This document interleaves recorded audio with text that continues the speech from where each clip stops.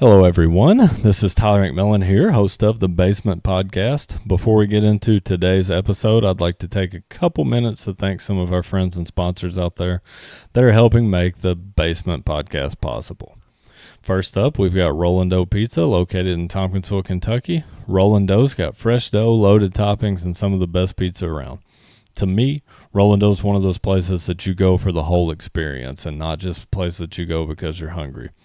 Rollin' Dough's ran by a great family. They've got great food, and it's a great atmosphere. Next up, we'd like to give a big shout out to our friends down at the Eatin' Table, one of our newer sponsors. The Eatin' Table is located just outside of Gamel, Kentucky. If you're looking for a great home-style cooked meal, that's the place to go. The Eatin' Table offers burgers, daily specials, steak dinners, breakfast foods. They've got the whole package. Personally, the Eatin' Table's got some of my favorite breakfast food in the whole area. So if you're looking for a good breakfast in the morning with a good coffee, stop by the Eatin' Table. Either way, if you're in the area, next time you're deciding where you want to eat, stop by Rollin' Dough Pizza or cruise on down to Gamel and stop by the Eatin' Table. Make sure that when you do, you let them know that your friends down at the Basement Podcast sent you. So thank you guys. Now let's get into the episode.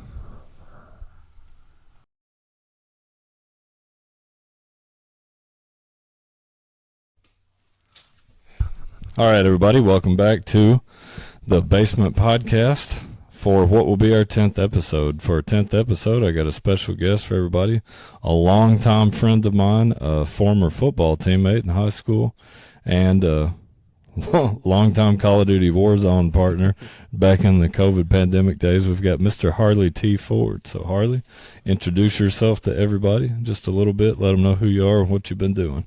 My name's Harley Ford. Most people know me by Harley T. I work at South Central Bank. I'm in Fountain Run, Kentucky. Married to Brianna. Pretty much everybody should know her. She knows just about everybody. She's never met a stranger. We've got our little Emery Nicole. She's about a year and say she's born January. So what is that? About 15 months, I guess, something like that. That's about it, man. I mean, I'm just a simple dude. I've calmed down a whole lot at a little bit of older age, so pretty much work, go home, the normal dad stuff now, so. Oh, yeah. Yeah, that has a way about changing you, don't it? Oh, absolutely, dude. It's So how old's yours again? She was born in January 15th, so what are we in, May? About 5 months? Yeah, something like that. About 5 a year. months. Man. Year and 5 months. Year and 5 months.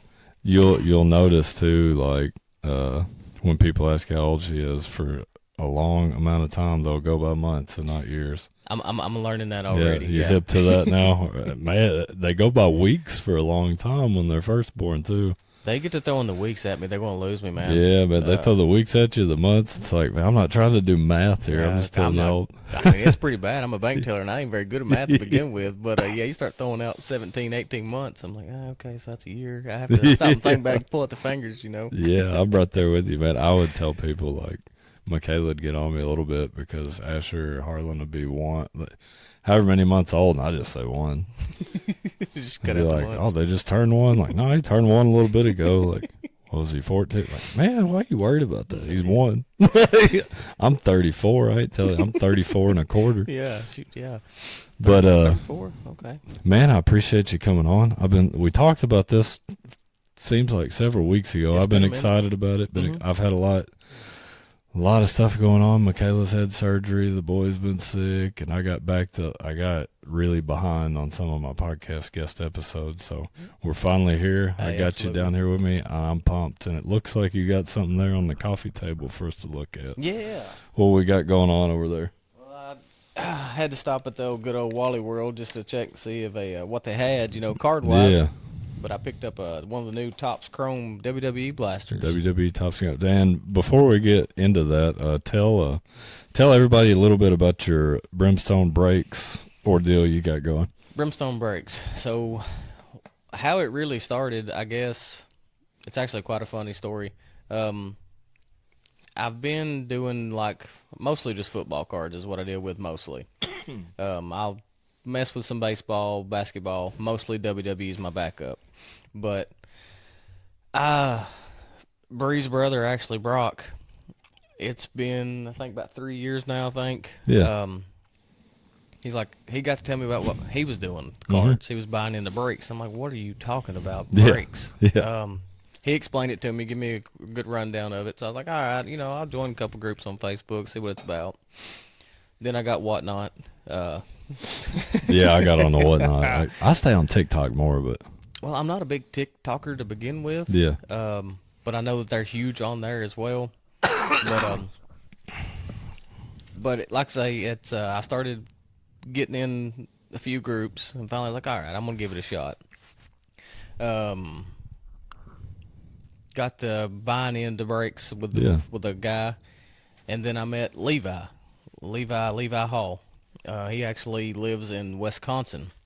But I got the messaging him back and forth, with different questions. I mostly go to Brock for a lot of stuff, but what I didn't, I would ask Levi a lot of things. Yeah, yeah. Well, I got to buying and trading with Levi, Yeah. Then he was part of the group that I was started Mm-hmm. started buying into, I guess you'd say. Then Levi started his own started his own group, Brimstone. Yeah. Him and another guy. And I was like, all right. So by that time, I'd kind of understood what I was doing. Yeah. Still spending way too much money on it, but that's the fun of it. But got to buying into his brakes and things like that. Got to messaging more and more often. And then finally, I had mentioned to him that I would like to start doing it. Yeah. And I was asking him, like, how do you do this? How's this work? Yeah. And then he finally, I guess I got to message him enough about it. He was like, how about you just start breaking for us in the group? And I was like, you know what? I think that would be awesome. Yeah. So get all my needed supplies for it and everything. He kind of gives me like, all right, you're going to need to do this. Here's how we do this. And then next thing I know, in my free time, I started dealing a whole lot in cards. I started breaking cards. Yeah. I know there's a lot of people like me, that like, what does that mean? Do you like literally break the card? Yeah, No, we're not breaking cards in half, but to give a quick explanation of how it kind of works. Mm-hmm. So what you'll do, or what we do is, of course, there's different types of cards you can buy. Like these from Walmart, they're considered retail. Yeah. You can buy hobby boxes. Now, hobby boxes, they're going to run into a few, little bit extra money, but those hobby boxes is where you're going to get like your guaranteed autos, your guaranteed patches, things like that. Yeah. Whereas these from Walmart doesn't always guarantee that. Yeah. But you'll buy up a X amount of cards or amount, like some retail. You buy your hobby box. Then, you got 32 NFL teams. So you price out all of your 32 teams. You build in a little bit of profit. Yeah. Got to account for your shipping and stuff like that. Yeah. Once all 32 teams get claimed, then you're ready to break. And then the way that works is, say I've got the Titans for $35. Yeah. You'll send me $35, and then out of all, say if it's 8 boxes of cards in the break, you get every Titan card in that for $35. Yeah. Now, are you always going to hit a card that's very good? Nope. No. You may not hit any cards. You may I've been not there. hit any. But now us in Brimstone, we take care of our people. If you don't hit so well, we'll send you, a small pack of maybe like a pack out of this or something, or we'll throw you some cards your way because nobody likes getting nothing empty-handed. I've been on the I've been there. side. I've been there. It sucks, but it's fun. It's a very addicting hobby I've picked up. Oh, I've noticed. Yeah. You look around the basement, I got all kinds. Now some of these are like from my childhood, but a lot of them I've bought in the last little bit. Well, that's what I regret is because like when we was younger, I dappered in cards a little bit. I'd get a pack ever so often. Mom would finally give in, like, all right, just get a pack. Yeah. I didn't know what I was getting back then. I was taking them to school, trading cards. Like, hey, man, I'll give you this. I was just looking for players I like. Right. I didn't know. At one time I had like, I don't know, I had some like Carmelo patch cards, Yao Ming autographs. I had some very nice cards. Yeah. But I didn't know. I still to this day I don't know what I done with them. Mm-hmm. I remember having them in a Crown Royal sack. I took them somewhere trying to sell them because I Yeah. didn't know what I had. Yeah. A teenager, I just didn't want some gas money. Yeah. I don't know what I done with them. But Oh. now, I mean, I've got way more than what's needed. Yeah. Yeah. But it's a lot of fun. I really enjoy the breaking of the cards. Mm-hmm.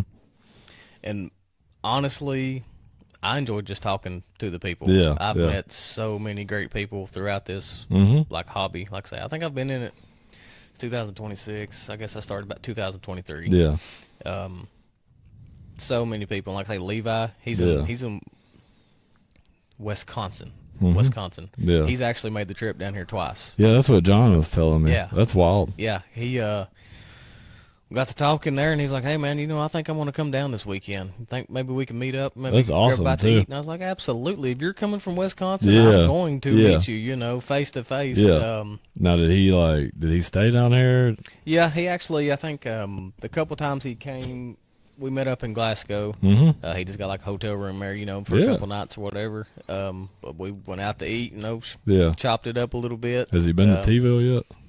I don't think he ever made it to T-ville. Oh, man. I don't think he ever did. he got to Glasgow? He got to Glasgow. Yeah. Yeah. Oh, man, you got to bring him down here, take him to Dovey's or something.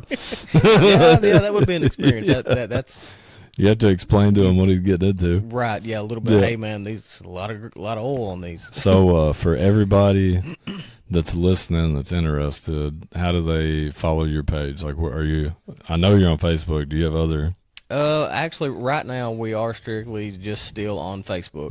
Mm-hmm. Levi tried the Whatnot. Yeah. He tried to run a few shows there, but it's a little tough getting started on Whatnot. Probably tough getting followers built up. Yeah. Yeah. And of course, me and him both have bought on Whatnot, but as far as selling, I mean, it is tough getting started Yeah. on there, from the best of my knowledge. But we've got a Facebook group. Mm-hmm. It's just clearly Brimstone Breaks. Yeah. We ask you to answer a couple questions to Yeah. get into the group. Just kind of let us know what you're interested in, more Yeah. such. Make sure you're not a bot. Right? Yeah, or Yeah. scammers. Yeah. That's one thing I have found on Facebook. There's a lot of scammers. But it's just a simple: what sport do you like? Who do you Yeah. collect? That type of deal. Yeah. But we love to have anybody that's interested. Like I say, don't even have to participate, because like I say, I'm a good listen, I guess you say, because when Yeah. I'm breaking the cards, I'm behind the camera. Yeah. Yeah. But I try to make it fun, dude. Like, I'll mispronounce names, or like Travis Kelce. Yeah. Anytime I pull a Travis Kelce card, I pronounce it as Travis Swift. Yeah. But we have a ball. We try to keep it entertaining. In our breaks, we're liable to throw in a free blaster, Yeah, it's not yeah. included, so. Yeah. Like I say, we try to take care of our people. We enjoy it. With all the new top stuff that's come out, though, it's Yeah. it's been tough. It's going to be tough. How do you feel about the transition from Panini to Tops? Like I say, I mean, while I've been doing it, Panini's been the top dog. Yeah, that's. I've seen and know a lot of bad about Panini. Mm-hmm. But I think the transition so far has been pretty cool. Yeah. Myself, I like the looks of the new Topps cards. Mm-hmm. The price Yeah. is ridiculous, dude. Yeah. Like, if you can't get them yourself off the shelf for retail price, Yeah. you're gonna pay. You're overpaying at this point. Oh yeah, I worry that it's going to turn into like the Pokemon card situation. Yeah, like it's like a $40 blaster here at Walmart. You Mhm. can get off the shelf all day long online's like $90. Yeah. The hobby box is like $1,000. Yeah. Off the shelf is like $300-$400. Yeah. So Yeah.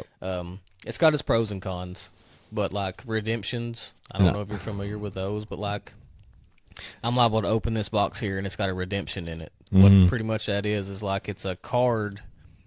It's not a physical card. You're not going to get what you need, what you're wanting, but it's a redemption. So what you have to do is more such like redeem the code at the website, and then they'll send it to you in the mail. Now Panini, they was pretty notorious for like, you pulled a redemption, you submitted it to get your card. Yeah. You would be waiting sometimes months. I know of people waiting years to Yeah. get their redemptions in. But Topps doesn't seem to be as bad about that. Really? I'm seeing a lot of them already like 2 and 3 weeks. No, this is and the you're first getting I've heard of the redemptions. Yeah. What boxes are those in? You can get them in retail. Uh-huh. A lot of times you'll get them in the hobby boxes. Yeah. Like if you buy a hobby box, it's supposed to have 2 autos and 2 patch cards. Yeah. One of your autos might be a redemption. Mm-hmm. And pretty much my understanding, what I've learned, like I'm still learning a lot about it. But that particular player has not signed and like sent in his stickers, more such. I know some people waited on Patrick Mahomes redemptions because Pat don't sign a lot. Huh. But you'll get it. I've seen a couple of them in myself. And Panini's got redemptions? Panini, yes. So is there a chance I've opened a redemption and didn't know I had it? Chances are slim. Okay. Okay. I'm like, man, I've not heard of this before. Like, no, it's just a little plain white card, and it'll say what it, like player, the number of the card. All right. Yeah. I don't like getting redemptions myself. Yeah. But they are a thing in Tops too. If that's what it looks like, I've not got one. Yeah, no, you would know if you got a redemption. So everybody listening, man, if you're interested in cards at all, I encourage you to follow Harley and his buddy on Brimstone Breaks on Facebook. That's BRIM Stone. Yep. All right. Yep. And I know, like, I've gotten into some, man. This sounds horrible, especially live on air. I don't think I've gotten in on any of your breaks. Hey, that's cool. I've gotten in a few on the Brimstones page, but I really don't know who was running them. The Packers, I'm a Packers fan. Packers is one of the first teams. They go so fast. I can never get in on one of your breaks because it's like, it seems like if John Jackson's not got them, it's Thomas Rowland or the Packers are going quick. They're usually one of the first teams off the board. It's Now, if I don't go Packers, I like buying. I like going Titans, but now that goes pretty quick around here too. Pretty quick. I buy. Who else do I buy? Browns. Yep. I go Browns, or I'm trying to think where I go. Browns. I go Oakland. Yep. Miami some, but like all the teams that I go, it seems like they go pretty quick. And that's the thing with the card breaks too, is like if you get in our group and you're a Titans fan, well, somebody's done got them claimed. Well, you can grab another team if you'd like to, or just like I say, you can participate. But like me, myself, I'm a Titans fan. So if I go to a page or somebody's got one up and the Titans are claimed, I'm like, well, shoot, there's my personal team, Yeah. Then that's when I might start thinking, all right, what team can I take a chance on pulling a good card? Yeah. And then being able to sell that card, not I try necessarily to go keep it myself. I try to go who's got the hot rookies right now. Yep. The only thing about that though is they're high. That's going to be your more expensive teams. Yeah. Like right now, like the Giants, by far is your most expensive team because now in the Tops in Panini products you couldn't pull Jackson Dart autos. Yeah. Tops, Jackson Dart signs. Okay. Cam Ward signs. See, like you know a lot of that. I don't know all that stuff. Well, there's still a lot of people that I don't because when I found out Cam signed in these Tops ones, I told Levi, I was like, oh man. I've got to have me a licensed Cam Ward auto. So now you like Cam Ward a lot? Oh yeah, Cam Ward's my dude. See, man, I love Shador. He's got talent, but like that comes from when I was a kid, man. I was huge on Dion. Oh yeah, I loved it. I've got that's a worthless card up there, but it's like an old Dion from the Falcons one. Yeah. I was a big Dion guy when I was a kid. I like Deion Sanders. I like Barry Sanders. I just always liked those like showman type guys when I was a kid. I understand that. See, I'm the same way. Like I've always, since I've been interested in football, I guess say since a youngin', I've always enjoyed mobile quarterbacks. Mm-hmm. So like Michael Vick. Oh, that's my all-time favorite player. Yeah, he changed the game. Oh, absolutely. Man, he revolutionized the game. Opened the road for the likes of like Lamar Jackson, Cam Newton. Tim Tebow wasn't much of a rusher, but Tebow could still get you some yards. He's one of my favorite quarterbacks of all time. So now I guess I know Cam's not as mobile. Yeah. But he can scramble. I like Lamar Jackson myself. I'm not Lamar a Ravens Jackson. fan. Yeah. But I like Lamar. I didn't like him when he was at Louisville beating up on Kentucky. No, I'd say I was of course I'm a big college football fan. I don't know if you watch a lot of college football. Yeah, it's I like buying the Bowman packs. the Bowman college football. Yep. But now the problem, like, there's not much money in it. It doesn't seem like. From what I've learned just from being in it is the college jerseys are a harder sell. You just have to find like your Texas Longhorn fans. They're going to be interested. Like Cody York. Yeah. I mean, I try to keep eyes open for. For you've been to the barbershop. Yeah, I see him. Those cards, it's up. Man, he's got some nice cards hanging up there. Yeah, a lot some of them. Bijan come cards from me. Yeah, the Bijan Auto. Yeah, they come from me. That's a nice card. Here, brother. I know a bunch of people off the top of my head that would kill to have that card right now. I did. I bought that at Smith's Grove for him, actually. I got into the breaks through Hayden Thomas. Of course, like, I started getting into cards a little bit here in the last couple of years, but then he started showing me like these TikTok breaks. Yep. I've gotten really into the single card auctions. Now we'll talk about that a little later. But that's man, I'm telling you, it ain't nothing for me to log in to like the Hobby Box singles page on TikTok, and that run on my phone from noon to like 10 at night. I may not buy anything.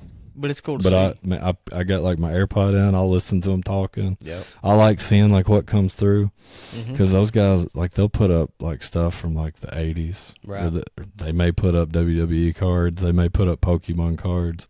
That's a I've good been way seeing a lot of those Pixar, like the Pixar cards. Those have gotten big, like since they just come out. Like you can pull I've seen like Super Fractors, one of one, like Woody Allen autographs. As those go big money, big money. Yeah, man, those cards go for a lot on them single auctions too. Yes. My next question for you: when you do your breaks, yes, sir. All your teams, like if somebody logs in, they'll notice like Packers may be. I'm just throwing numbers out there. Packers may be $12. Titans may be $30. Whatever. When you price your teams after you buy your box, how do you determine how you price those? It goes back to, like, say, whoever's got the hot rookies, obviously is going to be a little bit more. More so like your quarterbacks, running backs, receivers, it depends. Also, another thing that goes into play for the pricing is your case hit possibilities. Yeah. So, like, I'm going to say, like I'm just going to throw it out, like the Cardinals, for instance. They don't have a lot of case hit probabilities, so they're going to be one of the cheaper teams. Yeah. Now, back to the Giants, for instance. They have a lot of case hit probabilities in different products. Yeah. Like, I've not done any tops yet myself. I've not got my hands on any top stuff. But like Panini, say Optic or Don Russ, the Giants had like 4 downtown chances. Yeah. Now, downtown's like the grail card of the Don Russ, So I've never pulled one. I pulled one. I pulled one myself. Who'd you get? That was Will Levis. Hey. It was a rookie one. Did you sell it? I did. I did. I would have been interested in that probably. That was I was still pretty fresh at the time, and I knew what downtowns was, and I was like, I'll never pull one. Yeah. I literally had went to Walmart, bought a blaster, $30. Yeah. Came home, and I'll never forget it. And Bree won't either. I scared her to death.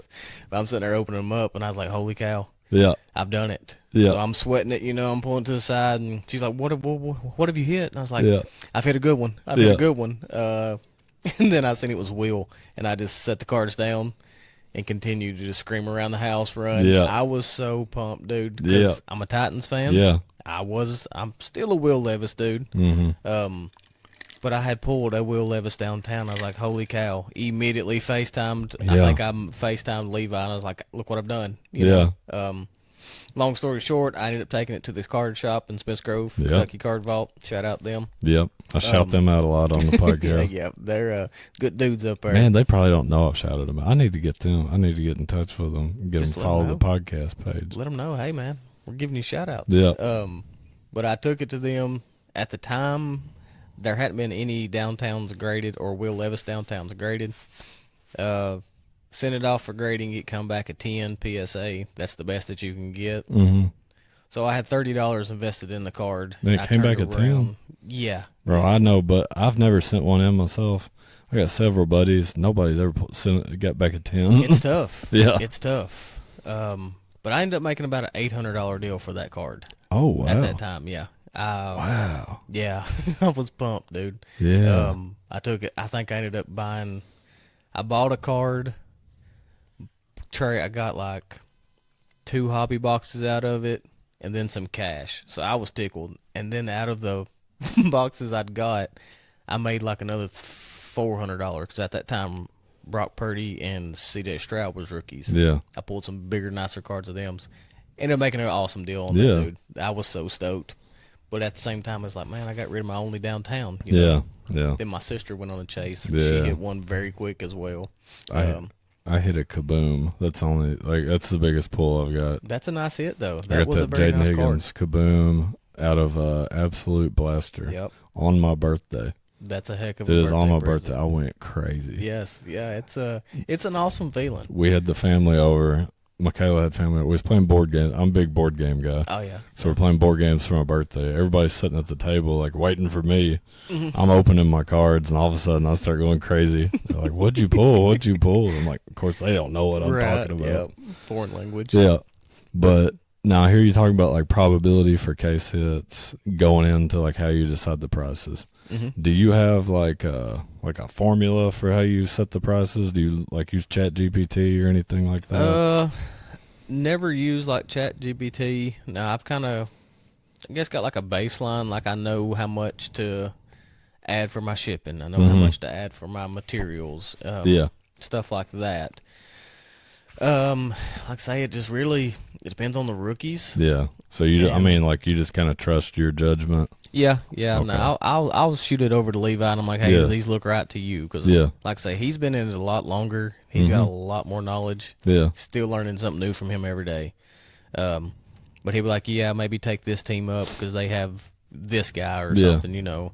I mean, like Levi himself, he's got an Excel sheet that he puts in, I think, like the year of the product, the cost of the product, and it just kind of auto-populates for him. Yeah. And then he can kind of go in and change it how he wants. Now, me, I have to do it the old manual way just because I ain't got the luxury of having the computer and the spreadsheet. Yeah. But I'll actually get a notebook, piece of paper, and write out all the teams. I'll get my average price and then just mess with it myself. Yeah. It takes me a minute. Yeah.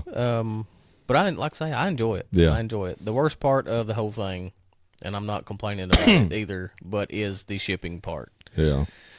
The opening of the packs, you know, getting pull the cool cards for everybody. That's all fine and That's dandy. the fun part. Yeah. Yeah. But the shipping, Yeah. that's where it's like, Yeah, man, this that's takes the time forever, consumption, You know, that's probably. where it's like, all right, I got to do this. Yeah. Because, like Don Russ, for instance, that's 90 cards per blaster. Yep. And about 60 of those is base Yep. cards. It's like 150 in a mega box, isn't it? Yeah, dude. It's a lot of cards, and you got to do all the sorting. You got to do all the sleeving and the top loading and things like that, because not everybody does sleeves and top loads. Yeah. Everything we normally do. Like if it's a rookie card, even if it's a base card, base rookie, we're going to sleeve it and top load it. Thankfully, Bree helps me with that most of the time. So that's a huge help. Shout out Bree on that. Some of my buddies make fun of me for like how many cards I top load. I top load like you never know. man, I top load like all my all my inserts. All inserts, rookies, and hits is going to be sleeve and top load before I put them in the mail to you. Dude, I top load like base cards if they're Kentucky players. Oh yeah, I mean it's just it's all a preference, you know, because what you might think is worth a nickel right now, sleeve and top load it, because in 10 years that card may be worth $50 to $100 or more. 100%. You know? It's like everybody when Patrick Mahomes come into the league. I'm sure there was people sleeving and like, I'll sleeve and top load these. He might be good one day. Now look at him. You know, his cards. Yep. The right auto and stuff. Yeah. Oh man, you're gonna pay out the wazoo for a Patrick Mahomes like autograph card. Oh yeah. Yeah. It's a sweet card. That's who all the kids want to be right now. Absolutely, you know. You go in the hallways of any middle school in America, kids got their hair cut like Patrick Mahomes. Oh yeah. They're all about it. Now, when you do a break, do you have like a profit margin in mind? Like, is there a set amount you want to make off a break? I mean, I ain't gonna lie to tell. I'll put in a number for, like, all right, I think I want to try and make this much this break. A lot of time, more oftentimes than not, I don't hit that number. Sometimes we end up having to, like, cut deals or to get the team sold or whatever. Yeah, you know. So I'll set it for this mark, but I'll actually end up just making very little. Yeah. Which, and I ain't gonna lie telling this either. If I make $20 doing it, Yeah. I'm tickled to death. Yeah. Now a lot of people are like, man, if I can't make 100, I ain't doing it. Yeah. That's all a preference Yeah. as well. I mean, like I say, we don't try. There's a lot of people that do this as a pretty much like a job. Some people do it as a primary income. Yes, like they I have see quit, guys on TikTok that quit their job Yes. and they literally do card breaks all day long, Mhm. 8 to 10 hours. those single auctions too, dude. Yes, I see some man that hobby box singles page. I don't know if you follow them. I think I have seen them. That page runs close to 24/7. And it's just single cards. Yeah. Now it's always like I don't know how they set it up. I don't know. It's not always like the same guy talking. So I don't know how many people they employ, but there's people work for hobby box absolutely. singles. It's like I don't know if you're familiar with backyard breaks. Mm-hmm. They're I know they're on Whatnot. I think they're on Fanatics. Yeah. I'm not sure about TikTok, but dude, they're one of the biggest like breakers that I'm familiar with myself. Now they they pull some awesome cards, but like where it may cost you $30 to get into my break, it may cost you $300 or $1,000 to get into theirs. But they have the new product. They have some of the best product. Yeah. And more oftentimes than not, they pull some of the biggest cards there is. Yeah. But they have so many people that work for them. Like there's one guy doing the breaks, doing the cards. Yep. There's one guy sitting right beside of him that's sleeving the cards. Yep. Well, after that break is over, they've probably got 4 people in the back, like doing the packaging and the shipping. Oh yeah. There's some people that's like that's their living. Mm-hmm. Like say me, I'm just doing it as for Yeah. fun. Now, would I like to make more money at it? Yeah, but I'm not always smart with it. Yeah. Cause say I make $60 on a break. Yeah. You go buy a box. Yeah. Instead of putting that in my pocket walking away, I'm like, let's buy 2 teams in this break. Let's reinvest it. Sorry, Bree. But I reinvest a lot. I need to tone that down. Yeah. But it's so fun. It's so addicting. Like I was in 2 breaks last night. One earlier yesterday. Didn't do so hot. The one last night, I've actually not watched it yet. Yeah. I don't think I done so hot in it. Yeah. But that's okay, because I've been on a hot streak lately. Yeah. I've hit some nice cards. I actually hit a Cam Ward patch card. Hey. When Topps first released there about 3 weeks ago, I think it was. Hit a Cam Ward patch card out of 50. At the time I pulled it or hit it, it's about a $300 card. Yeah. Well, by the time I got it in the mail, it decreased, so it's just... Yeah. It's going to stay with me now. Yeah. But it's worth, probably, if I had to guess, about $50 now. Hey. But... I'm a Ward guy. And that's another thing, man, people got to pay attention to. Like, I've made the mistake of holding a card too long. You've got to know and when lost to some hold, money. Like, know the when to sell. I showed you that Jared McCain card I got, didn't I? I believe so. It's out of 25? Yes. Yep. Yeah, Yep. dude, I held it too long. Yep, because that one when time... I pulled it, 3 or 4 days before I pulled it, it sold on eBay for $400. Mm-hmm. Yep. Yeah, I think I sold it for like $100. Yep. Yeah. Yep. It's because I sold it after he got traded to the Thunder, and he hadn't really been producing much. Right. So. That's the thing. Like with the basketball that I see more than with football, is you can have a player go off for 50 one night. Mm-hmm. That night his cards will quadruple on eBay. Yeah. He doesn't do so hot the next week. His cards go down again. So it's one of those things. If you've got a good one and you don't personally collect them, sell it if you can. I got a buddy I worked with that pulled a Wander Franco rookie. And I can't remember I don't remember what it was numbered or whatever, but it was, I want to think he told me it was worth like way on up there. Oh yeah, I'm sure. Yeah, it's worthless now. Absolutely. Yeah. That was one of, like, since I've been in it, that's one of the biggest fallouts that I've seen. Yeah. Because I know at one time, like, his card was going outrageous. Oh yeah, he was probably the next big thing in baseball. And people was, really spending money on him. Like, hey, he's going to be it. That's going to be the next big thing. The next thing you know, he gets in his trouble. His $3,000 cards are now worth $2. Yeah. A lot of people burning and throwing them, Yep. So that's the thing, man. That's I the think he played for the Hot Rods for a little bit too. Did he for real? I think he was at Bowling Green for like a few days. I think he was on the Bowling Green Hot Rod. That's cool to say, that. Yeah. But at the same time, like, it's so cool. Yeah. It's not so cool anymore. No, not at all. Man, it was my buddy Jax Allen. He's been on the podcast. Yeah. He was my student teacher for a little bit. He's the one who pulled the card. I don't think he'd mind me saying it, but he was holding on to it, hoping that it would skyrocket. And yeah, sorry, Jax. Man, didn't happen. Man, that's unfortunate. I'm really big into Reed Shepherd. I don't sell my Reed Shepherd cards. Don't blame you. Did you watch Jax's episode? I've seen like a couple bits and pieces of it. At the end of the episode, old Jax give me a number to 75 Reed Shepherd Bomb Squad. Sweet. Check that out.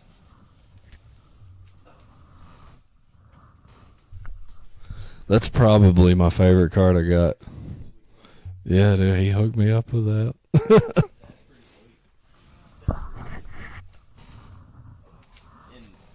Like Shepherd, Yeah. I think he's a good hold. Mm-hmm. I do too, and some people disagree with me. Oh, I'm sure. Man, I don't think it's out of the question. See him be a 2K cover guy one day. I see that as well. Now I know some people think I'm crazy, but look at him. Right? He's a baller. He's going nuts. He's got that dog in him. He does. He does. Did you watch the? I know they ended up getting beat or whatever, but the game where LeBron give him that shoulder shrug coming down the court. Yeah, I seen that. Reed hit one in his eye and then stole it from him. Yep. He's got that dog in him. He does. Yeah, so like the next 5 to 10 years, he's a name to remember and watch out for, I do believe. Now, like these people that have break pages that have like all kinds of followers, how do you think they went about getting their following built up? Probably a little bit of advertising. From what I've learned, mostly on the Facebook side of it, is kind of you show support, you get a little support back. Yeah. So like myself, I've got a couple other groups that you'll see my name in if you're a part of them. Mama, we've got a lady, we call her Mama Ray. Yeah. She's like our mama. She helps us a lot. But her and her son, Cam, they have a page. Cam the Ripper. Cam the Ripper, I think's what it is. You'll see me in almost every break that they do. But it's one of those things you kind of show some support in different groups, and people get familiar with your name. Yeah. And then if those groups don't mind, you kind of not really advertising, but like, hey, I've got a group as well. You should come over and check us out. Yeah. But now I've seen some people like us and Brimstone. I think we're at 500 people, I think. Now, not 500 active members, but Levi does a lot of eBay stuff. I myself, I don't. Yeah. But he puts, stickers and stuff in his packages, like, hey, you've got, I'm going to give you $5 break credit or whatever. Join the group. So just probably by personal sales and just word of mouth. If I see somebody at Walmart looking at football cards, me being me, I'm like, hey, do you do cards? Here, I pack business cards with me. I got some business cards made. It's got a QR code. You scan it, takes you to the group. Yeah. It's got my Cash App, Venmo, PayPal on it. Hey man, that's the move. We try. We try. Like I say, we're not 24-hour streamers or anything like that, but we do good for what we've got. I'll tell you what I've been thinking about doing for the podcast is buying stickers with a QR code on them and like just kind of putting them around random places. Yeah. I mean, everybody's curiosity gets to them. They're going to scan that QR code. This? And even if 1 out of every 10 people actually follows the page, like that's one more. There you go. You got to start somewhere. You got to work your way up. So I'm thinking about doing that with a QR code and a sticker. Maybe start putting them in some bathroom stalls. You never know, man. Somebody might be just scrolling. I need to get some stickers like for bathroom stalls, like in here for the long haul. Scan the QR code. Check me out while you do your business. Man, you're gonna be here a minute. Scan this. That'd be great. I would probably cackle out loud if I said. Yeah, man. I think I need to do that. Hey, I think it's a good idea. I'd go for it. So you primarily do football cards in your break, or do you do anything other than football in your breaks? We do. We've ran a couple of WWE breaks. Those are pretty fun. Now, how's that work? I've never. I don't think. Like, what are they buying? Like a particular wrestler, or Yes. So I think Levi's ran the few that we've done, but what he'll do, pretty much the same thing as football. He'll buy up like an X amount of cards. Yeah. And then most WWE do it by letters. Okay. So they'll break out, all the way A to Z. Okay. If you want the letter C, you'll get like Cody Rhodes. Well, do you go on first name or last name? Some people do. It's just yeah. I've seen some do by last name. Of course, the T's. That's always a big thing because like The Undertaker, The Rock, The American Nightmare. Yeah. Some people don't count that. Like, yeah, you gotta get specific. If you want the Undertaker, you got to buy the U. Yeah. But those are fun too because I need to get in on some of those. They're fun. We've not ran one in a while, actually. I've never bought a WWE pack. I bought some UFC boxes. Mm-hmm. No, WWE, they like say this is... I'd never really seen them at our Walmart here up until recently, and they're new. Now you trying to open that on the live? I mean, I can do it. Yeah, let's go for it. You need a knife or anything? Oh, I got that right here handy. I got old Bruton's box cutter over there. Shout out Bruton's. Dude, have you seen the Bruton's like box cutter blades? Bruton's? Yeah. No, it's like it says Bruton's on it. It's like a box cutter, but it opens like a pocket knife. Oh, no kidding. They're pretty cool. I got one over here somewhere. Shoot, yeah. But no. Now, what are the big hits in the Topps Chrome WWE? They have a case hit called Helix. Mm-hmm. They have one called, I think, like Gambit. I've never pulled or opened any of those myself. I've seen the pictures and everything on Facebook. They're pretty neat. But,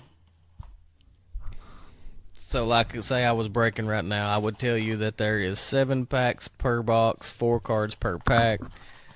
I would open the box, show you that it's open, and it's empty. Count your packs, 1, 2, 3, 4, 5, 6, 7.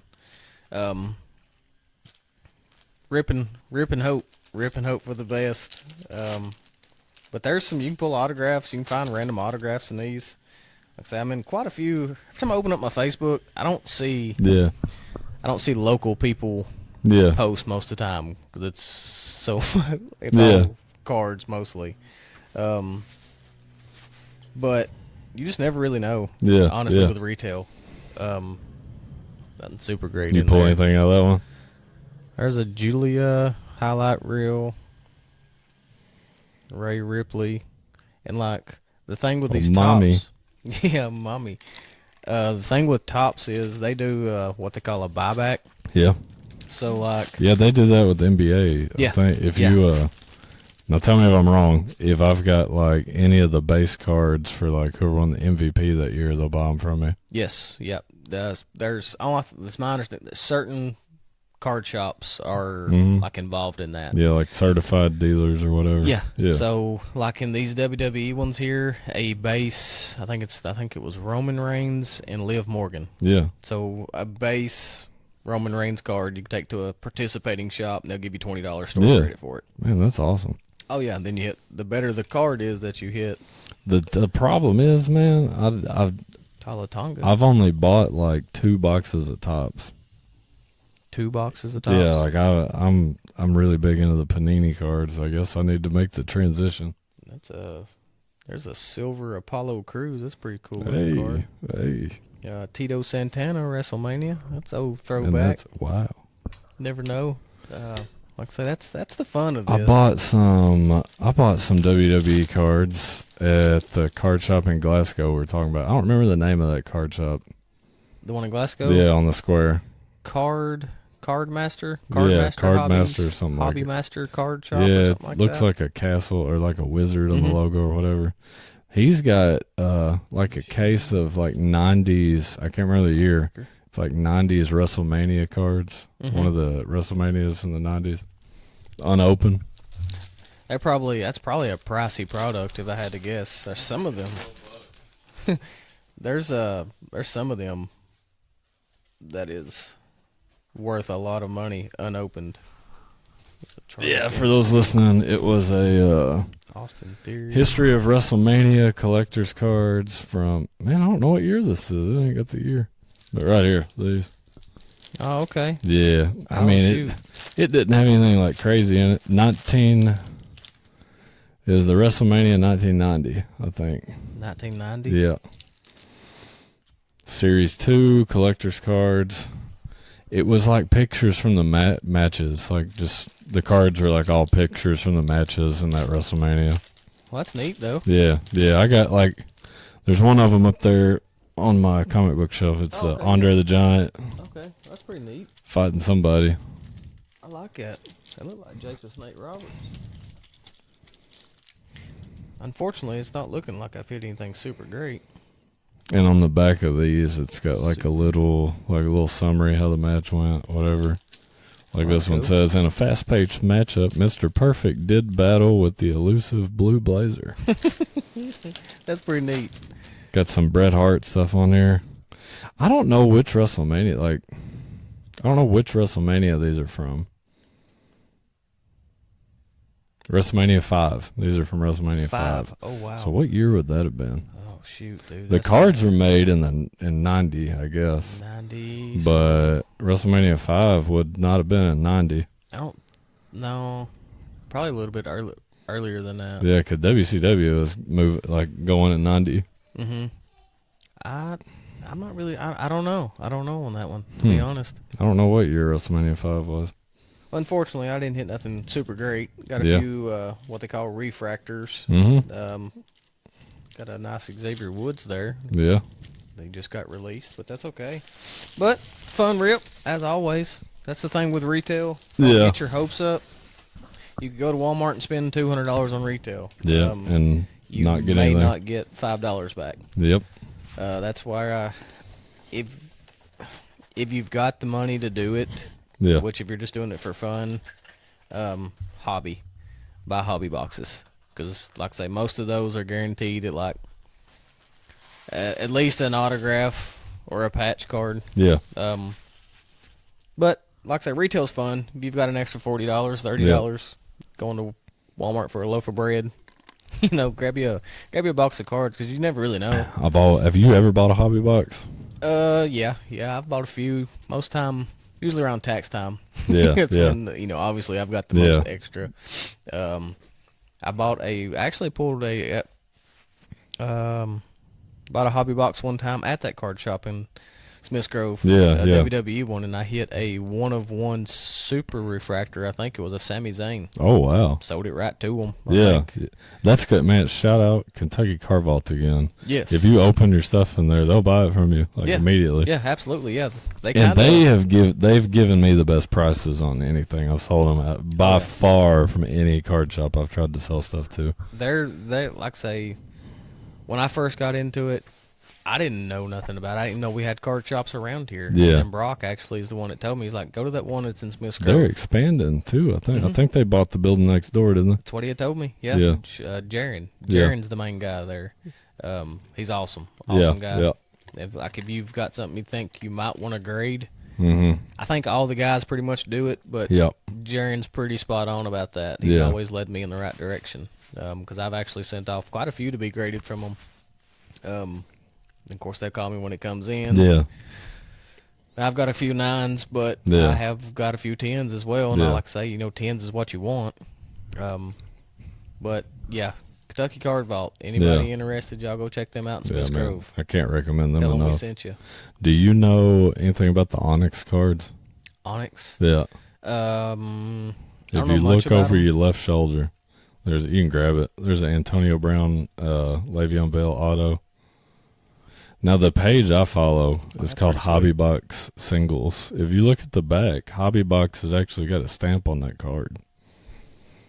Yeah. So, they do a lot of singles of those Onyx cards. That's pretty neat. And almost all of them are autos. Every time I see them sell an Onyx, it's an auto. An auto. That's pretty sweet. So, I don't know if, Onyx is, their brand or what it is. Or if they've got, a partnership.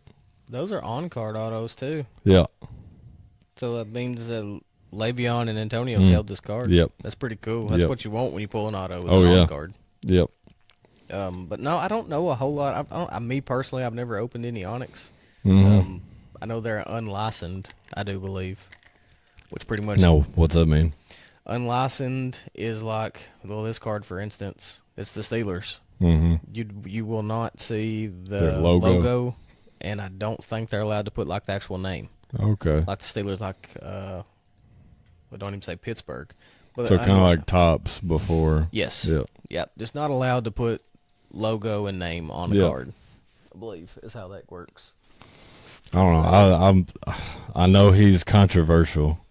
I really like Antonio Brown. Oh, he was a heck of a ball Yeah. player. So man. like I saw that coming. I don't care about Le'Veon Bell at all, but like I thought that was a cool card. Oh yeah, that is pretty cool. Like I And say, that, man, when they ran that, they ran like a bunch of those. Mhm. They ran like, I want to say like probably 10 in a row.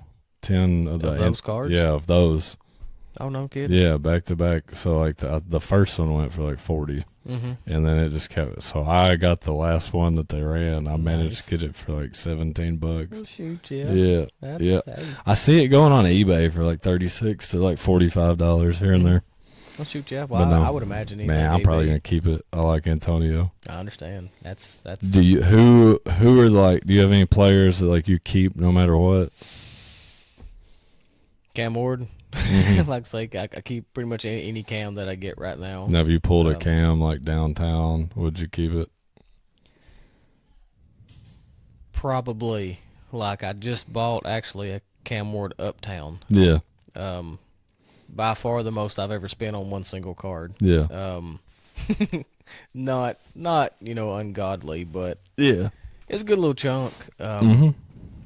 Now I'm going to keep it myself for the Yeah. time being, in hopes for what I paid for it right now. Season starts, and he comes out throwing darts.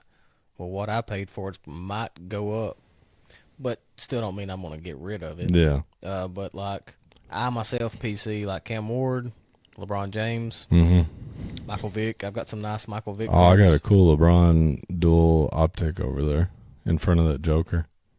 You can grab it and look at it if you want to. Have you seen it? Oh, with Bronny on it. Yeah, it's got the LeBron Bronny dual. That's pretty sick. Yeah, man, I like that one. That's pretty sick, especially with Bronny and his Lakers Yeah, jersey too. yeah. Dude, I save all my Bronny cards too. I don't know why. I've got a few myself. I've got like a stack. I don't know if they're upstairs or where I got them. I got a stack of LeBron and Bronny. Like, a good little stack of them. I mean, I'm not even a huge LeBron fan, but my little boy is. Asher. He loves LeBron. go Asher. Yeah. I'm a LeBron fan. Yeah, yeah. Now, I catch a lot of crap about that. Now, are you Team LeBron in the versus MJ GOAT debate? See, I don't get too fired up about it Yeah. because my thinking is, and of course, everybody's entitled to their own opinion, but I myself, I didn't grow up watching MJ. Michael Jordan. Yeah. You know, since I've gotten into sports, it's always been LeBron. Mm-hmm. So to me, LeBron is my GOAT. Yeah. But now to people, 10, 15 years older than me, maybe not even that old, obviously Michael Jordan's going to be the GOAT. Yeah. To each your own, Yeah. like I say, but Now, if you look on top of that Zenith TV I was telling you about, there's a Bulls Jazz 98 finals games 3, 4, and 5 recorded. oh, no kidding. Yeah, like under Tommy Boy Okay. on the on right top here, of right the here, TV. right here, right here. Okay, Yeah. I got the shoot, 96 Kentucky Final Four, and I got the That's Bulls and Jazz games 3, 4, and 5. That'd probably be a good watch. Now, the 96 game, the 96 Final Four, my dad recorded all that. No kidding. So we had never watched it. I remember my dad recording it, but we never played it back. No kidding. So the first time it's been watched was on this TV. Oh, that's awesome. And he recorded not just the games, but the week leading up to the games, every time that was talked about on ESPN, every time, back then, News Channel 5 would like run stories on the Final Four. every time there was an interview, he recorded all of it. Oh, that's awesome. So it's like watching a little documentary. He's got the Patino Calipari interview before Kentucky and UMass played No kidding. in the Final Four game. Well, that's cool. Kind of like your own little 30 for 30. Yeah, it's wild. That's cool. And he recorded. Now the Bulls Jazz. That's a home recorded tape, but I bought it at a place called Rusty Rat's Antiques in Nashville. Mm-hmm. They had like a stack of like home recorded videos. It's a little antique store. That's something to hang on to. I mean, not a lot of people can say, "Hey, I've got this." It's wild VHS, And then I found like this big like stack of VHS tapes like over Rick Pitino when we was antique shopping the other day. It's like I'm really into like weird stuff like that. Hey, we all gotta have our little things, man. That's neat though. But no, I had something I was about to ask you. I don't remember what it was. Something to do with LeBron. Yeah. What was I gonna ask? I'm a LeBron fan. Like I say, I catch a lot of heat over that, but I call it. I draw the line at the court. Yeah. Now, when he gets to talking about the politics and all that stuff, that's where I'm like, all right, bro. Yeah. I ain't rolling with you, man. Because for one, I don't get into that stuff myself. Yeah. But like I know he's done like the school, the Akron, or I forget what it's called, but he does a lot of good stuff too. Mm-hmm. Now, I'm not going to sit here and say he's not about a half a crybaby on the court because he does do a lot of stuff, Yeah. But he's a good player, dude. Yeah. Like, dude's in mid-40s now. Oh, it's crazy. He's a specimen. And still getting up the court better than a lot of the rookies. I think he could have been an NFL player, too. Oh, without a doubt. Like, imagine him at tight end. That's what I was finna say, dude. Like LeBron at tight end or, like, defensive end. Oh, man. Crazy. Oh, it's crazy. Super athletic, dude. Even if you don't think LeBron's the GOAT, we're never going to see I don't think we're ever going to see an athlete like that again. No.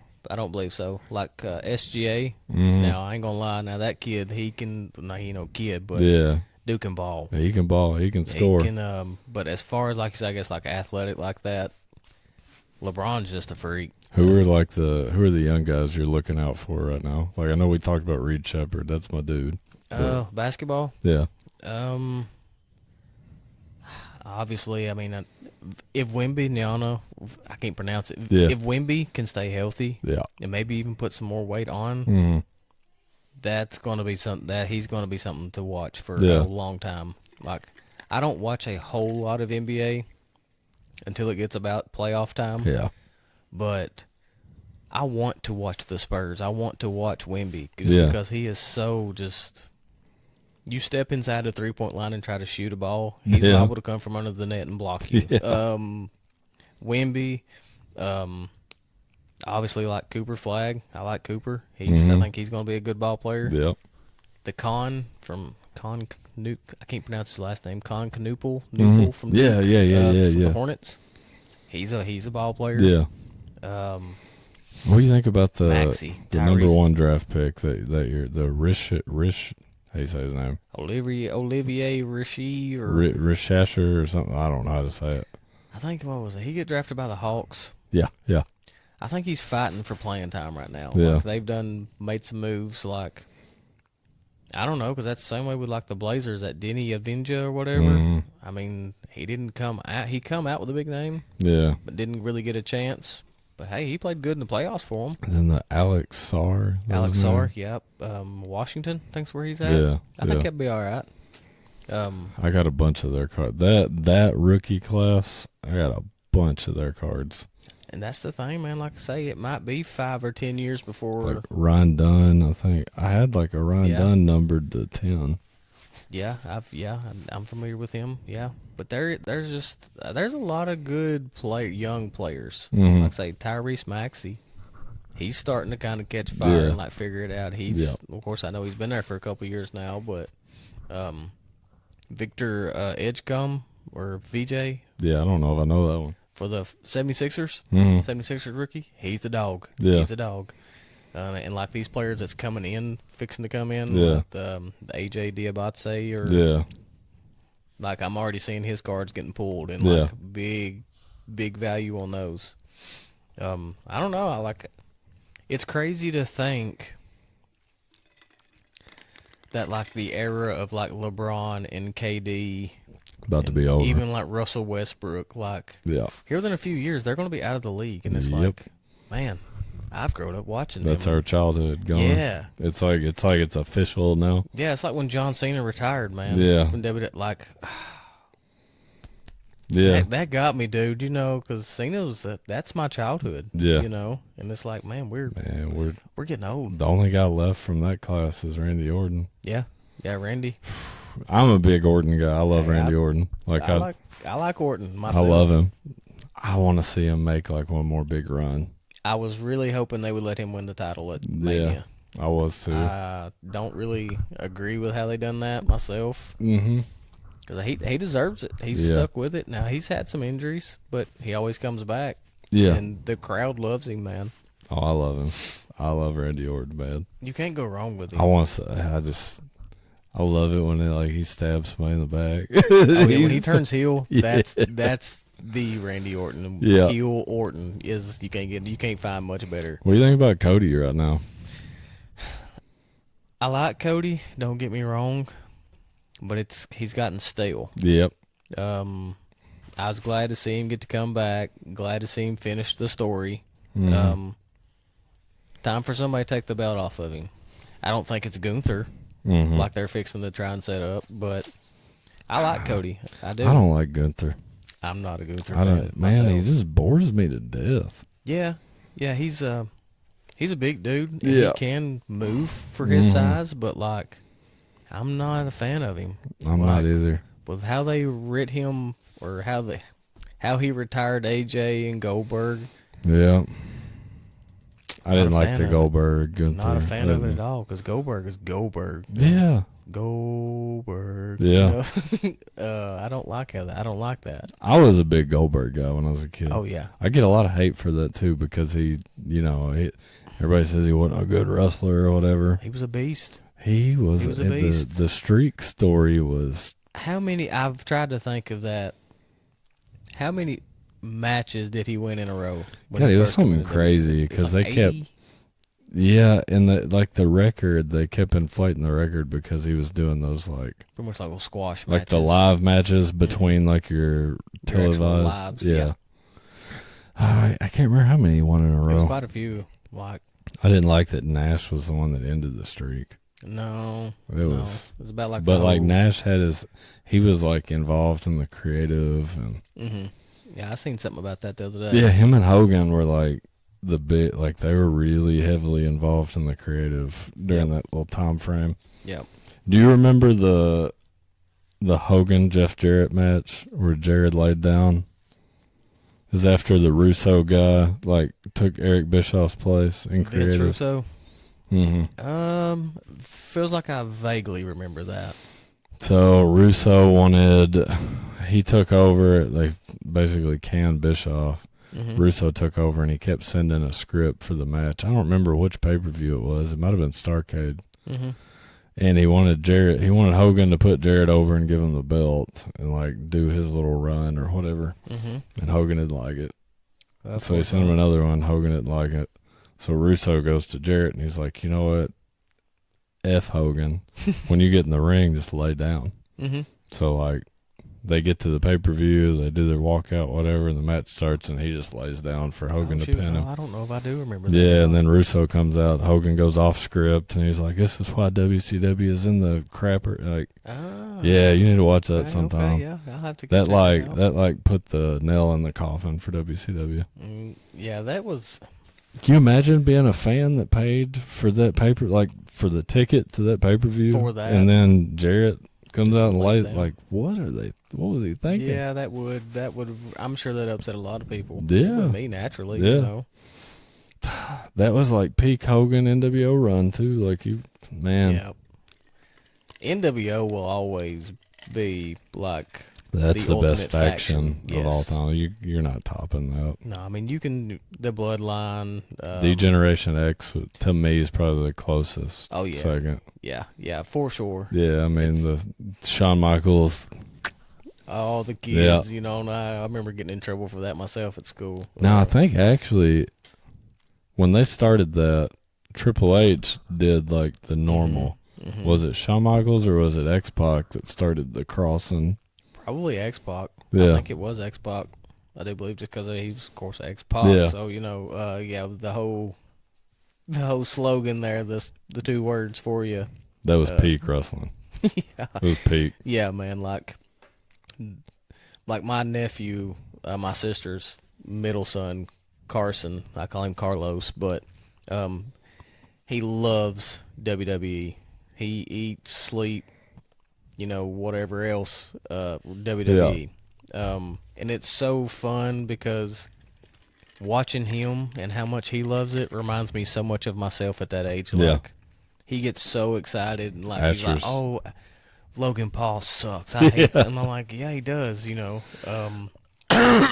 so awesome. But it's like, but Carlos, even himself, has discovered like the Attitude Era wrestling, and he's learning those wrestlers too. And it's like, oh man, that's even better. Oh yeah. I mean, you was already tight, but hey, you're learning the Attitude Era. That's what I'm talking about. Man, Asher's starting to get really into it too. I love it, dude. So his favorite, he's a big Cody Rhodes guy, but he also, man, he's rooting for Roman at WrestleMania.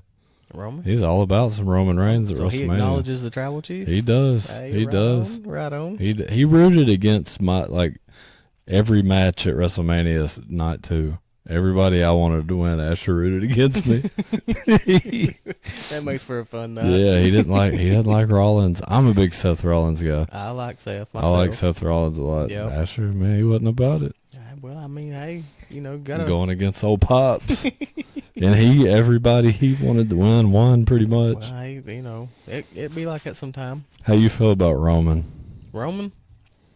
I like Roman myself. I'm so tired of it. I feel like he gets shoved down our throat. Well, and it's like he's a part timer. I don't like how he comes.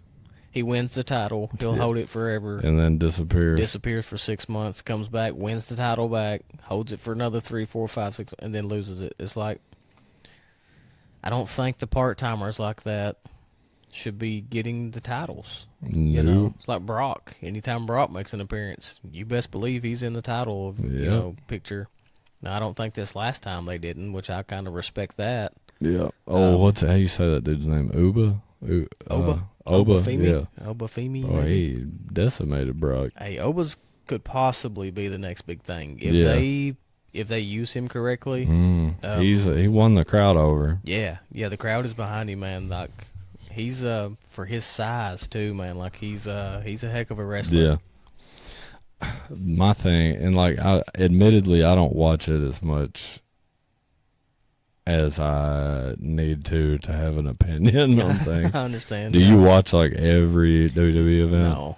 No. I catch most Raws. Yeah, if I can remember. I catch the pay-per-views.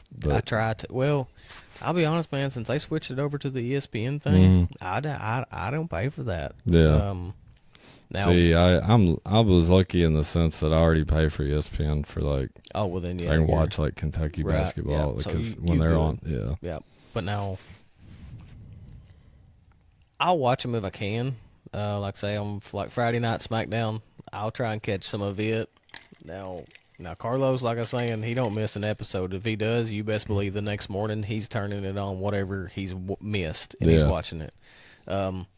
I don't. I guess I keep up with it more so through social media now. Yeah. If I can't catch a Monday night, of course, obviously, few scrolls through Facebook. Even on ESPN itself, they're starting to show highlights from matches. I think that's pretty cool. Yeah. How they're I guess incorporating WWE more on ESPN. Like Danhausen. I don't know if you've seen that, but Danhausen done the top plays the other day. Yeah. That was so great. What'd you think about him popping out at WrestleMania with the little people? Yeah, that was great. That was great. I like to say Danhausen, he's definitely a gimmick. Yeah. He is good in the ring, but obviously, but I like the whole character, man. At first I was like, I don't know about this guy. Yeah, it's kind of weird. But he's a fun watch. He makes you want to watch, kind of, I guess, when he's on the screen. Kind of like R-Truth. Yeah. R-Truth cracks me up, dude. Man, what about when they got rid of R-Truth? Oh, dude, you talk about an uproar. Yeah. You seen how fast they brought him Oh, back, dude, right? I was pissed. I ain't gonna lie. I was upset. Dude, been there 20-some years. He's one of the longest reigning people, other than Randy Orton. And absolutely a fan favorite. Oh, absolutely. Like, crowd loves him. I mean, the whole "What's Up" when he comes out rapping his theme song, you know, and the crowd's doing the what. That's great, dude. That's like L.A. Night.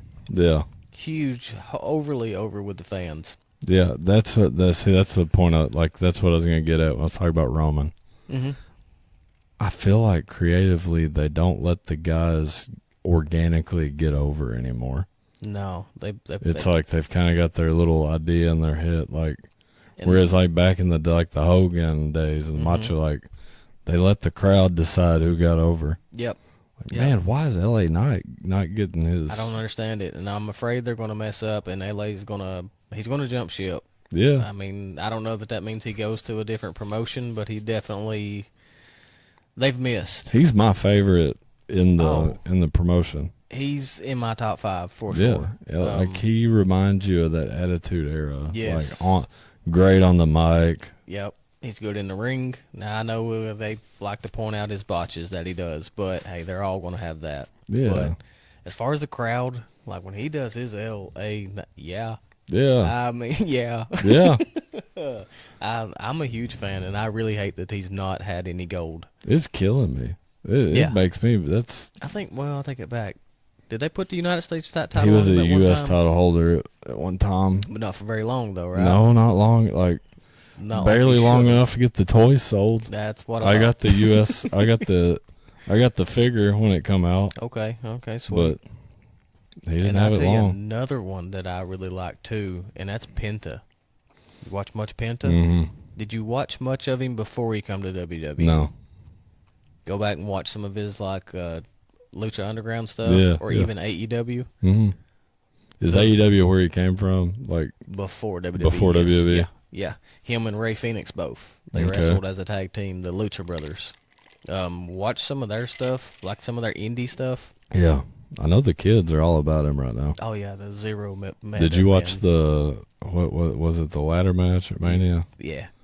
Man. That Canadian Destroyer on the ladder, yeah. Penta does some wild stuff, man. He's one of the better luchadors that I've watched. That could have went wrong so quick. And it could have been really bad. Yeah. Really, really bad. That's a crazy I think they've even move. tried to get him to change his finisher from that because one wrong, man, you don't one wrong move right. and dude's not walking again. Never, ever. Off the ladder is nuts. And that's the thing with wrestling is like, because I catch a lot of grief still. Like you watch wrestling, how old are you? It's like, man, I mean, I enjoy it. That's my childhood for one. Yes. And now I got kids and I can get them into it. Yeah. And it's like, well, it's fake. Mm-hmm.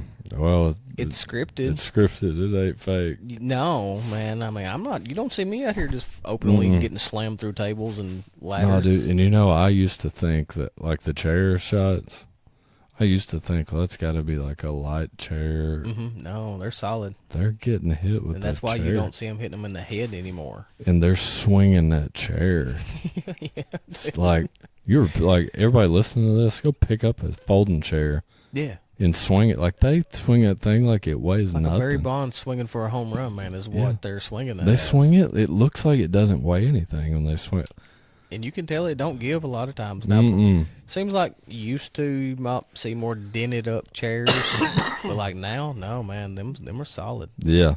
Like I remember as a kid going out, me and Cody Ork have whooped the far out of each other. Like we've had some down out matches. Yeah. Probably why me and him both have a lot of like back problems and stuff. I mean, we'd take trash can lids. We would beat the crap out of each other.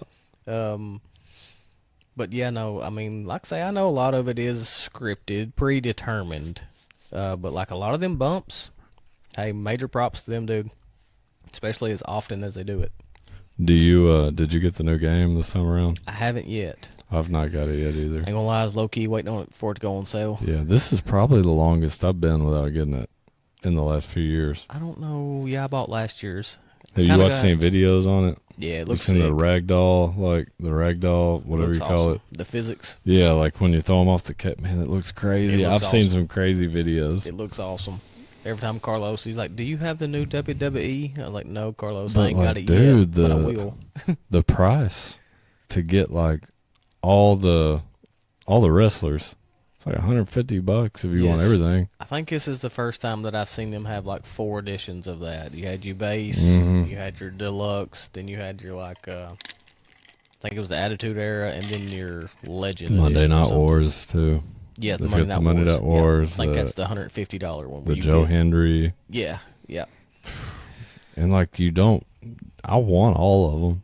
But you don't really want to pay the extra Mm-mm. I ain't 70, $80 try- bucks. No, you pay. It's like buying 'Cause, 2 games. well, a lot of times you can go into the Creative, and just yeah. download the same guy pretty much, Yeah. you know. Yeah. It don't cost But you don't get like anything. the walkout and No, stuff. that's the only thing. Okay, You might not get that's the like my exact- favorite part of the I game. know it. I know, like The walkout. set, yeah, and the entrances that makes them. But no, I've watched the videos. It looks awesome. Mm-hmm. Like I say, I'm just kind of low key waiting on for it to go on sale.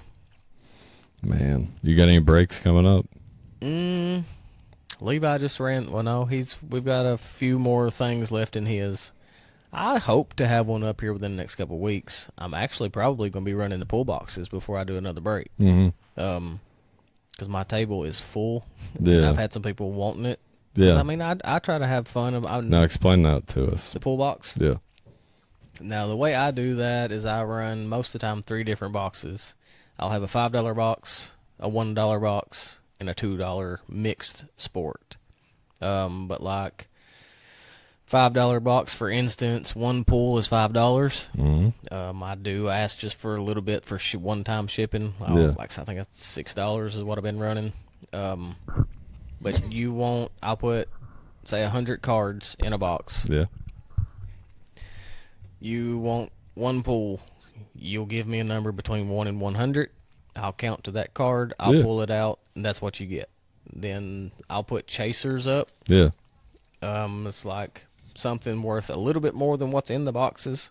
Mm-hmm. Now, there's some people that put up like some high dollar cards. I just don't have them myself. Yeah. But it's real fun too, because I try to make sure you get as much value as you can for what you're pretty much paying me. Mm-hmm. And pretty much that's my way of getting rid of a lot of cards that I don't Yeah. PC myself. Then like I say, the $1 box, Yeah. you're going to get some nice cards in there too, but more so not what you're going to get out of the 5. And then the $2 box that I do is no football. It'll be, I got baseball, basketball, wrestling, UFC. Yeah. It's every sport mostly other than football. Mm-hmm. But it's autographed, numbered cards, patches. Yeah. Never know what's going to be in it either. Yeah. But I have a lot of fun doing it as well. Some nights, I think the most I have made on that was in like an hour and a half. I made like $300. Oh wow. Tickled the heck out of me. Yeah. Like I've emptied out the $5 box that night, I think. Nice. Yeah, I was Yeah. I was hyped that night. But it's fun. It's fun, like I say, and it's always a good time. I'm liable to talk about anything on there as well. That's something I would love to get into. I never see any like NBA card breaks. I don't even see them on TikTok. It's from what I've learned is you kind of just got to catch them in season, and like right now it's in it is playoffs time, but they're out there. Yeah. Like I say, me myself, I've just never really bought into any of them. The NFL breaks are way more common. Yes. You scroll TikTok and whatever. Yeah, by far. Like I say, just from but now on Whatnot, you can find whatever you want on Whatnot. Yeah. They're everything. I'd be really interested in doing I'd like to try to do some NBA breaks, just have fun. Mm-hmm. But what I really want to do, I want to do the single card auctions. Oh yeah, I got 1 million cards. yeah. I'd love to go through them and get rid of some stuff that I don't necessarily want. But like I have fun like being on the mic and stuff too. Oh, that's me. I'm having like a ball with my podcast, so I know like if I could do like some single card auctions, hang out with people, I'd love to get into something like that. It's a lot of fun. But it's like I don't know how to go about like building a follower base. Like it's just like I say, it's just you got to start from somewhere on anything. You know, it's just you're gonna want to need to advertise a little bit. May even try and do some eBay stuff. Maybe slide like Levi does, like say, put your sticker or something in there. Just kind of promoting your stuff. Yeah. Because a lot of other than the shipping part of stuff like that, the looking up the prices, like what the cards are worth. Yeah. Those that takes some time. Of course, but everybody's got their own methods of that as well. Me myself, I use a website called 130 Point. Pretty much what you do is like Cam Ward, downtown, Don Russ, put in your year of the product, and it'll kind of show you the last sold on eBay. Some people go straight to eBay, sold items, or like what it's kind of listed for. But the comping, that's some time-consuming stuff as well, unless you're just super smart, you know, and is super familiar with the product.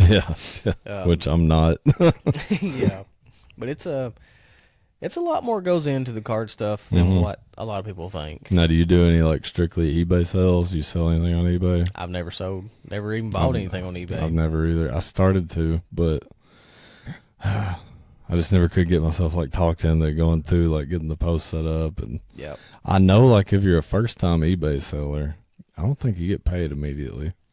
No, I think they hold your funds for a little while. I think it kind of stays like that. I think you have to watch your fees on eBay as well. Like, because I'd asked Levi about it here a while back. But like a card is worth $10, you sell it for $10. Well, they're going to take like $3 or $4 from you for fees, and then you got to pay for your shipping. So ultimately, you've sold a $10 card, and you're only going to make like $4 off of it after fees. And like the higher the value, I think, maybe the more the fee is or something. Because I see it a lot of times in the card groups that I'm in. People will post on Facebook in the card group trying to sell it to avoid the eBay fees because they might have a $500 card. Well, they sell the $500 card on eBay. They're only going to profit like $350, $400 after that. Whereas get you full value a lot of times on Facebook. And that's something that I'm learning, and I kind of struggle with myself, is comping cards. Because a lot of people, they'll message me, and they're like, hey, man, I've got some old basketball cards. Do you know anything about those? Or how can I find out? And a lot of times, I mean, I don't try to be a jerk, but I'm like, dude, I don't know anything about that era. There is certain cards from that era that is worth a lot of money. Football's the same way, like, but I just don't know about how going about finding the value on those cards. I'll tell you, man, like I notice like, and I'll be standing like, not just in the card store, I notice this like in the comic book store I go to in Bowling Green. Like some of your older guys will come in there and they just assume because their cards are 40, 50 years old that they've got like a gold mine in there. Fortune. And a bunch of them aren't worth anything. Like, and then they're like, I've seen them. I've seen their cards get insulted. Yeah, I've seen that happen before. I know what's worth $30,000. Yeah, like, what do you mean? Like, you're only going to give me $40 for this box? Like, man, you don't have anything. Like, you don't, and what you do have looks like it's been sitting in an attic. Like, you don't have any sleeves, no top loads. That's the thing, too, is like, the edges, the corners, the face, no defects or anything like that. You know, the better shape it's in, obviously, the more it's going to be worth. But, like, if you've not taken care of it and it's just been on a loose box for 30 years and it's got dinged up corners, that might have been a $300 card. But because of the shape it's in, it's worth $3, you know. And that's where people was like, you mean that this is a Ken Griffey Jr. rookie? Yes. Had it been in good shape, I'd have paid you $300. Because nobody wants to give you $300 for something that looks like it's been in your wallet. That's the last time I went to Smith's Grove.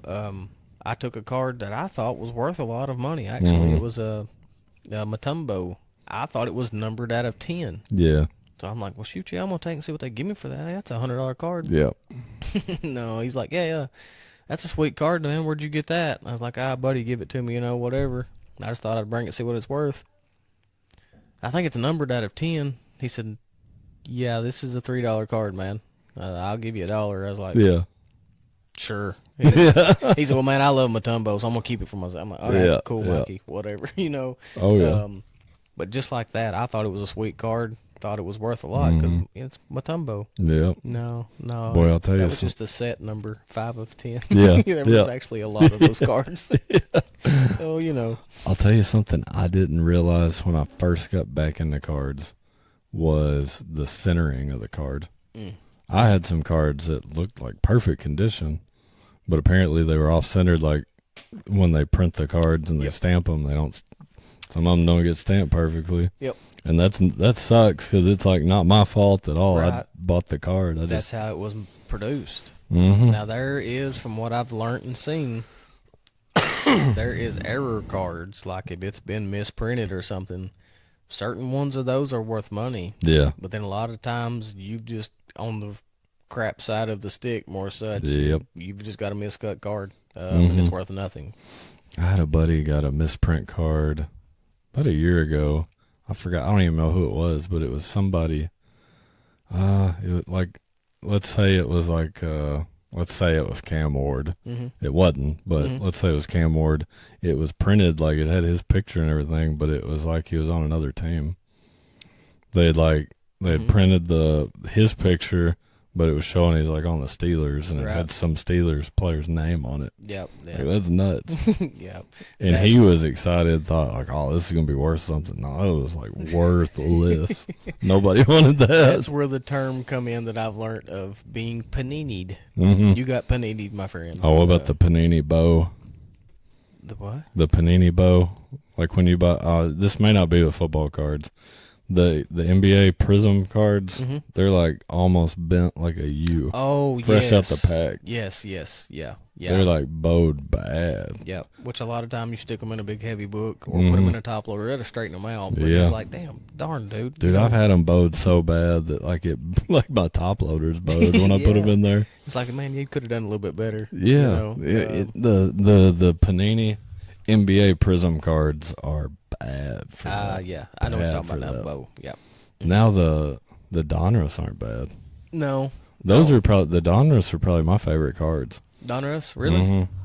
So the only thing about Donruss is, of course, I mean, a lot of times when I open for fun, but if I can make some money, I'm going to make some money too. But the Donruss, you get a whole lot of base. Yeah. Your hit, I guess, probability's super low in those. Yeah. But you never know. Like I say, I mean, all it takes is just find the right person wanting the one right card that you got, As far as like the Donruss, I like that the Donruss still has like that 80s, 90s like look to it. It looks like vintage. The Donruss Optic is probably what I buy the most of. Yeah, I like Optic myself. Yeah, like I buy a lot of the Optic, but now like if I'm going to Walmart and I got like just an extra $30, I don't want to spend a bunch of money. I'll buy a pack of like a blaster of Donruss or something. Because you get a ton of cards. Oh, absolutely. Yeah, shoot, yeah, you do. You get a bunch. Just like I say, like in my breaks, if I have a bunch of Donruss in it, I already know me or Bree one is fixing to be very busy doing some sorting because it's going to be a lot of base. Oh, yeah. Now, when you do breaks, do people like oftentimes want their base cards? Some people do. Some people, I'm pretty well like I say, we've got 300 or 400 or 500 people in our group, but only a select few most of the time participate. And I know the ones that want their base cards and some that don't. Yeah. And what I do, like, if the majority of the people in the break doesn't want their base cards, I don't throw them away. Honest to goodness, I throw them in a box. And I've got a guy here in town. He collects them. He builds sets. Yeah. Because there's some people that wants to make the actual sets. All of like the Raptors. Yes. Yeah. So I'll give them to him. Yeah. And most of the time when I get them to him, it's more than probably than what he wants. But he gets a lot of base cards. Yeah. But some, like I say, some people want their base. Me, I'm not a fan of base myself. Because most everybody thinks Harley wants his Titans base. Yeah. I'll take them. Yeah. But I'm not doing anything with them. Man, I'm not putting them in binders or anything. The amount of base cards I have right now is crazy. Yeah. Yeah, they add up really quick. I keep telling myself I'm gonna go through them and I'm gonna put like all the Packers with the pack. Like I'm not. That's time consuming. Yeah. That's me. I've got. No, Asher likes doing that. He likes putting all the teams together and organizing them. Yeah, that's a help to you as well. Mm-hmm. You're not having to deal with it. Anytime I open like a blaster or whatever, mm-hmm. I'll put all my base to the side and I'll give them to him. I'm like, go through these, get what you want out of them. Yep. And like he doesn't take all of them sometimes. He just. Well, that's like these wrestling ones that are I just opened all the base. Mm-hmm. Those are going straight to Carlos. Yeah. He loves WWE. He don't know that they're base, and that some of them are really not worth anything. But he loves the WWE. He loves them. He's going to get them. Now, do you do UFC cards at all? They're in my pull box. Mm-hmm. I do got like numbered, and I think I've even got some autos in there. But I don't know a lot about that product. Yeah. Like I don't know like what the good hits are in them. Obviously, I know the good people. Yeah, that's where I'm at. Yeah, I don't know what I'm looking for really. And I guess those would probably be done. Well, actually, I've seen those done in like by divisions. Mm-hmm. So you'd buy like if you want the heavyweight division, maybe that select amount in any heavyweight person, you get that that card. Now, you sent some off to get PSA graded? Yes. Yeah. What's that process like? I've never sent a card off to get graded. How do you go about it? I've never submitted them personally. Mm-hmm. Honestly, I take them to the card vault. I take them to the Smiths Grove shop, and they send it off for me. Now, PSA, they say that's kind of like the king of grading. If you're in the hobby for resale or such, and you're wanting to send a card for grading and hope to sell it, you send it to PSA. But the only downfall of that is the wait time on it, the turnaround. Yeah. Like when I sent that one about 3 weeks ago, I asked him, I was like, "How is it still backed up?" And he's like, "Yeah, we're telling at least 4 months." Oh wow. Yeah. Yeah, I've got buddies that. Sometimes it's 6 months, 7 months. I know Hayden sent some off to get graded, and they were gone for like 4. Yeah. Seemed like forever. Seemed like you sent them off at the beginning of the school year, and he like just got them back. Yeah. Yeah, it takes PSA's gotten, I mean, they're the biggest grading company that I'm aware of. And I think they've actually just bought SGC or CCG. Mm-hmm. But they've bought like 2 smaller companies. Maybe it's Beckett. They've done something with Beckett here recently, I believe. Because next to PSA, your next best, I guess, would be Beckett, I believe. Mm-hmm. I know I've heard people say like Beckett's got a quicker turnaround time. Mm-hmm. Yeah. Like I've got the tag. Is there one called Tag or something? Yeah. Yeah, I've heard of that one as well. TAG, yeah. I believe it is. Yeah. Yeah, there's a lot of the smaller like grading companies. And like if it's a card that you're not going to want to get rid of, there's nothing wrong with, in my opinion, sending it to one of those smaller ones just to see what they grade it, because their standards may not be as high as PSA. Yeah. What I don't like about PSA is like I think it's is it Beckett that does like you can get a 9.5. Yes. I wish PSA would do that. Yep. Like I don't like it's either 9 or 10. Yeah. Which I've heard a Beckett 9.5 is going to be a PSA 10. Really? Yes, not in all cases, but that's what I've often heard that referred to, is if you get a 9.5 in, say, SGC or Beckett, it's probably going to be a 10. Yeah. Because there's people, they'll submit it to Beckett and get a 9.5. They're like, well, shoot far, this will be a PSA 10. They crack that slab, they resubmit it to PSA. Now, in hopes that it'll come back a 10. Yeah. So, not always. I've never... You bust a slab and then send it off and get a 9. That sucks. Because you got to watch. Like, I've never physically cracked a slab. Yeah. But you have to watch because you can damage your card. Yeah, and for what you sure. thought was fixing to be a 10, well, now you better just keep it in hand as raw, more such. Man, now I've opened cards with some of my buddies before too. And some people are weird about putting them in their top loaders. Yep. Like I had me and a buddy opened some cards together, and he was like throwing some in top loaders for me, and he was like, man, I don't want to do these. Like, dude, you're not going to bother me. Yeah, some people's real funny about that. I've seen, like, the people that'll put it in, they'll tap it, like, on the table. Yep. Like, I kind of just bow the top loader and push it down a little Yep. bit. But people get particular with that. Oh, shoot, yeah, dude. That's like the mags, like what you've got this reed in here. Yeah. Like, some people don't like that. Because when I took that Will Levis downtown to Smiths Grove when I hit it, I packed it in a mag like that. I didn't have it in a penny sleeve. And they're like, oh, man, you shouldn't have put it in this. And I was like, what do you mean? I thought this was one of the safer things. He was like, I prefer you have it in a penny sleeve, then put it in these. See, I can't get them to. If I put mine in a penny sleeve, it won't fit in the. There's mag. certain mags I've learned that Really? will hold a card in a penny sleeve. Huh. Then you can put it in a mag like that.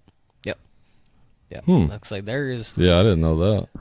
I'm telling you, dude. Like I'm thinking I've been in it about 3.5 years now, and I'm still learning. Like I know that so many different sizes of top that loaders. Kaboom that I had, it wouldn't go in a top loader.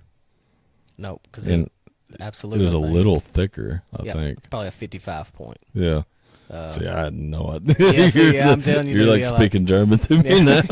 Like, there's 35 point, there's 55 point, there's like 79 point, 108, 138 point. Oh wow! And it's just a thickness, yeah. So, like obviously, if you hit a big fat jersey card, that's not going in. And they sell top point. loaders that like fit those. Yes, yeah. We've got a guy. Well, we've got a group of people that I go through to get my top loaders and stuff. But like, there's so many different sizes to top loaders. You can buy fat like penny sleeves for stuff for patch cards, thicker ones. Yeah, dude, there's a lot. It's a lot. Now, when you got into cards, was this something like that carried over from childhood? Or did you kind of do it as a kid and then get out of it and you got back into it? Like I say, I mean, I got cards as a child. Yeah. And like I said, I didn't really know what I was doing. I don't know what happened to 90% of them because I don't have none that I had as a kid now. Yeah.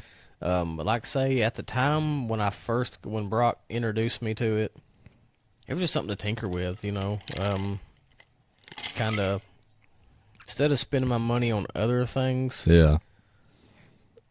I chose to start buying cards, I guess you'd say. Man, it's addicting. It's super addicting. Super addicting. Like, I bet I'd never walk in Walmart without walking by the card aisle. No, I don't now. That's where I go. Like, as soon as I know I drive Michaela crazy. 98% of the time when I go to Walmart, it's just to look at cards. I go by the card. I was like, you don't need any more cards. Like, you don't know what I need. Yeah, like, you don't need any more makeup. That's Bree. I've got now. If she's like, hey, I'm going to Walmart. Do you need anything? I'm like, no, but if you don't mind, will you please look at the cards, see what they've got? You ain't got to buy me none, but just tell me what they got. Yeah, that's it. Yeah, man.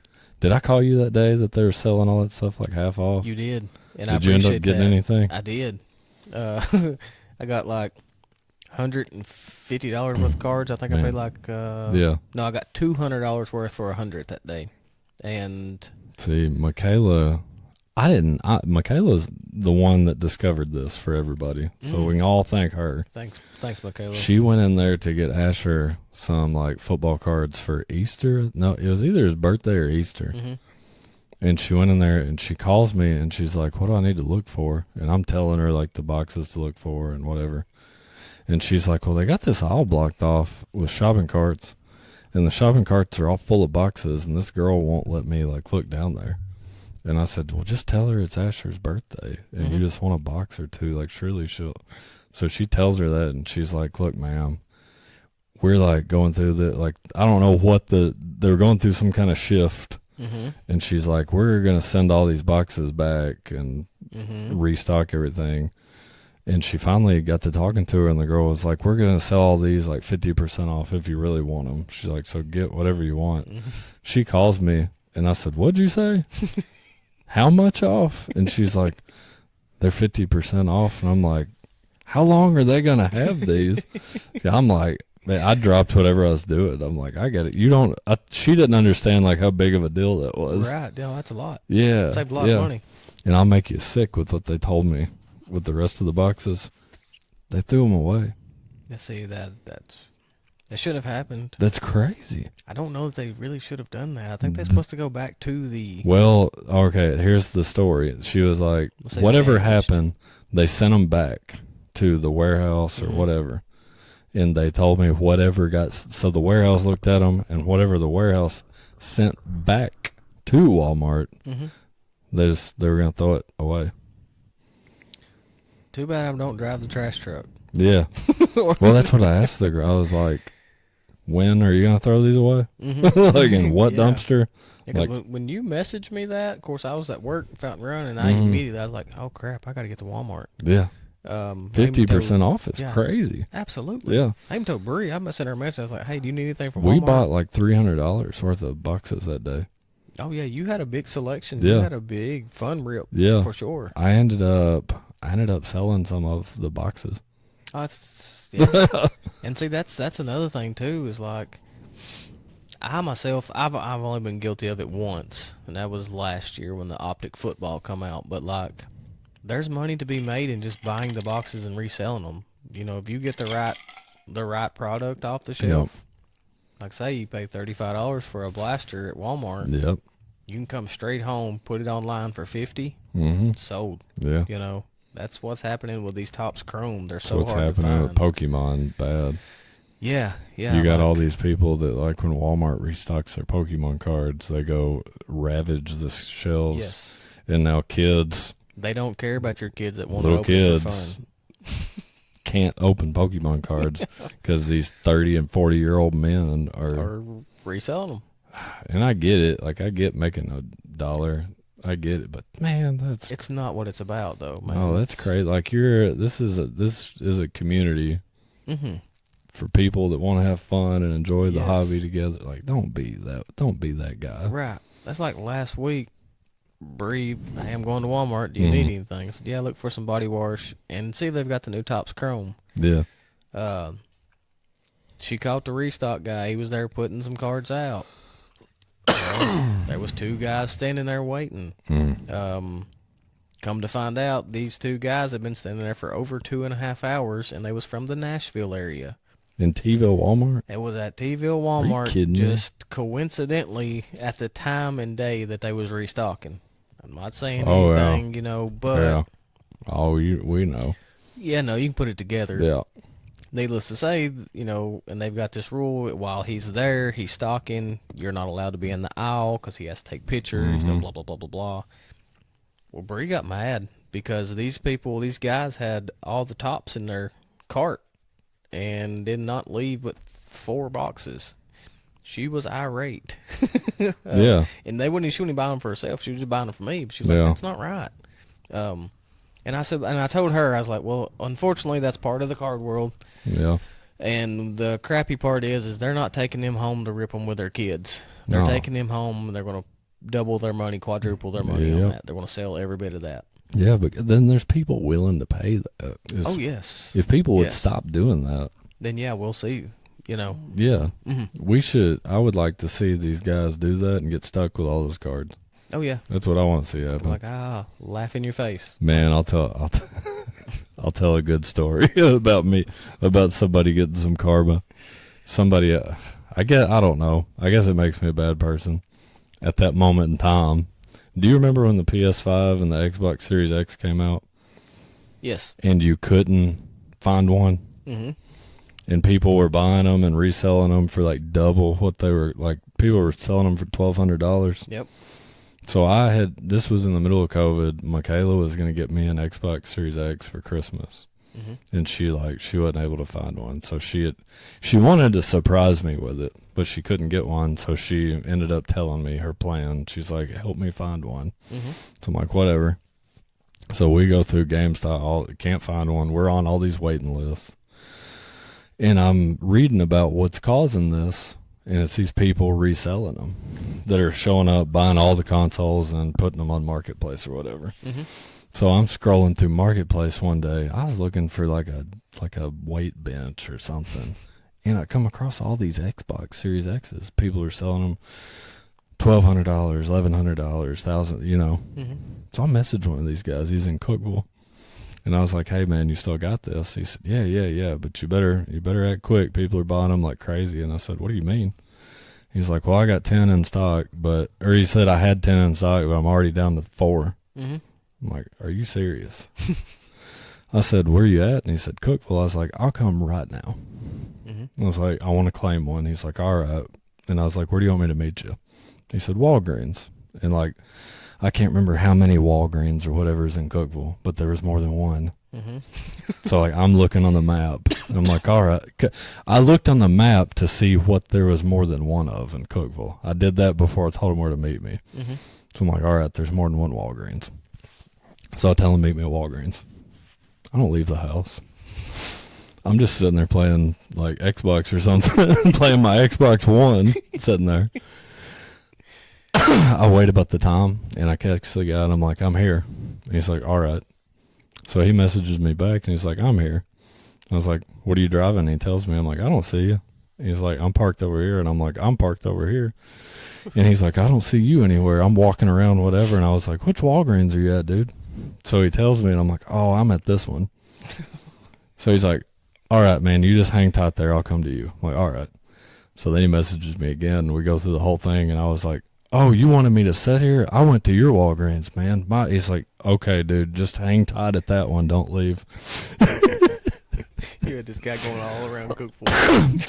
So the dude comes there, and he goes through the whole spiel again, and he's like, you're not telling me you just left him. Like, yeah, man, I came. I thought you told me to come to your Walgreens. And he's like, scroll up and read what I said. So we do it again, and he says, where are you? And I'm like, I'm here at CVS. And then the guy's catching on to what I'm doing. Yeah. And I was like, I hope you get stuck with that console and you never sell it. He's probably still I had that dude drive it all over Cookville for like an hour. He's got you blocked on Facebook. Oh, yeah. I'm sure he probably reported me, give me a bad, like, buyer rating. But I felt good about it. I slept better that night. Yeah. And people listening to that are going to think, wow, what a jerk. But he's the jerk. Sometimes, what goes around comes around. Yeah, I thought it was hilarious. Yeah, yeah, absolutely. Yeah. And if you know me, that's the kind of stuff I live for. Yes, yeah. I live for stuff like that. I live for like telemarketers calling me. I love it. I love giving a telemarketer like a good. Yeah. I don't give them like a dog cussing or give them down the road or anything, but I'll find ways to like just mess with them. Yeah. Oh yeah. You're amazed at how many less calls you get by doing that too. Yeah, I had this one call me like you just want to cruise. Congratulations, you just want to cruise to wherever. And I'm like, oh man, that's awesome. Like, acted all excited, and I was like, well, I don't really like cruise ships. I'm kind of afraid of water. Can I gift this to someone? And she's like, yeah, you can give it to someone. Just give me their name and phone number. And I was like, oh, I wanted to give it to you. Her tune changed right then. Well, you can't do that. I'm like, why? It's like, well, it's just not how. Well, I mean, I thought, if it's a real thing, why wouldn't you want it? Right, absolutely. Yeah, I like doing stuff like that. Gotta love the good old spam calls. Gotta love them. I need to go back in my Facebook messages and find that guy. I don't delete my stuff. I guarantee I still got that conversation somewhere. Yeah. I wonder what he's up to now. I wonder if he's still selling like bootleg Xboxes. Hey, shoot, man, I don't know. This day and time, man, make $1 on anything. I'm sure they're probably trying. Man, it's just crazy how much stuff that happens to. And it feels like it got really bad when COVID happened. Yeah. I'll tell you something else during COVID I got like big into buying was Jordans. Oh, yeah. Yeah. Do you like Jordans? I love Jordans. Or like shoes? I love them. I just don't love the prices on them. Now, but yeah, I love my shoes, dude. The Jordans would come out during COVID, and you couldn't get them in the store. Mm-mm. You had to go to like StockX or somewhere and pay like double retail for them. Yep. So it seemed like all that crap started during COVID. People doing all that nonsense. I've never I just say bought them to collect them or like put them up or anything. I always wear them. Yeah. But I love my Jordans. I would buy Jordans and I would wear them, and then I'd when I was ready for another pair, I would sell those, and you'd get a good chunk if you took care of them and didn't don't crease them, didn't crease them bad, kept them clean. Which I would sell them when I would get tired of them, and I'd buy a new pair. Like, what's actually these shoes I've got on? I bought these. I wore these at my wedding. those Air Force Ones, what are Yeah, I think they're like not an actual Air Force One, but I bought them for the wedding, and I said I was never gonna wear them. Yeah. After that, they're my special occasion shoes. Yeah, This yeah. is a special occasion, so I Hey, brought man, them I out. appreciate it. Pop out the special occasion shoes for Yeah. the podcast. I've got a few pair that I only bring out on special occasions. But, Yeah. because I've got more shoes probably than Bree does, honestly. Yeah. Because people, when we was moving, we had a couple people helping us, and they're like, "Whose shoes are these?" Mhm. Like, it says Harley's. I'm like, "Yeah, they're mine." They're like, Yeah. "Dude, you have this many shoes?" Like, yeah, I do. Man, I'm really into. I like shoes. Oh yeah, I'm I a like sneaker shoes. guy. I like different. I don't know. I'm really like tennis shoes and Right. like Jordans and stuff. Yep. I'm not like. I ain't out here buying like Clarks and Sperry's and collecting them or anything. No, Uggs and nothing like that. No. What's your favorite? Which is your favorite Jordan? Oh, Do you have like a dream shoe you can't afford that you would like if you just had unlimited money that you'd pop on? I'm gonna be honest with you, I don't know the name of them. Like, I'm thinking, what is it? I like the 4s. Is it 6 ring or something like that, or like Jordan 6s? Maybe I'm thinking of. I don't know. I've got a 6 pair ring. at home. Bree actually bought 3 or 4 years ago for my birthday. Yeah. They're pretty slick. They're like a black with a lime, like a bright pink on them a little bit. Yeah. They're another pair of my special occasion ones. They're actually a little small, but Mhm. I can't think of what they are. Are they like, But if they're a little small, you're not gonna increase them. either. right? Yeah. Yep. The Jordan, the 6 rings, are they, well, like that? Yes. Yes. Yeah, Yes. Yep. That's it. That's Yeah. probably some of my favorite ones. I like those. Yeah. I like those. But these was like a. I want a pair of Jordan 4s, like the lava red Jordan 4s. But no. Yeah. Yeah. Mucho money. I'm not making that. Yeah, I ain't. That's above my pay grade Yeah. right now. No. Man, a That's, pair of used ones, like Oh, yeah. used ones mid condition, like $600. Yeah. That's I'm not paying that for. yeah, I it can't is. pay that for shoes. Because there for the longest time I would only wear Jordans. Mm-hmm. God bless my sweet mama, but they're expensive, man. And like now that I have to buy them, Yeah. I'll get a pair every so often, but not as often as Yeah. I'd like. I got some of the like Kentucky blue Jordan 1s right now. Oh, them probably pretty sweet. They've got some that have the UK logo on them, the Jordan 1s, but I've not ordered them, and they're not crazy high. Mhm. But they're high enough like I can't justify buying them right now. Yep. Yep. No, I get that. Like I say, that's one thing, Now, when my kids were born, dude, Mm-hmm. they were wearing Jordans. Like, if you saw Asher and Harlan, like when they weren't with Michaela, Mm-hmm. they were wearing Jordans. You wearing Jordans? I had some of the Jordan 9s for Asher, like the gray Jordan 9s, Mm-hmm. and Harlan wore those. Like those were all hand-me-downs. Yeah. I had some like gold, like metallic gold Jordan 1s and black and metallic gold for Asher, Nice. and he wore those all the time. He had some Blazers. I got really into the Blazers for a while. Oh yeah. Yep. I like Jordan, I guess Jordan products in general. Yeah. I mean, I've got a Jordan hoodie that I've wore for 3 or 4 years now. Jordan sweatpants. I've got Jordan shoes, Jordan socks. But like, man, wearing Jordan 1s, how did he play basketball in those? I have no idea. No idea. Ain't no man. way, dude. No idea. In the Blazers? Did you ever have a pair of Blazers? I don't think I've ever had That no was like Blazers. the official NBA shoe at one time. They feel like Converse. It feels like a pair of Chucks. Yeah, I could never do that. How did they play in that? I don't know, man. I remember did you watch the Last Dance documentary? I got to watch. I watched bits and pieces. I've never sat down and watched from beginning Jordan to had end. some kind of like anniversary game that he brought back the Jordan 1s and played in them. And at the end of the game, his feet were like bleeding. I would imagine. Yeah. I would imagine. I don't know how they played in that. Could you imagine the money that man has made on just his Jordan Just shoes. shoes? Just shoes. Yeah. Mm-hmm. Like, dude. Have you seen the movie about when they signed the shoe deal with him? It's have called not. Air. Do you know the movie I'm talking I about? know what you're talking about. Yeah, you but gotta I've watch that never- movie. I want to. It's good. I've meant to catch it, but he was a genius for making them give him like stock in the company. Oh yeah, Because now like he owns the brand. oh yeah, that's Michael Jordan's brand. Yes, yeah. No, I do. No, I That's like my the shoes. smartest thing he could have done. Mm-hmm. And I can't believe Nike gave it to him. Hey, dude. He, In the movie, like Matt Damon's like, we typically don't give you any ownership in the shoe. And he was like, do you want to sign me? mm-hmm. I mean, hey, look, I'm sure they're thankful they did now. Yeah. Yeah, they made, I guess, Bukus. billions.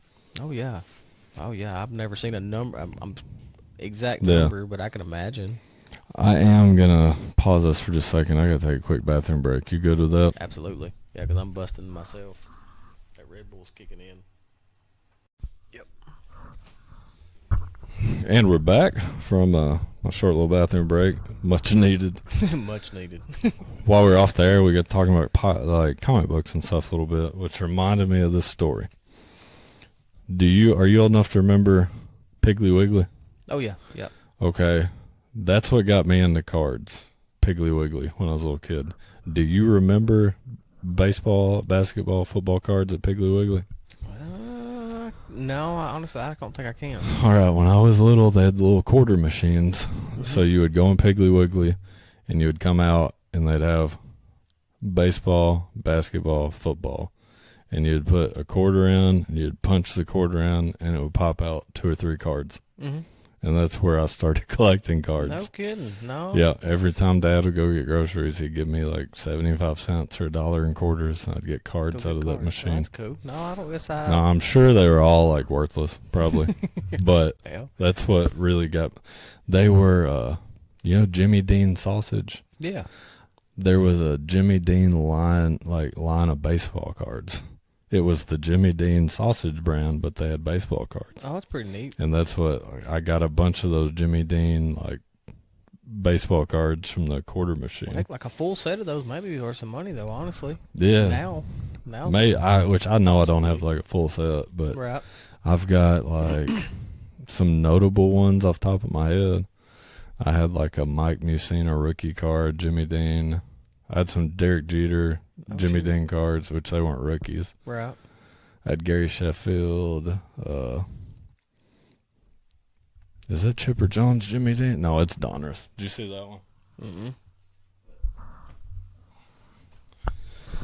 That's a Chipper Jones rated rookie. Oh, shoot. Yeah, I did. I got that from Piggly Wiggly when I was a kid. You're kidding. Yeah. That's pretty neat. Oh, yeah, that's... I guess they would, like, outside of the Jimmy Dean, I think they just filled those, like, quarter machines with, like, I don't know where they filled it. I don't know if they opened, like, cards and filled it or just what. Open the packs and physically put them in there. Yeah. I don't know, but shoot, hey, that's a rated rookie chipper. I mean, hell. Yeah, I don't know what it's great. worth. I don't know what it's worth. You mean comp it? Yeah, comp it. Let's see what I can't find here. I think it's in pretty good condition, too. I mean, decent. It looks to be. Edges look sharp. Let's see here. Chipper Jones. I have never looked into it. I just remember having that when I was a kid and being excited about it. Rookie Donruss 93. So what, are you looking at eBay, or you got an app you're using? Actually, I'm on that, my 130 point. Yeah. 130 point. Only got one hit. 1992 Leaf, $2.59. Last sold April 26, 2025. Yeah, so it ain't worth nothing. So, well, hey, that's all right, man. It's still a cool card. It's still a cool card. Absolutely. I know somebody that it might be worth something too. PSA 8 is $20. Well, that ain't bad. No. Old John Jackson, big Braves fan, isn't is he? a big Braves fan. Yeah, he. Hey, John, you need a. There you go. Need a Chipper Jones rookie card. Hit up T-Mac. Man, I've got so many cards on here. I would love, that's something I think would be fun to do with like a friend. Mm-hmm. Like if me and you could do like a singles card auction and hang out for a few hours, that would be so fun. We could make it happen. Like I say, cards like what you've got right here, yeah, and like what I've got. Now, we could have a lot of fun. The ones that I see do are like I don't know what you call them, like sudden death. Is that it? Sudden death options. So it's the auction that I watch. It's like they set it on 8 seconds, and Whatever the final bid is. after 8 seconds, Yep. it's over. Yep. Those are the ones I like. Yep. Now I do follow pages where the timer resets every time a bid's put in. Yep. I don't like those as much as a viewer. Now I know as a seller you're making more you money. want that, yeah. Yeah, but chances is you're going to get more maybe than what the card's worth. yeah, yeah. But yeah, shoot, yeah, man. If you're interested in doing something like that, Absolutely. yeah. Because I've got, like I say, between what you've got and what I've got, Yeah. we put together a good string. Yeah, yeah. For sure. Do you have one of the little card stands, like the little single card stand? I've got probably 40 of those. Really? Yeah. How much? Where do you get those? Amazon. Like just a card shop or? Card shop or Amazon. Order How mine much on is Amazon. like if I wanted a pack of like 10 of those? $5. Really? Maybe. Yeah. Yeah. See, like if you get on the Hobby Box singles, I bet they're live right now. Probably. Yeah. If you get on their page, they've got a cool stand. It's like a little brown box. It's actually got the Hobby Box logo on it. Do you ever follow that page? I'm thinking that I do actually. I mean, on the talk. It's neat. I like the guys. Let's see. I'm looking at live right now. I know this is super. Slab Shack is another one I follow a lot. Shack. I don't know if I've seen that one. And if you buy from Slab Shack, shout out Slab Shack, who's not gonna see this probably, because they got a bunch of followers and they ain't gonna care if I send them a message. It's when you order from them, they always send you like a bunch of stickers, and they'll always add if you win an auction more than one card, they always like throw in like just random other cards. Oh, that's pretty neat. So I mean, they treat like if you buy from them, they do treat you good. So like I don't have any stickers now because I got rid of my old computer, but I had like a bunch of like the Slab Shack and I don't know what they've got a sticker that says the Card Spa. That may be like their store, like their actual storefront. Possibly. And the Slab Shack might be like their online thing. Possibly. But they always send stickers that say the Card Spa and then Slab Shack. That's pretty neat. So I mean I like stickers and stuff like that. Oh, well, yeah, absolutely, yeah. So they're always good about like adding extra cards or whatever. Or they'll always throw in like a coupon for their store. That's cool. That's just a little appreciation thing. Yeah, that's how you keep people coming back exactly when you right. throw in like little extra stuff for people. Like I say, that's us. That's why in the Brimstone, if you don't hit so good in the break, know, we're going to send you something, You know, when I've done like breaks and I haven't gotten anything, I don't know if I've ever done it with someone that didn't give me something. Now, a lot of times they'll give me something that's not worth at all what I spent. Right. But it's nice, like... Oh, it's like something. Like I say, it's better than being you not getting a package at all. Yeah. A lot of times they'll send me like a little, like... Just like a little fat pack of some, like, cheap, Oh, yeah. something cheap. There's a website that I've ordered some, like, my hobby boxes from. Yeah. But they'll just send you, like, a random pack of cards in it, Although I'm spending $300 and $400, they're going to send me a $3 pack of golf cards. Yeah. But hey, it's like, hey, I appreciate it, because you never know what you're going to pull out of those packs either. Like I say. No. I mean, you're liable to get, like, something crazy. I can't find, like... I must have, like, bad service down here. Because when I pull up my TikTok live, like the top's got like the little profiles that are live right now. It ain't popping up anything. Hobby, which one is that? Hobby Hobby singles? Box Singles. Hobby Box Singles. Yeah, they're live. Oh, yeah. Oh, I'm wrong. They're not live. That's a post. Nope, stupid. There's Hobby Box Singles 2. Just a bunch Yeah, of they're different actually not pages. live right now. That's crazy. They're always live. But yeah, I mean, shoot. But like is there a little stand they got there? Oh, yeah. I want one of those. Hey, you might be able to reach out to them. They might be able to send you one. Yeah, That's man. like us in Brimstone. I've got some little personalized card stands Yeah. that says Brimstone Breaks on them. Of course, now sometimes those can get a little pricey. But now actually Levi, he when I first started breaking, he got me like I don't know, like maybe 9 of them. Yeah. Had them made for me and sent to me, and I've used them every show that I've ever done. Now, do y'all do like merch, like T-shirts or anything like that? Yeah, actually we do got some T-shirts. I've only got one myself, but Yeah. Levi's got some. I need to get some So from him where do actually. you like order those to the Facebook page, or y'all got a storefront, or? Just reach out to one of us if you're interested. If anybody's interested in a T-shirt. How much is a Um, T-shirt? I don't know. I have to get back to you on a price on Hey, them. holler at me. I'll buy a T-shirt. Absolutely, absolutely. Yeah, I'll buy it So, to you. I'll wear it on the podcast. But I know he's Levi's actually. He's had some cups made, Yeah. like a little color changing cups. Yeah. Nothing super duper fancy, but we've got bottle openers. I've got a few bottle openers. I should have brought you one of those. I forgot that. I was so can I have excited too many good bottle openers? yeah, I mean, you never know. A little keychain when you might need to pop a top or something. I'm trying to find. All right, so I'm going to shift topics a little bit. We're going to play a game. Well, not a game. I guess a segment that I've started doing. All right, bet. And, it's pretty new. Like, I'll tell you what. I'm going to be straight up with you and everybody out there. Right now, I'm really, backed up on editing episodes. You'll be the third episode that I have filmed that is not posted yet. Oh, shoot. Yeah, I've got behind on my editing. Life. So today is Saturday, May 9th. You can expect this to be out by I'm going to try to get it out there by Tuesday. Bet. So this should air by Tuesday, May 11th. And if it doesn't, it just didn't happen. Y'all will get it when you get it. No. So I started doing this segment and I call it Out of Context. Okay. So what I do is I just read a line to you. So this line can be random. Okay. They're not all connected. There's no topic, nothing. And when I read the line, you're just going to react to it. Just whatever the first thing pops in your head is. Okay. And then, a lot of times it'll turn into a conversation. Okay. And then sometimes we'll just breeze through 4 or 5 of them before we start talking about anything. Okay. But, so you feel good about it? Let's get it. All right. Sleeping in blue jeans. Not this guy. I hate blue jeans. That's wild. Hate pants. If you sleep in jeans, something happened. Yeah. If I see somebody sleeping in jeans, I assume something happened to you. You've had a rough night. You're baby. you didn't walk in the house and brush your teeth. Yeah, you know what? I think these jeans are pretty comfy.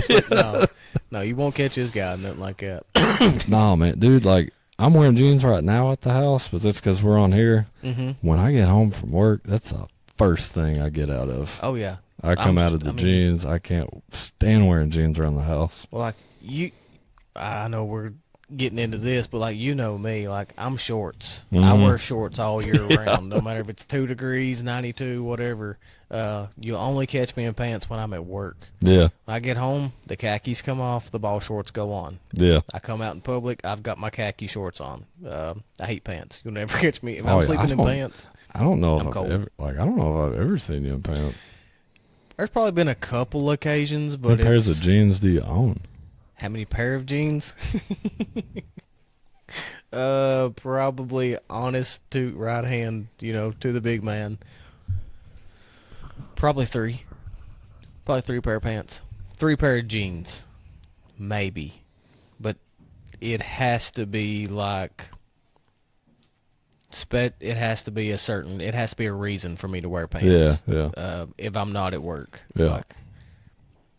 I can't stand wearing jeans at the house. Matthew Payne's wedding. Mm-hmm. Matthew Payne's wedding, I wore a pair of jeans. I wore them once, bought them once, never wore them again. Yeah. It has to be a special reason for me to have jeans on. All right. Oh, crap. I scrolled up. Uh-oh. Calling a soda a Coke, no matter what brand it is. Yeah. I'm the same way on that. I do that. Yeah. I mean, it's like a southern Grab me a thing. Coke. Pepsi, all right? Yeah, cool. That's like a southern thing, I feel like. Yeah. That's one of Coke. Give me a Coke. Somebody opens it, there's only Pepsi. And man, that's what I'm talking about. Yeah, I don't care. No, I don't drink Pepsi much anymore. Are you Coke or Pepsi? I prefer Coke. Yeah. Diet Coke. Man, my dad, if you remember being around my dad at all, always had a Pepsi. Yep. Yeah, that he did. Pepsi, I mean, man, that man drank, I bet he drank Bro, I bet he drank 8 Pepsis a day. That's a lot of Pepsi. I bet he did. I know he drank a 6-pack every day. I guarantee you he drank 8 a day. Yeah. Up until the end, he was drinking Pepsi. When I would go see him at BG Med Center, it's like, you got my Pepsi. I've never been a big Pepsi guy. No, I was Pepsi. Like growing up because that's all that was in the house. Yeah, you drank what they had. When I got out and explored the world, I like have Coke a sun better. kiss whenever I want, not a Pepsi. Yeah. My go-to now is Diet Coke or Diet Dr. Pepper. I'm a Diet Mountain Dew guy. Yeah. So do you not drink regular sodas anymore? I will. I mean, if that's what's around. I've got to where I don't like how they taste. Mm-mm. It's too sweet. Yep, I'm not. Now that I'm like in the diet soda world, like if I drink a regular Coke, dude, it feels like my teeth are nasty. Yep, I'm a Diet Pepsi, but Bree is a Mountain Dew. I'm a Diet Mountain Dew. Yeah. Bree is regular Mountain Dew. If I'm out of diets, I'll drink one of hers, but My teeth it's feel different, gross. yeah. It's too sweet. Yeah, I'm way more addicted to diet drinks than I ever was regular ones. I can go buy a 12-pack of Diet Mountain Dew cans. Mm-hmm. I can put a hurting on them. Yeah. I'm right there with you. 4 gulps and it's gone. Yeah. And then I don't know, man. I almost think I'm like early stages or something because I have to have something cold to drink at all times. Yeah. So I can literally kill a Diet Mountain Dew. Yeah. Go get another one. Most of my hydration comes from Diet Coke. Yeah, which is terrible. It's horrible. Diet Mountain Dew and Red Bulls. It's what fuels this guy. Hey man, you gotta do what you gotta do. Sugar-free Red Bulls. Taking your shoes off in a restaurant booth. Ooh. That's crazy. Yeah. That's wild. That's a no-go for me, unless there's a good reason. That sounds like some T-ville stuff, though. Oh, it wouldn't surprise me. Yeah, walk into Latia's, look over, yeah, for sure. Man, like what? That's on the so this ChatGPT always makes my list for me, and I'll give it like a little bit of direction, but most of the time I just want it random. Right. For that to be on the list, that means that's got to be common somewhere. Yeah. Like where's that happening at? Probably some little rinky-dink town or something. Imagine going know? out to like old Charlie's and somebody kicking their shoes off. Don't want no part of it. Can you please set me across from the restaurant from them people? Yeah, that's wild. Well, they got some stank feet, Putting your bare feet on the dashboard. Bare feet on the dashboard. I mean, I hear about that in country songs. Yeah, that's what I've been to say. But I ain't never had a girl do that. Negative, no. I mean, I ain't never seen that happen. Bree will occasionally. Like you flexible as crap. You throwing your legs up there on the dashboard. I ain't doing it, but no. That's some next level of flexibility. Yeah, I can't bend like I'm that. trying to picture like what I would have to set like to do that. Yeah, my leg will be hurting. Saying we needed that rain during a thunderstorm. That's definitely a Tompkinsville thing, That's the thing. How many times that gets said in John Jackson's house? Quite often, I'm sure. I can hear. That's the voice I read that in. When I read that, sounds like half of my customers come so in. We needed that rain. Yeah. Boy, we got a lot of rain. Yeah, and we needed it. I hope he's listening. I'm sure he is. Watching TikToks really loud in public. I don't get down with it. Mm-mm. I don't get down with it. That's cool if that's what you want to do. Just turn it down. Have a little bit of respect. Yeah, It's like people talking on their phone on speakerphone in public. It's like, yeah. Dude. Oh man, my episode with Tanner, we got into that. Oh yeah. I talked about that for a while. Oh yeah, I don't. Man, I listen to the conversations. I get into it. It's like I binge watch that. I'll be at Michaela gets mad at me too, dude. Like nothing is better than like a good spouse argument on speakerphone in public. Like if I'm at the food court and old buddy's over here yelling at his wife, like I'm invested. You trying to find out what he done wrong. Yeah. You ever seen people do that? Oh yeah. Go to screaming on the. Oh yeah. Oh man. Entertaining. Yeah, like Michaela's like, we gotta go. I'm like, hold on a minute. See what happens here. Yeah. Is he going home tonight? may not. He might need a place to go. Those people are crazy, though. Oh, yeah. Like, they got to know people are listening to that. Yeah, and then at that point, it's like, do they just not care?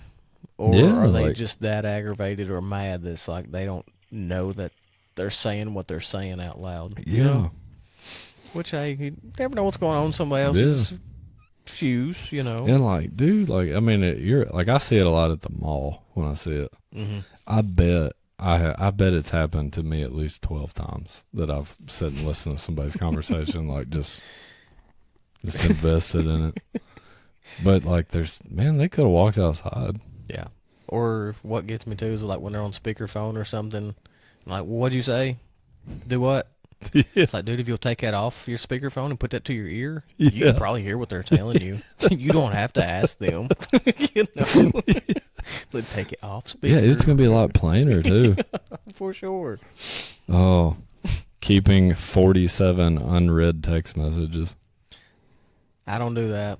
Man. Now, I might not reply back to all of them, but I can't stand that notification. The red bubble. Yeah. Like, now my email on here, it's got quite a few hundreds. Okay, that's what I was about to say, man. But if that bothers you, my email would kill you. I'll give you a guess. How many unread emails I got. Unread emails. Yeah. Are we above 1,000? Yeah. Okay, 4,222. Woo. More than that. I got 24,000 unread. Holy cow, T-Mac. Yeah, you... Dang, dude, I know there's a time you're bored. I just got to burn the phone at that point. You might have some important stuff in there. It's over. I hope it's all junk. There ain't no going through that, dude. You may have won a sweepstakes or something. I gave up at 5,000. I was like, man, I can't, like, you know how it is, like, you'll sign up, like, you'll buy something at, like, oh, yeah, put an you'll order something on this online 10%. store, and you got to click the box. Yeah. I mean, I ain't reading all that. Yeah. Obviously. You may have won a sweepstakes, and you have no idea. They've been trying to reach you for 3 months, cuz. How long you think it would take me to go through that? A few days.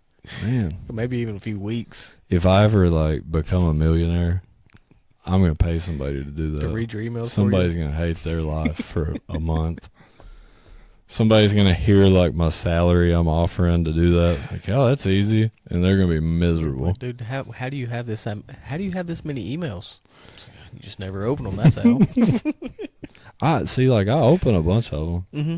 But, like, I don't open a bunch of them, too. I understand that. It's like total emails, man. Like, ooh, that's just the unread ones.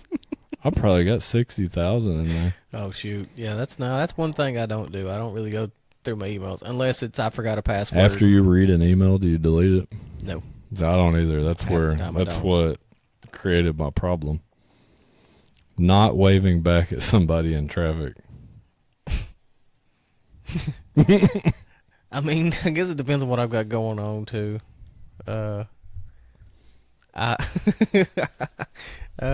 I try to wave back, but I'm guilty of it. I guess it depends on what kind of music I'm into at the moment. Yeah. What kind of mood I'm in. And I've noticed some places they're not so friendly back if you were to speak to them. Yeah. Which I like to say I can read. I don't know. Sometimes I try.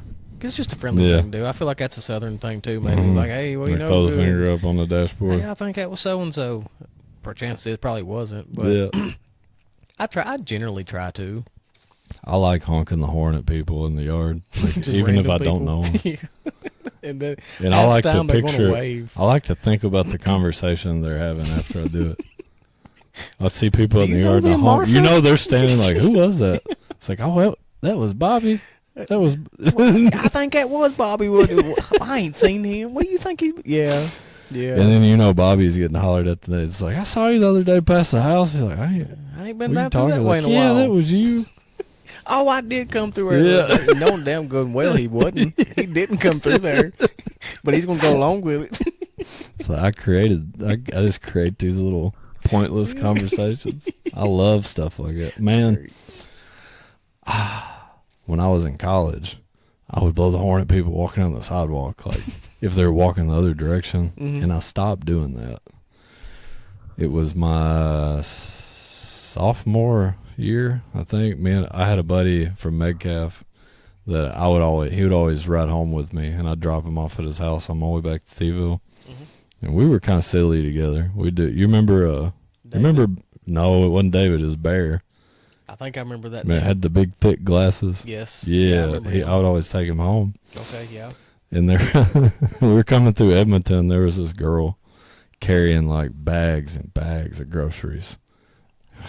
And I honked the horn. You did. And she threw every one of those bags up in the air. Scared the poor girl to death. Yeah. And it was hilarious. I laughed. Like, right. But I didn't have the money at the time to buy them groceries, so I kept going. Yeah, she probably really. Oh man, dude, she had a milk too, and that thing covered the road. Like, you ever seen a gallon of milk blow up? I mean, it's a mess. Man, we worked. You know what I didn't mention when I introduced you? What's that? When we worked at Save-A-Lot together. By George, we did. I didn't say former coworker. We did. We had some times at Save-A-Lot. We sure did. Yeah, them was some good days back then. Yeah. Man. Do you remember the people across the road used to call in on us when I would? You remember the time they called in because I'd parked on the line? I do feel like I remember that. Yeah, yes, they were called. some picky people. They called to tell Peggy that I'd parked on the line. Like, that's crazy. Yeah, there were some good times had in the Save-A-Lot. Me, you, John Dewberry. Yep. Jordan worked up there for a little bit. Yep. Tyler Hall was there for a little That's while. where Jordan met his wife, wasn't it? Yeah. Didn't he meet Delaney at Save-A-Lot? Yeah. Yep. Tyler Hall worked up there with us for a little bit. Yeah, because I won't never forget, because I was working at Priceless at the time. Yeah. I worked at Priceless, and I was like, I'm going to go work at Save-A-Lot. And they was like, you're going to go work at the competitors? Like, absolutely. Yeah.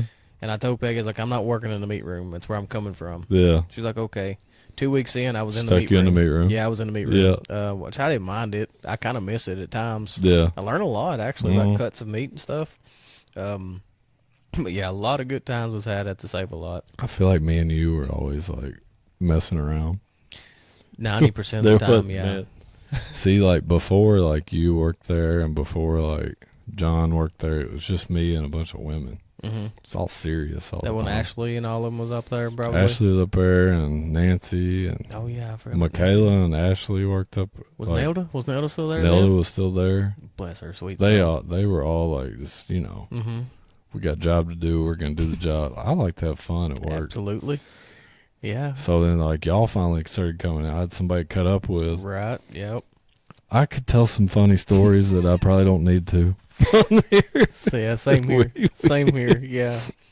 Oh, What I was actually going to say, I know we could talk about it, but my one and only college visit that you took me to. Yeah, I got to thinking about that the other day when you asked me to be on here. I was like, man, oh man, that was a good time. Yeah, that was. That was a really good time.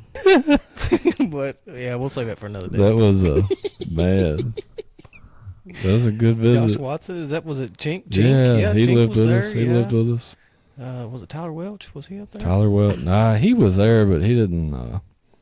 I don't know if he was there that day on your visit. I don't think so. The ones we hung out with, like David and hung out with a soccer team. Yeah, yeah, soccer team. Yeah. Man, that whole apartment complex was soccer players, dude. Yeah, that was a good time. Some of those dudes played pro soccer. No kidding, really. You met, man, I don't remember his real name. He went by Tsunami. I feel like I remember that name. He played at in Nashville, like the Nashville pro soccer the Sounds team or whatever. No the what are they called? I know it's Nashville FC. Yeah. They're on the FIFA game. If you buy FIFA, you can play with. It might just be Nashville FC, but I'm not 100% sure. I don't know. I'm not a big soccer dude. I don't really know. I don't know if they like even have mascots. I don't know. Do they? I don't know. To be honest. Yeah, because you got the LA Galaxy, so they do have to have something. Yeah. I don't remember Nashville's though.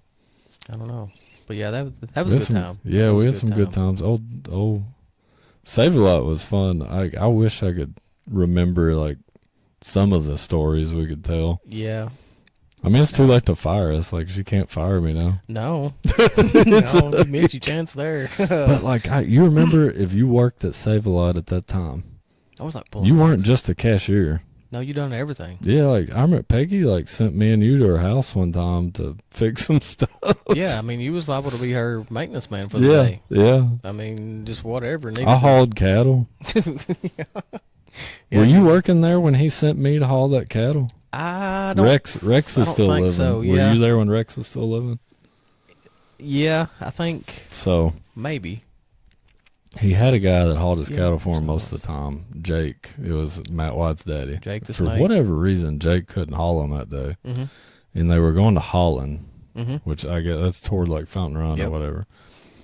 And he pulled me out. He pulled me in the office. He's like, "Hey, I got these cattle I need hauled off." I'm like, "Yeah." It's like, "You care to run down there with me or whatever?" Or, no, he didn't go. He said, "You care to do like run?" And I thought like I was going with Jake to like help him Mm-hmm. get him out or Right. what. You know, I grew up on a little farm and my grandparents had cattle, but I was like not involved. With working or anything. Yeah, I didn't You work didn't do cattle much or with it, anything. yeah. I fed them. Right. I fed them and watered them. Right. That was it. Yep. I didn't know like much about them. Yep. So, long story short, he pulls me up there. He's like, throws me in the truck. I'm like, "Why am I in the driver's seat?" He's like, "Oh, you haul these?" And I said, "Rex, I've never pulled a trailer. Mm-hmm. I was still in my early 20s. Right.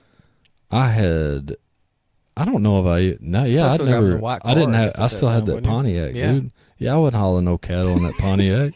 No.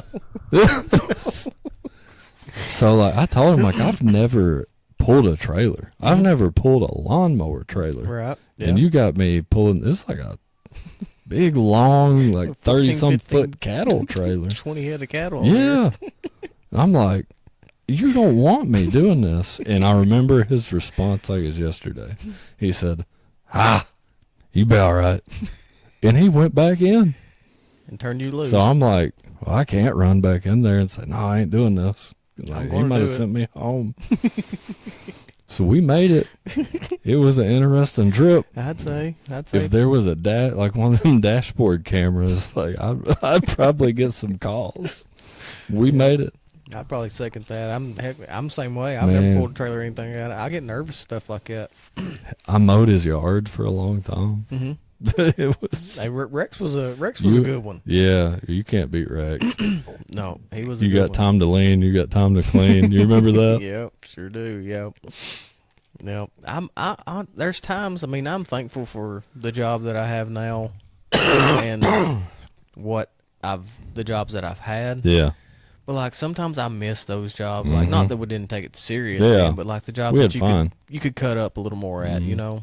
Which, like I say, I understand everybody's got to grow up. Some people have harder times with that, but If I could, man, I ain't gonna lie, dude. If I could make like my money that I make now teaching, working to save a lot, oh, absolutely, yeah, I'd go do that. yeah, absolutely. That was awesome. That's even like when I quit the bank there for, well, I call it my 3-month vacation. But when I went to Walmart for a couple months and done Yeah. lawn and garden, like that was something totally different than what I was used to. 'Cause, I Yeah. mean, at that point, I'd done been at the bank for Mm-hmm. 5-6 years. I never really worked outside, you know. Yeah. Not that I was opposed or still Yeah. opposed, but I got to have a lot of fun there. Yeah. You know. Of course, I'm a people person. I like talking. I've always worked with the Yeah. public, but like, I worked at Walmart for a little bit. I don't know. I mean, but that was short-lived career. Do you remember there, me too. working at Walmart? I was a cashier. I vaguely do. Yeah, This I was do. like 2011. You would have still been in high I school. was still kind of a young pup. Yeah, back man. I then. would see like I don't know. I don't remember like you per se coming through. I remember like y'all us, coming yeah. through the line all the time. I'm working like late at night. I do feel like I remember that actually. You learn a lot about people Yeah. when you're a cashier. Yeah.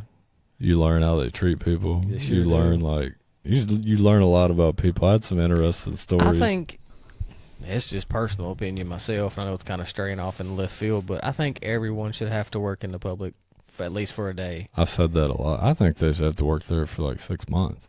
You would treat people different. You learn how to talk to people different.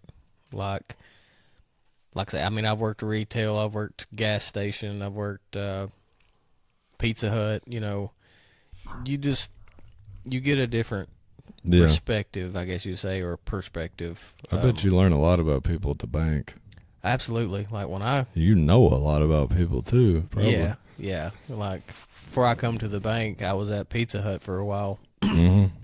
And I miss those days too because Yeah. I had some really good times at Pizza Hut. I've made some really good friends that way. Yeah. And I thought messing with people's food was bad. It's like, oh, I asked for a pepperoni, it's a sausage. My bad. But messing with their money, Mm-hmm. oh, dude. And like, I mean, I can't go into a whole lot of detail, Yeah, but like yeah. some of the stuff that you see and you think, man, oh man. Mm-hmm. If I didn't work here, I would have some different thoughts. Yeah, yeah. I but- bet you ever have like somebody like that old guy that's driving like a beater car and dressed like he ain't got a nickel to his name Yeah, and then pulls out and it's a wad of hundreds. yes, sir. Yeah, Yeah. or has got a chunk in the bank. Yeah, I remember early in my banking career, and I won't mention no names or Yeah. anything, but a guy had walked in, and I was still young at that time, so I didn't know him, but I thought, well, who's this old whippersnapper? You Yeah. know, he might have 14 cents. No, little did I know he had like almost $500,000 in the bank. And it was Ooh. like, So I learned real quick, don't judge a book by its cover. Yeah. Because those people, they've lived a simple life, and that's all Mhm. they've ever known. They drive the 1987 clunker, Yeah. floorboard rusted out, knowing that they've got enough money in the bank that they can buy 17 of those. Yeah. Which I mean, hey, to each your own, whatever. But yeah, dude, I've met a lot of people, and like I guess you'd say, you kind of have to take a step back and say, well, what if I was in those shoes? Sometime. Yeah. But then I see the people with like $1,300 car payments, and it's like, how Yeah. in the heck are you paying this, Yeah. dude? Which, hey, well, like a guy say, more power to you if you Yeah. can, but like this guy ain't, Yeah. But yeah, you learn a lot about people. So Like how- they just How long you been at the bank now? this September, November 27th. What I say, September? Shoot. You took like a little 6-month vacation or something. Yeah, I jumped around there for a little while. This November would make 9 years Mm-hmm. that I've been there, and I mean, I've been on the front line as a teller for most of it. Then I went to the main operations center in Glasgow. I done like the back office side of the loan department. Yeah. And then that's when I left, went to Walmart for a little while, and went to Kelly Emmerich's junkyard for a very short time. But then I went back to the bank, and I went to the back side of like the, I guess the frontline department, like Yeah. the Taylor department, like call center type deal. And that was all right. I didn't mind it. Mhm. I learned a lot that I didn't know from being a teller. Yeah. But I'm more of a face-to-face person. Like Yeah. the talking on the phone, yeah, I don't mind that. I'll help anybody if I can, but I really talk to you face-to-face myself. So I wanted to get back to the Taylor line. And then ever since I've been back on the Taylor, I've been in Fountain Run. And No, you strictly in Fountain Run. for the most part, yeah. That's like a yesterday. different world down there, ain't it? Oh, man, it's it's Yeah. totally different. Of course, when I was up here in town, Yeah. as we refer to it, in town next to Walmart, it ain't nothing to run anywhere from 50 to 100 transactions a day. Yeah, just man, you know one that person that's what people call it, like from here too. from town. Yeah. Like I had buddies from Glasgow, I had buddies from Metcalfe County. They all like, oh, you from town? Yeah, Yeah. dude, it's just referred as, yeah, I'm from town. I'm like T-ville. But yeah. But the biggest change for me from being like in town in Fountain Run is just the pace. Like say anywhere in Tompkins in town, Yeah. you can expect to run anywhere from like say 50 to 100 transactions a day. Yeah. Now Fountain Run, there's some days I do good to hit 25. Oh wow. It's a big change of pace. So like on a slow day, like what are you doing like between transactions? Every day at 10 o'clock, I watch The Price is Right. That sounds like a very like fountain run thing to Yeah, do. dude. Like, and there's even customers that's picked up on it. They're like, "Is your program started yet?" Yeah, I said, well, yeah. you got 30 minutes. So, you care to do this CD real quick? I've got one guy. He knows actually from 10 to 11, the Price is Right is on. Yeah, He will literally come before, and he will come after. yeah. Like, he come here a while back, and he said, "Well, I was going to come this morning, but I didn't get to leave until about 15 after 10, and Yeah. I knew your program was on." And I said, "Well, I appreciate that, but you could have came on and just watched it with me, you know." But no, I mean, me and Krista, we've got our own, I guess, like I said, little TV schedule Yeah. down. I mean, So like, how many people is working at a time there? two. Well, Two? three. Yeah. It's me and my coworker Krista Claywell. She's my other tailor with us. Yeah. It's me and her, and then Sonny Turner is our loan officer down there. Okay. So there's three people in the building. Yeah, But a lot of days, man, Man, it's just banking is cake. the banking world's changed a lot. It's changed a whole lot just like, in my almost 9 dude, years of like being back there. when we were young, like you needed a loan for a car. You go talk, or like a house or whatever. You go talk to your loan officer and like, They used to make a phone call and yeah, come on up here and sign the like it papers. felt like two people. Mm-hmm. What am I trying to say? Felt more personal. Yeah.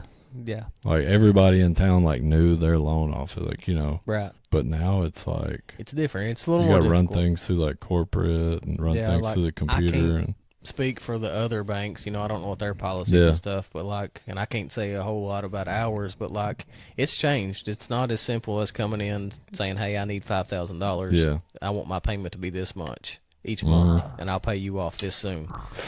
I mean, there's paperwork that goes along with everything. There's chain of commands. There's processes. Mhm. You know, like 15 years ago, you could have walked in here and got 5,000 Mm-hmm. pretty easy, but now, not so much. You know. Yeah. But there's just so many factors that go into it and stuff like that now too. But it's changed so much, and unfortunately, I mean, just a lot of it's because of, I mean, I guess the IRS, you know, and Yeah. like what affects me the most on the front line is scams, Mhm. like fraud. Like I say, Oh, that's like becoming crazy. oh yeah, I mean, like I said on John's, fraud is at an all-time high, and you can't be too safe anymore when it comes to that. I mean, And AI is making it worse. oh, absolutely, dude. But I mean, like I said, I tell people, you know, just be diligent, do your research. If you think it sounds too good to be true, Yeah, it probably it's is. probably too good. You know, you're Oh, not man. going to get a $25,000 check in the mail just because. Yeah, yeah. Like, and you would not believe the amount. Like, well, I got that in the mail. Oh, I believe. Well, did you sign up for anything? Well, Yeah. no. Well, dude, this is fake. Yep. You know, but they will And find a lot us. of the times, by the time they're talking to y'all, like it's Oh, you know, they've pretty been quick. got. Yeah, you know, pretty quick. Yeah, but you know, we have to do our diligence. Oh, I didn't mean to get us sidetracked on that. You bring up, get Save a Lot on the brain, man. It takes me back. I can remember like me and you would get off work at 7, and we'd sit in the parking lot. For quite some time. We'd sit in the parking lot 30, 45 minutes. I Mhm. still smoked back then. Yep. We'd smoke a Marlboro, Yep. sit and talk, sit on the tailgate. Go make a few circles around town. Yeah. You know? Yeah. It was good times, man. Yeah, they good were times. simple times. You remember when we worked there, people would call us like wanting Red Barn. Mm-hmm.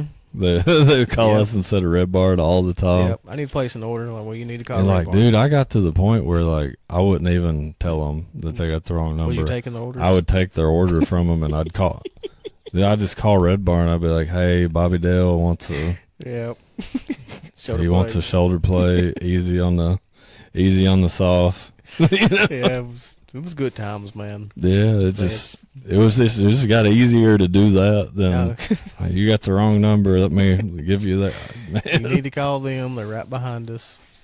Yeah, it's so crazy to think too that like we drive by now, say, well, it's not there. Yeah, Like it's our kids are nuts. not going to know that Save-A-Lot But was the once cardboard box is still there. there. The pad's still there, you know. You remember the cardboard?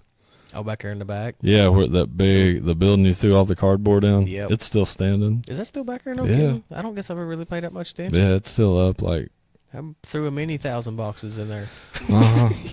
we'd have to pull boxes. Man, pulling boxes. I always wanted volunteered. Like Never cared when one she'd come bit to through, do that. she'd come through and say, "I need somebody to pull boxes." Like me, And got it. I am tired of standing at this register. Yep. We ain't had a customer in 3 hours. Like, let me go pull some boxes. Even when Mom worked there back in the day for Rex, as a small youngin', I'd go up there with Mom, and she'd be like, "Harley, go get a cart and pull these boxes." I'm like, "You got it." And I guess that's where I didn't mind it as I got older, and I actually worked there. You worked the truck with us too, didn't you? Yep. Man, you remember we'd get this? Oh, what were the truck names? There was a different name for each size truck that we would get. Oh. You'd have the super truck. Yeah, those was always dreaded. What was the little one that had all the freezer stuff on it? You'd get a freezer truck, you'd get a super truck, you'd get then there was 2 other size loads you'd get. Yeah, had you not asked me, I probably could have told you. But now I've drawn blank. And I ain't thought about can't. that in 10 years. No, dude. But yeah, I always hated the big truck days. You could ask me like where something was, and I could still tell you what aisle it's in. Did you ever drink the Deja tea? Yeah. Oh my gosh, me and Cody York would drink the fire out of that. Do you remember when we would be out of like bread, or like we would be out of like a Save-A-Lot brand thing? People would be mad about it, and Peggy would send us to like Edmonton Save-A-Lot to get it go and get the same stuff. Yes. Yeah. Because you had to have the Save-A-Lot value. Yep. Yeah. Man. Because I used to get on the pallet jacks and like do them backwards, or jack them up way too high. Oh man, yeah, that was some great days. Oh, great days. Barry worked up there with us. Yep. God rest his soul. Yep. Barry, you couldn't beat Barry, dude. No, Barry was a great guy. He always had some different like advice to give you, and he would work circles around all of us. He left Save-A-Lot, went to Monroe Feeding Farm. He did, didn't he? I forgot about that. He did. They all talked about how hard of a worker he was. Yep. You remember having to check the back and stuff when we'd close up? Yep. Were you working up there when we got robbed? No, I don't think I was at that time. I wasn't on shift, but I got so. like she called me up there. No, Save-A-Lot. Who was working that night? Might have been Nancy. Some guy came in and he had like steak. He had like went to the meat department and stuffed steaks in his hoodie and like down his pants and stuff. And I think it's all he stole was steaks. Steaks? But like whoever was on shift that day had like said something to him, and he took off running like through the back door and then went through the woods. I feel like I do vaguely remember that now. Yeah. Because it's been a while, but I feel like I remember that. Yeah, I got called in. It was always kind of trippy going back there in the back. Shut the lights off and everything. Because you never knew. It was open door back there most of the time. Anybody just go chill out behind the cereal. You'd have to go walk in the back, check the big watermelon tub. Yep. You'd have to close the garage door, lock it 3 times, the back door, and then close another back door. Yep. Check the freezers. Yep. Dude, I could still walk through like closing the store. Yeah, it's wild. You remember having to do the computer thing with the money? Yep. Whew. Yeah, it's pretty wild.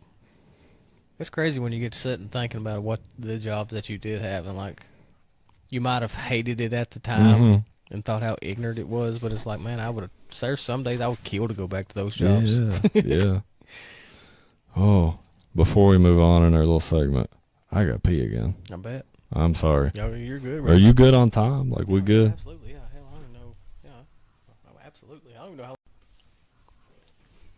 Woo. Sorry about that, everybody. When you got to go, you got to go. You gotta go.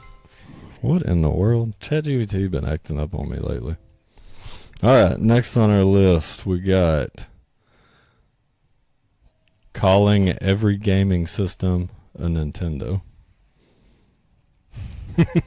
I guess it's more. I think more like the old timers. Yeah, makes me think of my grandma. Yeah, you've been playing that Nintendo. It's actually a PlayStation, but you can call it that. Oh, yeah, it makes me. Man, I can hear my grandma saying that to me. Mm-hmm. Oh, this one's crazy.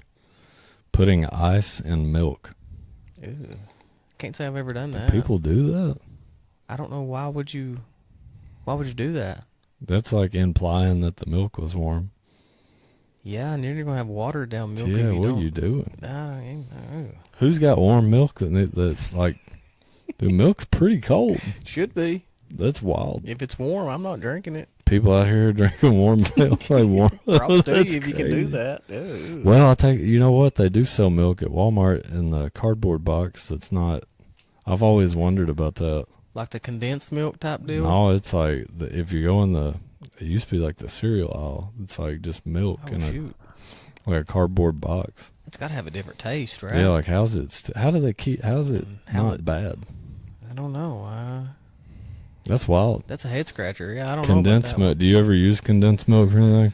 Not that I'm aware of. I myself, I don't. So, the only thing I've ever seen it used for, my grandma always had condensed milk in the cupboard. And when she was out of milk, but she was making gravy, she would use that condensed milk to make gravy. Now, I remember, like, back in the day, Granny used it for different things. But now, myself now, no. Yeah. And best of my knowledge, I don't think Bree uses it for anything. Using your blinkers in a parking lot. Oh, like your turn signal. I guess it depends on how busy the parking lot is. Now, if it's bumping, I might flip that thong, let you know I'm turning right. That sounds like a Bowling Green problem. Ain't nobody in T-ville doing that. No, shoot, no. You better watch out when you're in T-ville. Oh, still saying YOLO. I feel like it's a shot. I still say it. Depends on what I got going on. Yeah. I don't use it as much now. I still throw it around there. But The kids at school make fun of me. They'll say something like YOLO. Yeah, guess it depends on the A occasion. lot of the kids probably don't know what it means. Probably not, honestly. Whoa, eating pizza with a fork. Not for me. Nah. I take It's the like- crazy hands.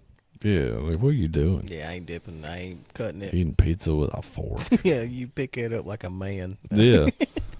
What is this?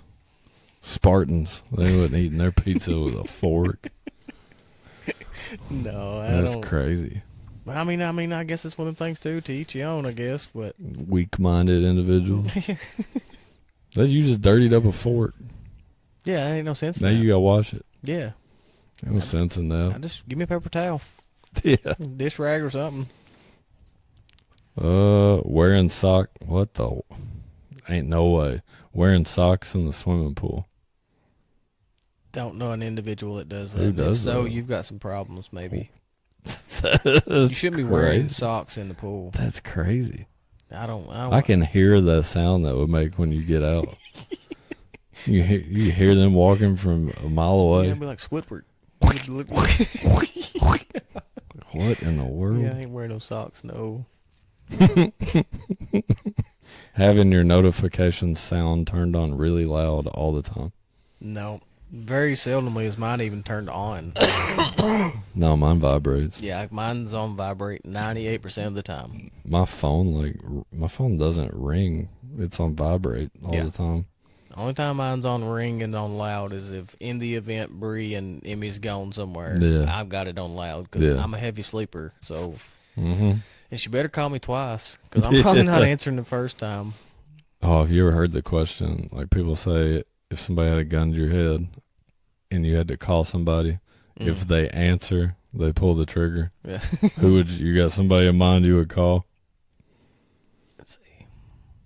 That's going to answer their phone. No, if they do answer, they pull the trigger. Yeah. So you got bank on them to not answer. Okay, yeah, I've got a couple people. Who you call it? I'm probably calling Brooks Murphy, or I'm going to call Jordan Page. I'm calling Alex Page. Either one of those, I love them to death, boys. Y'all my brothers, but they're the world's worst. They will send you a text message. You can reply right back to them. Mm-hmm. You're not going to hear from them for another hour or two. Yep. In Jordan's case, it could be the next day. And it's like, man, I done forgot what we was going to talk about at that point, but I respect you sending me a message. You ever have back. somebody call you? Or wait, you ever call somebody, they don't answer, and then they text you immediately? Yep. Like, why didn't you answer the phone? Yep. I ain't going to lie. I'm kind of guilty of that myself. Yeah. I'm just not a big talker on the phone. Yeah. Say, I just assume to send you a message. See, I'm kind of old-timey. I like a good phone call every now and then. Well, you know. People probably don't answer me because they know I'm going to keep them on the phone forever. But like Bree Yeah. will just assume to FaceTime. I'm not a big FaceTimer. Oh, she FaceTimes like every call. Every single thing. Yeah, it's just a I tell know me, hey, people. pick up something at the store. They're gonna The FaceTime only me. person that ever FaceTimes me is John Jackson. John. Now, me and him Snapchat pretty He often. FaceTimes me, like, not all the time or anything, but if I get a FaceTime, It's from him. John. Yeah. Either him or my wife. Yeah, like I say, Bree. Like, back in the day when we was playing, like, Call of Duty or, like, when he got into 2K with us, he'd like, FaceTime the group. I guess it wasn't really FaceTime. He'd do the Snapchat, like, video call. But still, same. And he'd get on there. Me, you know. He'd get on. You know how he is. Oh, yeah, absolutely. Always goofing around. Yeah, always doing something. Yep. Man, what about the Warzone days back when we used to run? Man, it was good times. Good times. I'll say this about John. Like, you never knew what you were going to get with him on Warzone. You were liable to log in, and he's locked in, grinding, trying to be serious. Or you liable to get on, he goofing around. Having a good time. Doing donuts on the four-wheel. I remember, were you on that night? Me and him, Chad Wilson was playing with us. And me and Chad's goofing around in that Jeep and got us all blown up. Did it make John mad? Yeah, I was probably involved in there somewhere. Yeah. Yeah. Because somebody shot us with like a rocket or whatever and blew the whole team up. And it just got quiet. Yeah, John was mad. Yeah, John he said, mad. Okay. You can tell when John's mad because he would do the like the little noise. So, yep, I knew that was going to happen. Yeah. Yeah, no, Warzone, man, that was such some fun times. And I'll tell you what game he never took serious with me was 2K. 2K? Yeah, we'd be playing. Me and him be on rec. And like, have you ever played 2K with people? Like, I've never really played online. It's always that slight lag. Yeah. So are you like familiar with it though? Yeah, yeah. So me and John, this was before we had like a squad to run with. So it'd be me and John playing rec 5v5 with randoms. So we got 3 random teammates. Right. I was always like the center, or I was the point guard, and John was always the 4. So the 4 catches the tip. Right. John would catch the tip, take 2 dribbles, and pull. Sounds about right. Every time. Sounds about right. So you can imagine how much our teammates gave us the ball after that. Probably not much. Yeah. Probably not much. And he's over there dying, laughing. I'm thinking it's the funniest thing ever. And I'm like, John, if I did that on Call of Duty, you would eat me up. Yep, that's classic John. Yeah. Yeah, man, that's had a lot of good nights. Oh yeah. On the Warzone. A whole lot of good nights. That was that the peak, like, gaming, you think, COVID? I think so, yeah. Like, don't get me wrong. It wasn't nothing to be up there at 3 a.m. playing. Absolutely not. And start at 7 or 8 at night. Or sometimes earlier, you know. But that was one of them things, like, never wanted COVID. Now, I've had it a few times now. Now, knock on wood, never been serious case of it. But, like, if I thought I had been around somebody that was, you know, I had no problem in the world. I'm like, hey, I was around so-and-so and they just got diagnosed with COVID. Like, I think I need to stay home. Yeah. Well, let me stay home and it was on the Xbox, you know. Yeah. COVID Warzone was great. Oh, man. Great. Oh, it doesn't feel like it's been 6 years ago. It really don't. That's crazy really to think don't, about. man. 6 years. Because that was the thing with, like, with me and John. I mean, we was always friends in school, you know, but after we graduated, classic, go your separate ways, everybody doing their own thing type deal. And then I don't even know, like, how we even rekindled that. Even, like, with you as well. Yeah. Like, it's like we didn't talk all that much. We still friends, you know, speak when we sing. But then all of a sudden, next thing you know, we're all on Warzone together. And it's like, I don't think since then, like, there's been a day me and John, we don't go longer than a couple days without talking to each other. Now, half the time it's something stupid or inappropriate. But, but like, I don't know, man. And, like, that's the thing is that I feel like that brought so many people, like, closer together, rekindled friendships, and even started new friendships and stuff, you know. But, yeah, I had zero issue playing for hours. Oh, yeah, for sure. whether it was Warzone or. And I don't really play Call of Duty anymore. I don't either. Warzone. You remember when Cold War came out? Yep. That's when I That's when they crossed the map up. Well, they had changed the map. they came out with that DMR. Yep, that's if when you if you didn't have the Cold War guns, you were obsolete. Yep, because that was when they two tapping. Yeah, the DMR. if you were still running off the OG Warzone guns, you had no shot. And you come up on a dude with a DMR, you're just done. Yep. And I wasn't buying Cold War. I didn't care for it. Yeah. I don't even know. I don't know that I even bought the game. I might have just got the Warzone version of it or whatever. Yeah. But no, I did not dig that whatsoever. No. And if they would bring Verdansk back, oh yeah, I would come back. I'd find some time.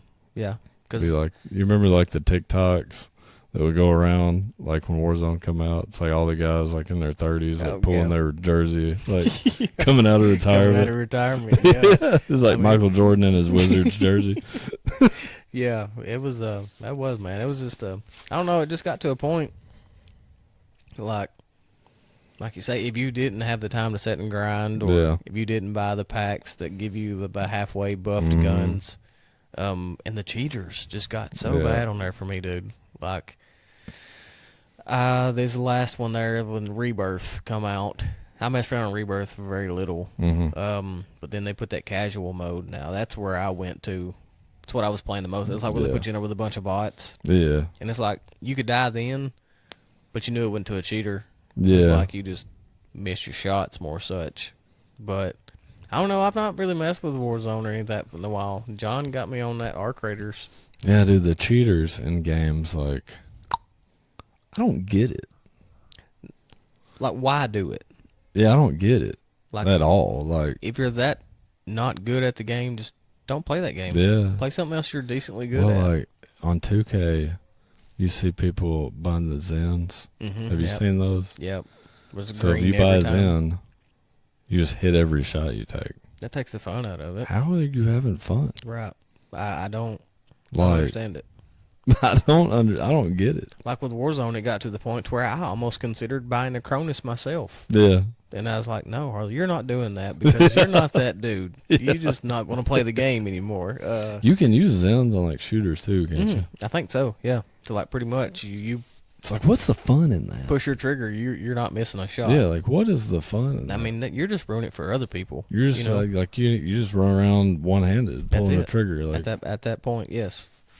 And it's that's like me now. I come home, if I get to play Xbox, I want to have fun, just relax. Yeah.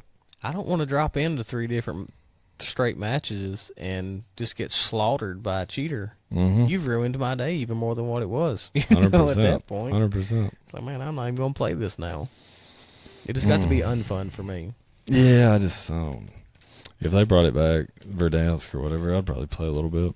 Oh, yeah. Yeah, I'd give it a shot again.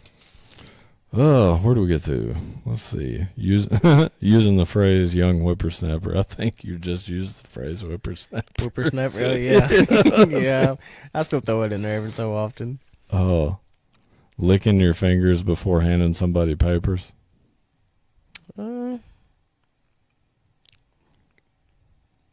I mean, if they're going to be stuck together, I'm bad about that at the bank. Yeah, I'd rather you lick your fingers than me have to wait for 5 minutes for you to get them papers apart. Yeah. Some people just weird some about people that stuff, struggle. It's just lick your fingers, brother. Oh, what else we got? Eating pizza before, having notifications sound on. We did that one. Mm-hmm. Sitting down in the shower. If it's just been, I don't know, man. If it's just been one of them days, yeah. you just dog tired, you just really and just need a minute, I can maybe understand that. Just let the water run over you. Do you have somewhere to sit in your shower? No. Yeah, where are these people sitting? In the bathtub? Man, take a bath. At that point, yeah, just take a relaxing bath. Yeah, I mean, I'm picturing those hotel rooms that's got the handicap. Yeah. Those are kind of cool. Those are kind of cool. I can get behind that. Yeah, but just, I don't know. I mean, I'm not sitting it. Like I say, at that point, just take a bath. Yeah, if you're sitting on the floor of the tub, man, take a bath. Yeah. Yeah. I can't. I'm thinking about that right now. I'm like, I'm going to have trouble getting up. Oh, absolutely. I'm 34. Man, I'm not. Yeah, my knees hurt. I ain't 24 anymore. No. The knees Yeah, hurt. thank you, football, for that. My knees like make noises now. Oh yeah, like I'm not even sure mine should be looking like this, but Yeah, I got like clicks going on and stuff. I can get up. I can get up, dude, and just pop more in a box of Rice Krispies. And I'm like, what? Bria say, what was that? I'm like, I don't know. Take your pick. Hip, back, knee, something. Yeah. And people's like, oh, you're still young. I'm like, but I feel old, dude. Like I'm feeling it. And like, you ever say something about getting older and all that to somebody that's already 45? Mm-hmm. Like, oh, you're not like, man, don't you Just wait. condescend Just wait till you turn me. 40. Well, I don't have to because I'm already feeling it, man. Yeah. I know I'm still too young, but I'm feeling it, and I can't help it. Oh man, rewatching the same TV show every single night. Talking like different. I don't know. It's episodes? just what it's like. I guess it means binge watching it. Like that's your show. I guess. I mean, I ain't got no problem with that. Mm-mm. There's some shows that I can watch a million times, like Breaking Bad. I've watched that all through like 4 or 5 different times. Yeah. I wouldn't have a problem watching like Sons of Anarchy again, Yeah. But now the same episodes every night, I don't Yeah, know if that's I a can little too get down far. with that, Adults that call it their tummy. Tummy. Yeah. I mean, My tummy hurts. yeah, I ain't using that term much anymore. That's wild. Unless I'm talking to the little ones. Like, Yeah. tummy hurting? Yeah. But even then, no, it's still belly. Yeah, I don't. can't, or my Tummy's stomach. wild. Yeah, I ain't using tummy. No. That one's crazy. Oh. Walking around your own house with shoes on. I'll have socks on, Yeah. but I'm not a shoe. When I get home, my shoes come off. Nah, yeah, it's jeans and shoes. Yeah. Well, I guess shoes and jeans. Now there's times like, If I'm taking my jeans off over my shoes, I'm probably crazy. well, no, I mean, shoes come off. Like I'll wear socks until I go to bed. But now there's nights Bree comes in and it's 3 or 4 hours. I'm like, hey, why don't you kick your shoes off? Stay a while. She's like, well, I forget I've even got them on. I'm like, how do you forget that you have your shoes on, yo? But there's times I wonder about her anyway. I love her to death, but but yeah, no, the shoes is coming off when I get home. Oh, holding your phone 2 inches from your face. No, I ain't keen on that. It's probably time for glasses, brother. Yeah, yeah. Like I've got glasses, and I still have problems seeing sometimes. Yeah. But I ain't sitting like this, This next one's crazy. Let's get it. Putting ranch on spaghetti. Do you do that? I do not. Now I'll eat ranch with a lot of stuff, Ranch on spaghetti? but not spaghetti. That's. Not spaghetti. I see people eat ranch on pizza. Yeah, no. I guess it probably tastes similar. Yeah, I guess the I just can't marinara get part behind of it though. I ain't gonna say I won't try it now that Yeah. you said that. I've never really thought Ranch about on spaghetti. it. I never thought about that. I know, but I guess I won't knock it till You I try like it. cottage cheese? Absolutely not. Really? I do not. Never mind then. I had a direction I was going, but like, if you don't like it, you ain't gonna watch it. There's a dude on TikTok. It's called Rapid Fire Cottage Cheese, Yeah. and people in the comments will tell him things to try with cottage cheese, and then he does it. Mm-hmm. It's just, I like watching it. You eat cottage I cheese? like cottage cheese. See, I don't. See, all right. So if I open the fridge, cottage cheese ain't like the first thing I'm going to. Mm-hmm. But if it's like end of the month and, I'll grab some Might be a little cottage cheese. Yeah. Throw some black pepper on it. See, Michaela likes it on a salad. I know a lot of people that do that. Yeah. Or like with peaches Mm. or something. I hear people say that, but I don't. I can't get behind I guess it's the clumpiness of it. Yeah. Which I I'm get weird. I get because that. they'll ask me immediately, what do you drink? Or I like buttermilk. And I'm like, well, if you drink buttermilk, how do you not like cottage cheese? You It's pretty drink much just, buttermilk? Oh, I love me some buttermilk, man. Like just Just straight out of the half a gallon, because it's hard to find it in the gallon. But Whoa. oh, I love me some butter. I'm not a white milk drinker. Really? Unless it's in cereal.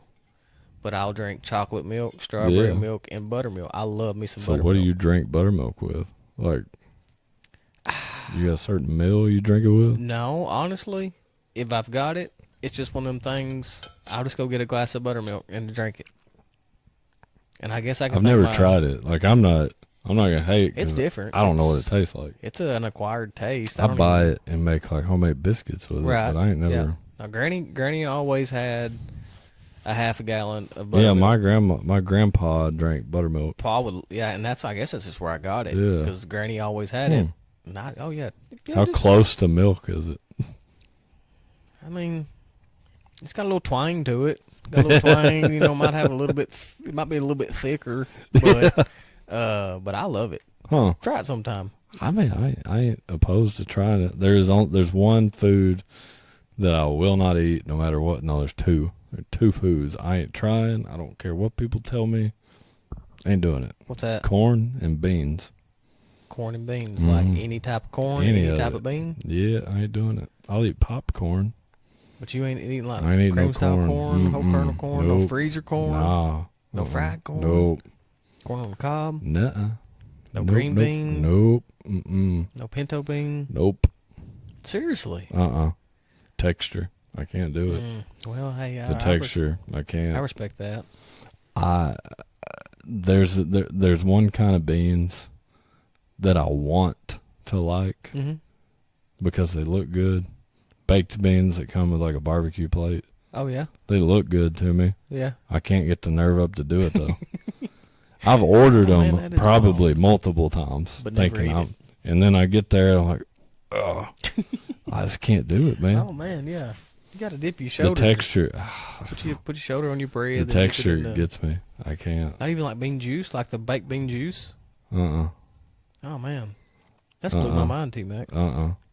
I've accidentally eaten refried beans.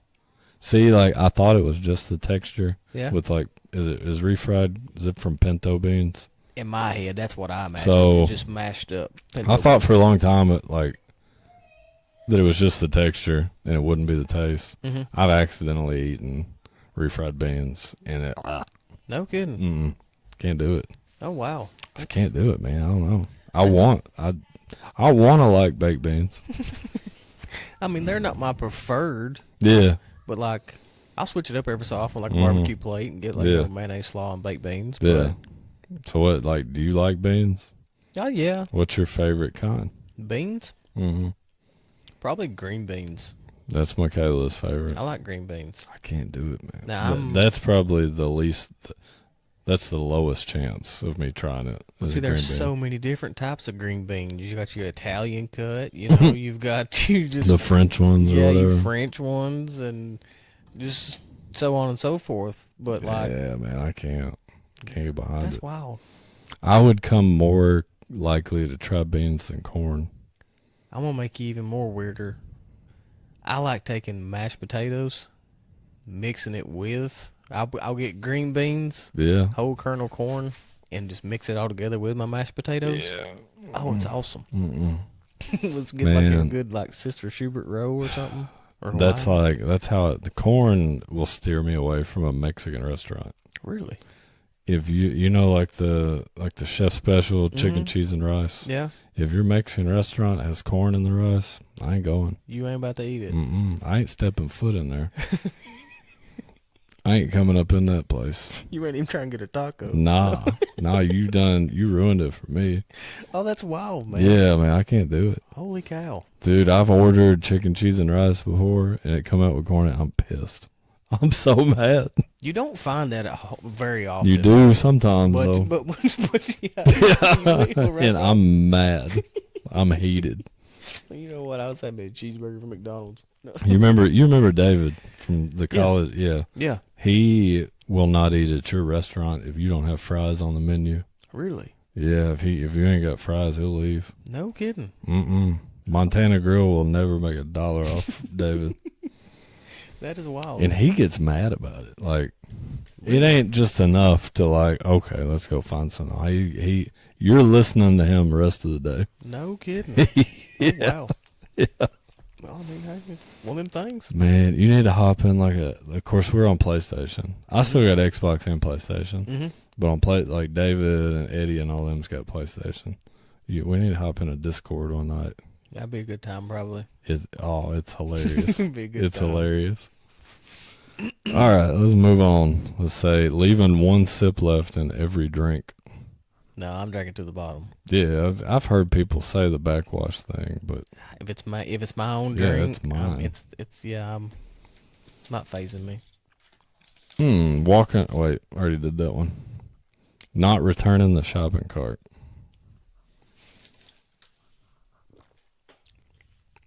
How close are you getting it back to where it needs to go, though, is the thing. Yeah. Are you just lazy and don't want to take the extra 2 steps to put it back in the return? Yeah. Or are you just literally just like, you know what? They get paid to come get these. Yeah. I'm taking it back. Yeah. Unless it is just an extremely large parking lot or something. Mhm. Or something, but just take it back. Yeah. Just push it back up there. Man, when you worked at Walmart, did you ever have to get the carts? Not, well, if they was left in the lawn and garden, we'd have to pull them out, put them back Always. together out there. When I would have I to did get a the priceless. carts, I would like it when people would leave them against the light poles instead of Back in the returns. back in the bay. Really? Yeah, it would take me longer. So that's less time I'm at the register. Oh, very true. Very true. So I was like, yeah, just leave them suckers anywhere. Keep me out here for 45 minutes. Now, I remember having to get them at Priceless, Mm-hmm. and I didn't really mind it. Well, Until Save it a was Lot, just- we only had one place to put them. Yeah, with about Now, at 6 Save a carts. Lot, it got on my nerves when you didn't put that cart back where it Mhm. goes. Because that when they boxed the inside of it, the Mhm. front of it, it was all right there. Yep. And then people would leave shopping carts at like Red Barn. Yep. Or right next door. Or you'd find, man, I found carts in crazy places at Save a Lot. But man, you remember that it's a coffee shop now. Mm-hmm. It used to be that little old The service little- station, yeah. Arvin Hume's old place. Yeah, right there across the I road. found carts over there before. That don't surprise me. I'm Yeah. like, what were they doing? Yeah. Where'd you take your groceries from here? Yeah. Yeah.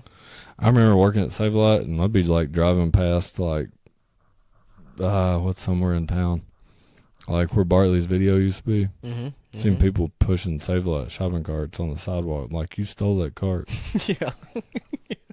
Like yeah. you 100%. Like Oh, you still see it every so often. you People can't with- steal a cart You wouldn't know. and people not know you stole it. Right, because obviously you got that from You one clearly spot. stole that In cart. one spot only, yeah. It clearly says Walmart on the handle of it, or Mhm. Save a Lot, But there was a dude that Peggy used to let take a cart home with him because he walked. Mm. He would buy a bunch of groceries, Gotcha. and Well, I mean, she would let him. that's understandable, Yeah, I guess. that was pretty cool. given the It was pretty cool of him to do that. Right. But now the one I remember seeing, that dude stole that cart. He just flat out stole Yeah, it. yeah, he Debo'd it. You remember Debo from Oh, yeah. Friday? Oh, yeah. Don't tuck mine in. Eating somebody's fries without asking. Eating. That's just disrespectful. Mm-hmm. And chances is I'm going to probably have my own. Yeah. Or you've asked me if I wanted fries and I told you no, so I'm not going to Mhm. eat yours. Yep. Unless, I am really hungry and I can't get to my food just yet. It's like, yeah, do you mind if I just have a fry? But I'm not going to take it without asking, though. That's just common decency. Man, you sure you don't want Diet Coke?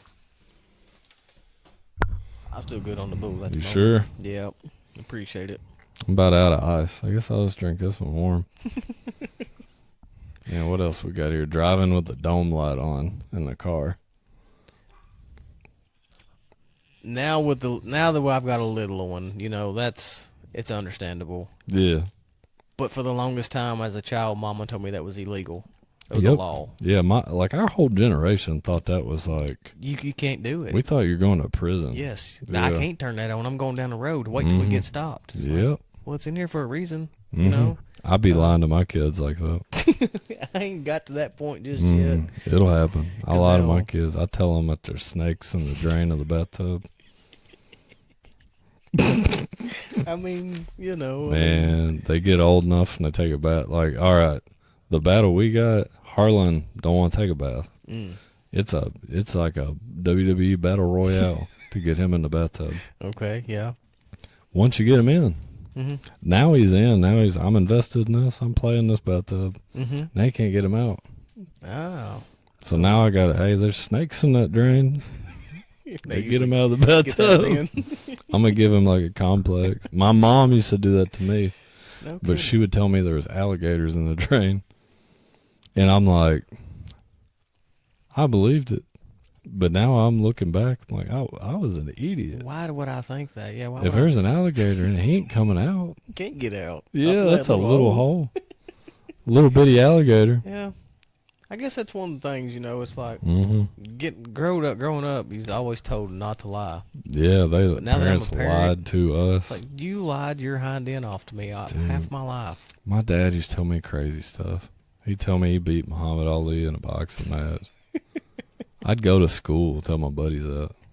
They're like, you're an idiot. No, he didn't. Yeah. You remember like the arguing about whose dad was tougher? Mm-hmm. Yeah. Like, my dad beat your dad up. No, he wouldn't. Like, yeah, my dad put the hands on your dad. My dad beat Muhammad Ali. I was like, no, he didn't. My dad told me, I swear on everything, I'm telling the truth. My dad told me that he was a passenger on a plane and that the pilot, like, passed out and my dad had to land the plane. You believed it? Yes. That was one of my bedtime stories. Every time my dad would tell me a bedtime story, it was something else he did. But he really didn't. Yeah, he didn't do none of that stuff. Well, I mean, I thought my dad was like a hero. Like I thought he was a national hero. If that happened, that would have been on the like. You mean to tell me you're my dad? Yeah, You've done all this. That would have been on the national news. He told me crazy stuff. I mean, you know, like I say, now that I'm and a I parent, go to school and tell it. I mean, I guess you just have to tell little fibs every so often. Like I say, I'm learning that myself. Yeah. Now that we've got Emory and everything. It's like, I don't know. I seen a video here a while back, and it's like when your child throws a tantrum and you can't get them to stop, just start randomly saying Jessica. Like hollering for Jessica. I thought there's no way this works. I don't know if it works on everybody's kids, but it works on mine. The first time I done that, Bree looked at me and said, "Who are you? Who's Jessica?" And I was like, "I seen a video." And like my little girl Emery, she stopped crying. She's just confused. She went to looking. Yeah, it's like, well, who's Jessica and where's she at? What? Seriously, try that sometime. Yeah, I start throwing him to start Jessica.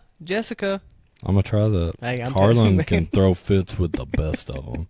Try Jessica. Yeah, start hollering for Jessica. Are y'all like? I don't mean to be nosy or like put you on the spot. Like, is having more than one kid like in the? Yeah. We said from the get go, you know, we'd like to try and wait at least a year or two, just kind of hopefully just learn what we're doing more such. But yeah, another one is definitely. They will be completely different. Your kids will not be the same. That's Personalities, way different. That's what I'm imagining.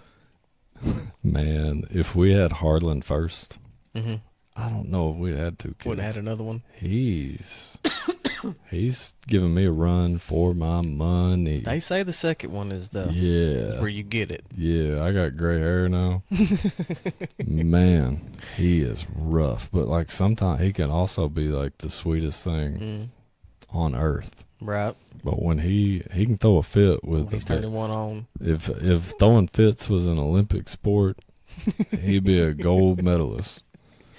I guess we've gotten pretty blessed with Emery. She's been a very good kid. Harlan's my little one. He's 3. Asher's 7 now.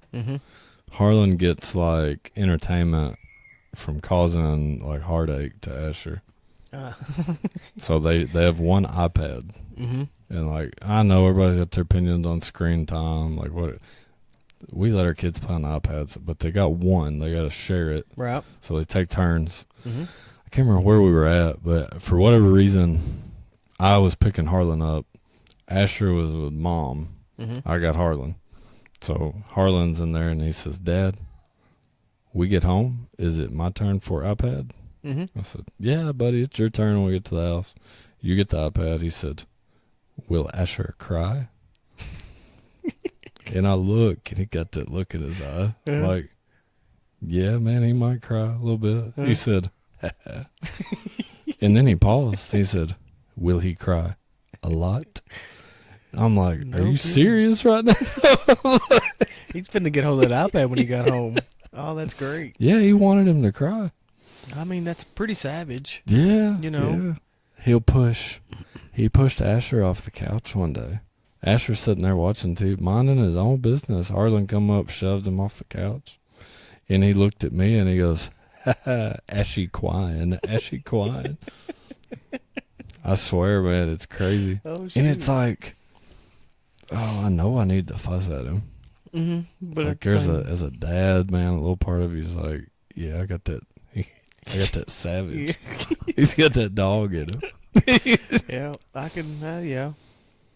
I catch myself sometimes. Asher will come in the living room and he's like whining a little bit. Like, Dad, Harlan took this from me. Mm-hmm. And I'm like looking around to see where Michaela's at. I'm like, he's 3. Take it back. What are you doing?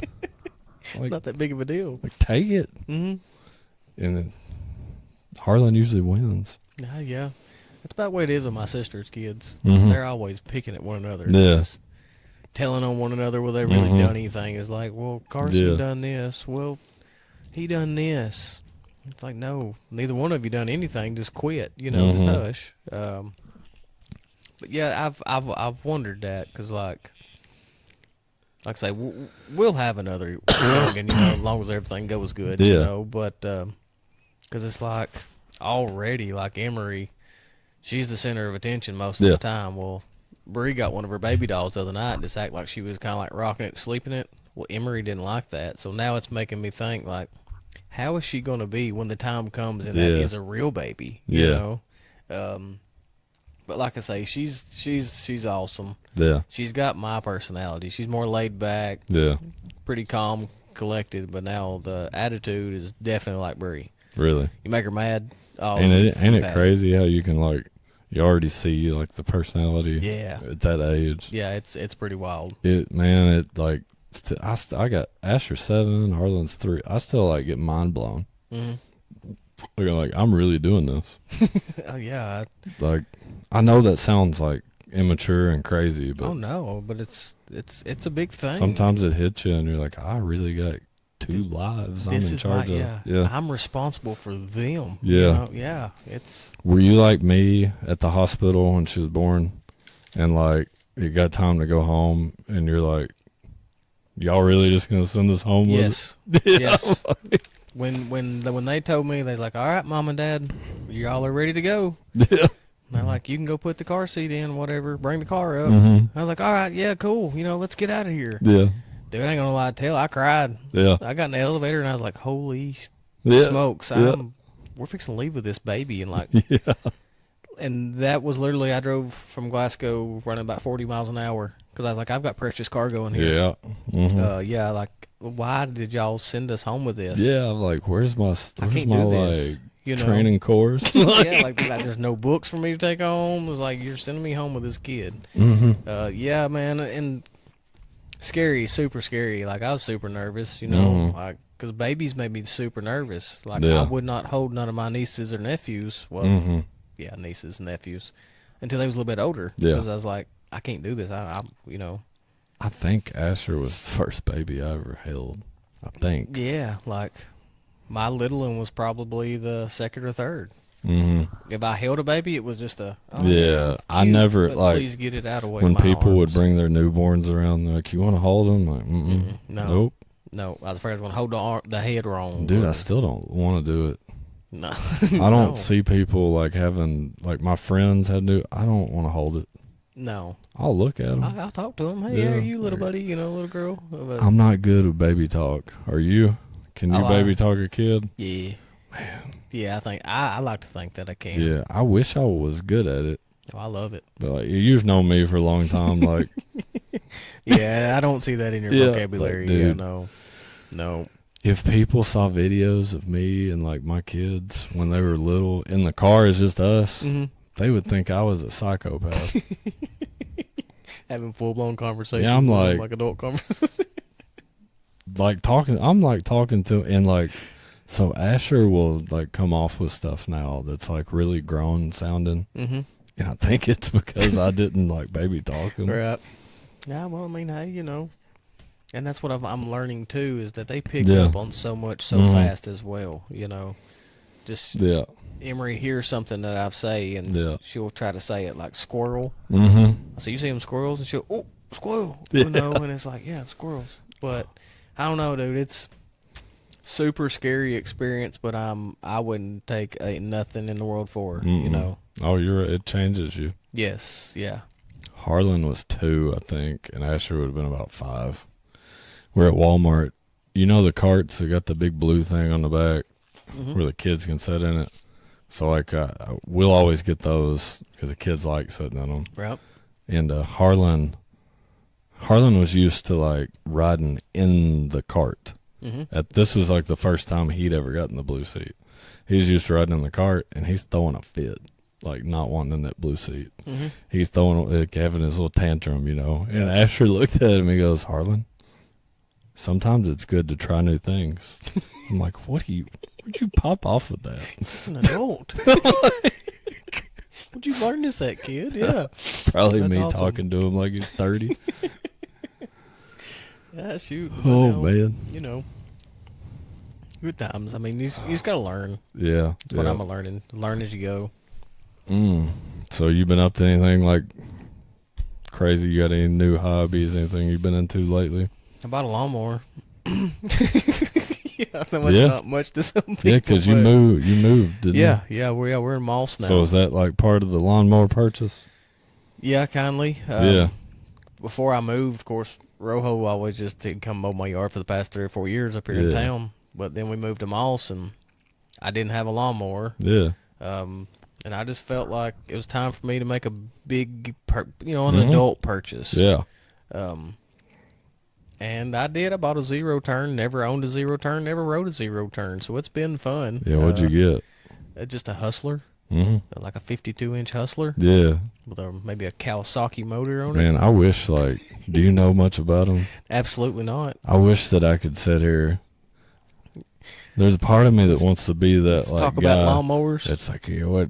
I don't know anything about it. You just said all that to me, and I'm like, I was really putting all my chips on you saying bad boy. And I'm like, I can talk a little bit about that.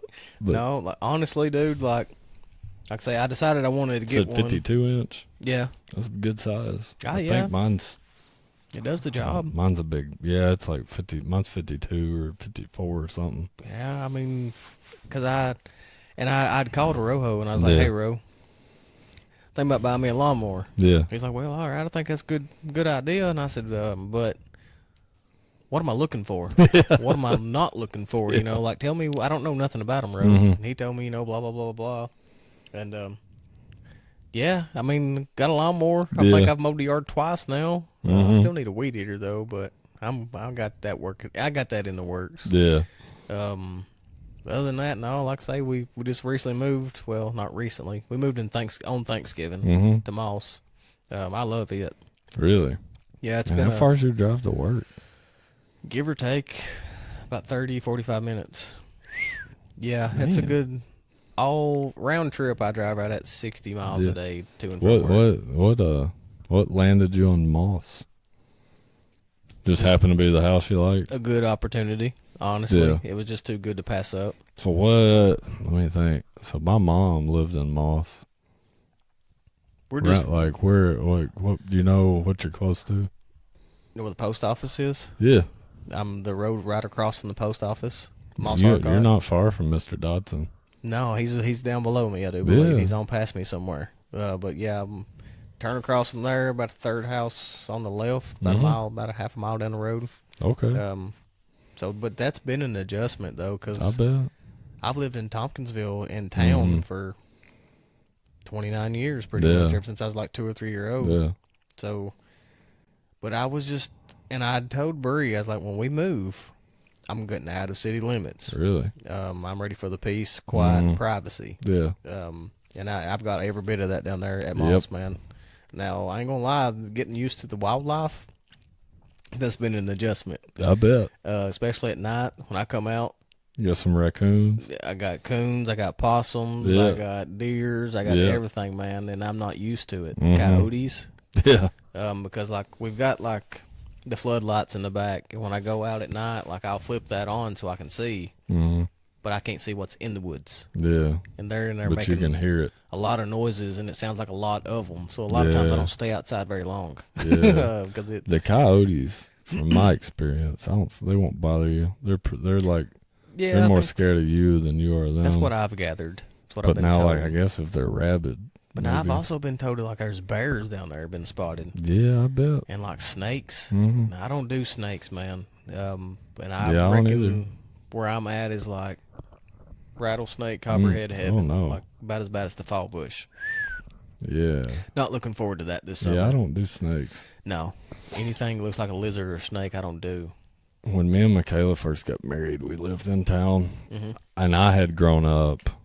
I wasn't like, you remember where we'd have the parties and stuff out on Radio Central Road. Yeah. I wasn't like way out in the sticks or whatever, but I was in the country. Yep. I was out of city limits. You wasn't in city limits. That was the only thing I was like, outside of living in college, that was the only thing I was like accustomed to. So when we moved to Mulkey Estates for like... Oh, yeah, I remember that. I guess we lived there like 3 years, maybe. That was an adjustment. About that, actually. That was an adjustment. Oh, yeah. Like, man, I ain't gonna lie, I'd walk outside to like pee sometimes. I'd gotta remember, I got neighbors. Like that. Yeah. Yeah. It's and like still like where I'm here, man, I can't be using the bathroom outside here either. Cleary's come in next door. Yeah, you I don't need to do that. And all that, you know. Or his workers. Right. Yeah. But yeah, it's like I say, I mean, I love it. So do you like it more? Oh yeah, I love it. Like I say, it's pretty quiet down there. Yeah. Now there's a lot more traffic on that road than what I anticipated. Really? The state had told me that there was, and I'm like, there can't be. There's not population of Moss ain't that big, I don't think. But yes, see a lot of police too down that way. Really? State troopers or county or what? State trooper. See a state trooper pass by every so often. Yeah. There's county. Huh. Guy worked at Walmart. Randy. He's a police down there now. Really? I don't know if he's on Salina. I don't know if he's on Salina like PD type deal or like county, but no, I do. I love it. You still got? I guess you got Tennessee tags now, then. Yeah. I'm, I guess, an official Tennessee resident. That's I got my license switched over. I bet that feels weird. It does. But I tell you, my mom. Heck of a lot cheaper. Same, really? Shoot, yeah, dude. Like, what's cheaper? The tags. Really? Yeah, like, of course, up here in T-ville, you pay the value of your car, your taxes. No, I pay like $44 a year for my plates, and that's it. That's all it is going to be every year that I'm down there. Really? Yep. Property taxes cheaper? I'm not sure about that part, because we're just renting where we're at. See, we just got our like little PVA thing in the mail. That our house, like, our property, you've been seeing that on Facebook? Yeah, I've been seeing a lot of people that. in an uproar. Yeah, and rightfully so. Yeah, I mean, I'm right there with them. I don't know what we can do about it. I mean, complain, I guess. If you can do something and get it changed, like, sign me up. I'll go. Right. Yeah. Hand me a sign, baby. But yeah, I mean, like I say, I mean, I do. I really like it down there, though. Yeah. I miss the conveniency of being in town. Yeah, I bet. Like up here across from the hospital, I was 2 minutes from McDonald's, 3.5 minutes from Walmart. I'm gonna go grab something to eat. Well, down in Moss, I ain't got that. I've got the dollar store. Did you ever eat at the hospital? Oh yeah, absolutely. Now, what do you think people like not from here think about that? It freaks them out. Yeah. I've told people, I'm like, hey, if you're ever in Tompkinsville and you don't want barbecue or Mexican, because that's all we've got. Yeah. Go to the hospital and eat. They're like, yeah. You eat at your hospital? I'm like, yeah, go to the cafeteria. It's like, you got to, yes, just do it. Just trust me. Yes. 'Cause you can't beat it, people dude. think we're nuts. Oh, yes. Yes, but you will get some of the best food. Yep. For you know, I was prices. pretty old before I knew that was a thing, though. Same here. I was working. I was a teacher before I knew people did that. Really? Yeah. Oh, wow. Because my dad, like, he never ate there. I don't know why. Right. My mom never did either. Apparently, it was the thing to do. Mm-hmm. Oh, yeah. I got hired as a teacher, and they were like, like you work places, and they'll like take orders for stuff. Somebody go out and get it, and they were sending out orders for the hospital, and I was like, what? Somebody's playing this joke on me today. Like, why? Hospital food's terrible. Mm-hmm. Like, I've been in the hospital. I ain't trying to eat that mess. Right. But no, it's pretty. Oh yeah, pretty good. Like I say, Dude, they got a good salad. Oh shoot, yeah. Shout out to the hospital staff salad. MC Heartbeat Cafe, baby, go get it. Yeah, it's wild. The burgers are fire. Mm-hmm. Like I remember when Jordan Page's mama worked up here at the hospital in the cafeteria when we was in school, and she'd call, and, "What do y'all want me to bring?" Yeah. She'd, oh man, the fried chicken is good. Mm-hmm. Oh man, yeah, like I say, for the price and what you get, you cannot beat it anywhere else in town. Cheap. No, it's pretty cheap. That's actually kind of making me hungry now. Yeah, I ain't ate there in a minute. It's been a hot minute for me. Man, as well. there's been some. T-Bill's had some good places that like closed down too. Mm-hmm. Swirlies, I miss Swirlies. Swirlies was pretty good. I miss man, their wings. That's what I was about to say. Those was awesome. Those were the best wings. Stewie P was throwing it down man, on the wings. Think we can talk him into just doing wings somewhere? I mean, be worth a shot. Those were the best wings. The ice cream was good too. Those were the absolute best wings. Yeah, they was the best ones here in town for sure. Football game coming on Saturday. You go get like 2 big orders of wings. It was big. I don't know if they had homemade ranch or whatever, but something about their ranch was better too. I bet they did their ranch homemade. Probably. Are you old enough to remember the Big Blue Q? Yep. Really? I think. Wait a minute. There's a barbecue. Ricky Hagan had it. Oh wait a minute. No, I don't know if I remember that. I thought you were talking about all right. The thing where the water district is now is what I thought you were talking about. What is it? The Big Blue drive-through that they had there. Oh yeah. I know what you're talking about. No, when we were kids, I don't know how old I was. So you know where Quality Express is? Mm-hmm. Across the road, you got Hagen and Stone. Yep. Way out in front of Hagen and Stone, there was a little building. On like the corner, like where you used to get the Hawaiian Ice at back in the day? Yeah. Okay. Yeah, right beside that. Okay. There's a little building, and at one time it was the Big Blue Barbecue. No, I don't. It was a Monroe County style barbecue. You go inside, and it was all Kentucky memorabilia. Really? Yeah. No, I don't. You know, what's his name? Festus? Yeah. He opened it. Okay, yeah. And then for a while, it was like Speedway barbecue. It was like NASCAR themed. Mm-hmm. No, I don't guess if I eat there, I didn't know. And they used to have a Hunt's Brothers like pizza. Your deposit bank, the side of the building's got the deposit bank logo. Mm-hmm. Yeah. Down in the basement of that building was a Hunt Brothers pizza place. Oh, no kidding. Yeah. I don't know why I remember all this. How is it some stuff sticks with you, but a lot of things don't? My memory is crazy on stuff. I remember like crazy stuff. I second that. People probably don't believe me with some of the stuff I remember. I can remember like things that happened to me when I was like 3. Yes. And I know people think I'm lying, but I'm not. No, I'm the same way. Like, I'm pretty sure we moved to town when I was like 3, honestly. Mm-hmm. And I remember stuff from when, because we lived out in Mount Herman as pups. But I remember stuff from my childhood out there that I should not remember. Mm-hmm. It's wild, man. Yeah. So I've done a lot of stuff. And you say this stuff and you know people like don't believe you. Oh, yeah, they're thinking, but I know I'm telling the truth. Absolutely. Yeah, you can believe me if you know. I believe you.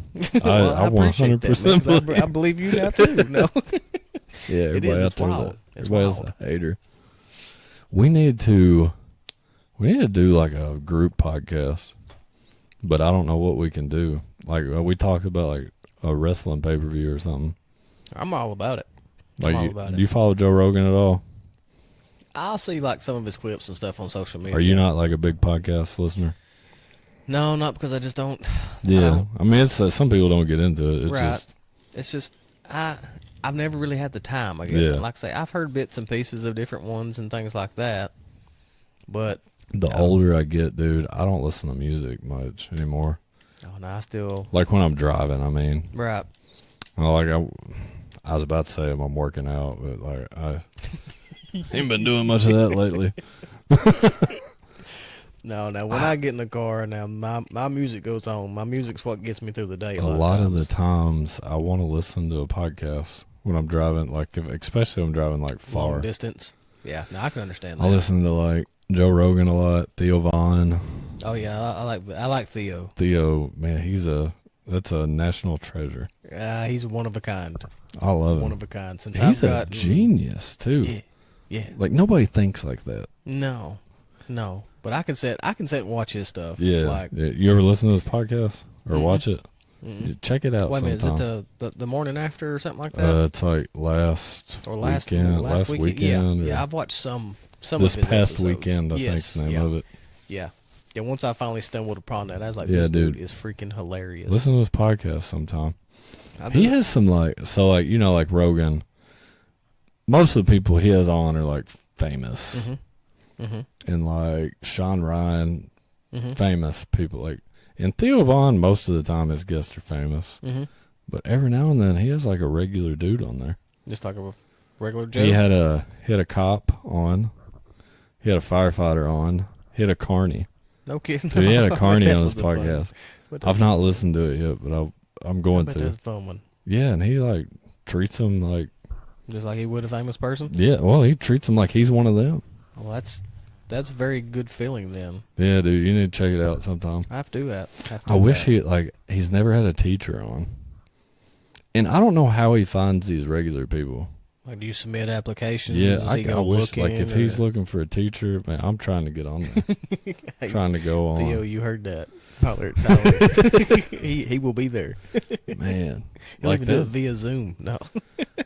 I'll tell you what, like I'm reaching sometimes. I'll admit where I got the podcast going. I'm not like my goal's not to like be famous, and that's not gonna happen. 99% chance. Hey, now. But that 1% maybe you don't know. Maybe you never know. But I ain't gonna lie, dude. I get on there sometimes on Instagram, and I'll find like D-list celebrities that live like maybe in the Nashville area. I'll be sending them DMs. Hey, I don't blame you. Hey, why don't you come on here? Like, maybe somebody will take me up on it. You never know. Maybe it's somebody looking for a shot. I like to think if I was famous, I would do stuff like that. Oh yeah. But also, there's no way that they don't know that. There's no way for them to know I'm not like a psychopath. Very true. Very true. I mean, it's like, who's this random guy? Yeah, like I ain't trying to come up into the basement. Yeah. Like that sounds like a trap. What the hell's the T-ville at Tompkinsville? But like I've messaged Theo a time or two. I'm like, hey man, I just live an hour and a half, 2 hours away. He is in Nashville, ain't he? Yeah. I was thinking that is right. He like mingles with the regular people. That's awesome. That's awesome. I'll be seeing clips of him like in like Broadway bars and I don't know what I would do, I guess, if I was down there just for whatever reason. I saw a TikTok the other day of these people that just ran up on him on the street. Really? This woman, the older ladies love Theo. I don't know if you've picked up on that. Not really. They love him. I mean, this woman went up. She met him on her daughter's filming it, and she gives Theo a big hug, like in there for a minute. And then when she pulled back, she said, "I'm married, by the way." And Theo's like, "I didn't do nothing." He said, "I didn't do anything." He's a funny dude, man. Funny dude. Man, I've had this cough. I got sick. I was telling you, I got sick 2-3 weeks ago. This cough ain't going nowhere. Still lingering around. Yeah, I'm fine. There's everything going around right now, though. Again, somebody said something yesterday at work about this new virus. Yeah, or whatever. The Hanta virus. Yeah, I've not seen much, but like. Yeah, I've read a little bit. I've read enough to know I don't want to keep reading about it. Yeah, that's pretty much what I've gathered so far myself. The COVID death rate was like 1%. And the Hanta's 40%. Sweet. Yeah, COVID killed a lot of people. COVID did. So times that by 40. Yeah, that ain't no bueno. That would wipe out quarter of T-ville. But like, when I read about it, it didn't seem like most places don't think it's going to turn into anything. Mm-hmm. But then you get the you notice like TikTok, the algorithm seems like it wants to scare you. Yep. You notice that? Yep. Like I'd watch some stuff about like the Ukraine war or whatever. Mm-hmm. And now all of a sudden, after you watch that, now everything on your TikTok's like trying to get you to buy survival gear. Yep. You get those? Ain't it wild how that stuff works? Mm-hmm. It really is. So weird. But yeah. Now, I mean, what can we do? It seems like they just want to scare everybody, though. Oh, yeah. What about this UFO stuff? I'm not dug too much into it. I just seen where he supposedly has released this. Yeah. It's wild. We've known it, but like I say, I've not dug into it. It's wild. I imagine It's there's wild. a lot of questions that's going to be answered. I don't know if we're ready for the answer. That's what I was going to say. I don't know that we're ready for a lot of it. It's crazy. But at the same time, if you had told me when I was in high school, like, hey, here in a month or two, the government's going to say UFOs are real and they're going to release a bunch of this stuff, I would have thought, oh, God, everybody's going to freak out. Mm-hmm. There's going to be riots in the street. People are going to panic. Yeah. Nah, nobody's freaking out. Well, that's... When you get on these TikTok videos and they're talking about, like, the UFO, like some new UFO thing got released, you go in the comments and all the comments are, boy, them Epstein files must be wild. Yeah, because I thought that's why like they hadn't never released them, is because like people would freak the heck out about it. But now people are just like, y'all are covering up something else with this. Well, I mean, they probably most likely probably are, in all reality. As much as I hate to say that, yeah, 'cause that's what it seems like. The older I get, like I say, I don't get into all the news and all the politics and stuff, but it really seems like when there's something really going on, something small is being made to be big to seem like blind us from it. Like I say, then you dig deeper and it's like, oh, so this is what's really going on. Yeah. Which, like I say, I don't get in, I don't keep up with it. That's like the TV at Fountain Run. Yeah. Like, very, very seldomly is that on the news down there. Yeah. Because I found out real quick that people are very strongly opinionated down there, if that's even a word. Yeah. So it stays on sports or game shows. Yeah. Because I don't get into that stuff. Because they're like, well, what do you think about so and so? I'm like, hey, yeah, I know. I just let them go with it, let them run. Because I don't get into it. I don't want to start no fights. No, I don't blame you.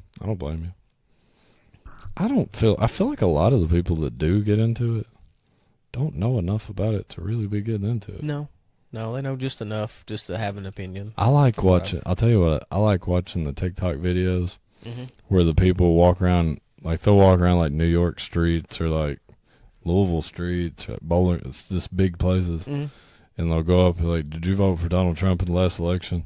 And then they'll be like, "Yeah, he's my man." And then they'll ask him like something that if you support Trump, you should know this question. No idea. Or like even like Kamala. Right. Same thing. Like they won't have a clue. Yep. But they're all like that's your identity. Yep. There are people that's like that's how they identify. I'm a Democrat or I'm a Republican. But in reality, they don't know jack about what they're talking about. Nope. That's crazy. Yeah. Nobody's willing to say, well, I don't know. Yeah, because they always want to have an answer. Always want to have something to say, but it's like, why do you feel that way? It's like, oh, well, I really don't know. Yeah. So that's why I say, like, I don't know enough about it. I don't get into it all. I don't research. I'll tell you what, this local election coming up in T-ville, I bet, shout out to Ben Carter. Yep. This will be the most informed election. I do believe. I agree with that. I bet. I agree with that. How genius was that? That he brought them all on the podcast. Yep. People can actually vote now. Man, I ain't gonna lie to you. Like, I voted in local elections and I've picked a name and I didn't know anybody. Right. Oh yeah. But you don't want to leave it blank. Right, like I gotta write something. I was 18 years old. I probably didn't know anybody I voted for. Yeah, but like, and I'm curious to see how it all shakes out this year. Honestly, You don't know what I'm curious about? what's that? And I want to, like, so you saw where Ben, like, interviewed all the, Right? Yeah. I want to see if there's a correlation between who wins the election and who had the most views on the podcast. That'd be interesting. So, like, how many of the winners had the most views out of the candidates? Right. I'm curious. That'll be interesting. When is that? Next couple weeks or so? It's coming up. What's today's date? Today's the 9th. 9th. What do you think? Do you think there will be? What do you think the correlation? Do you think the people that got the most views on his podcast will win their race? I think there'll be a good chance because there's obviously a reason as to why they're watching that certain person, more than they are the others. Did he have every candidate? If he didn't, he had almost all of them. I think for the most part, I think he did the best that I can remember. I watched a bunch of them.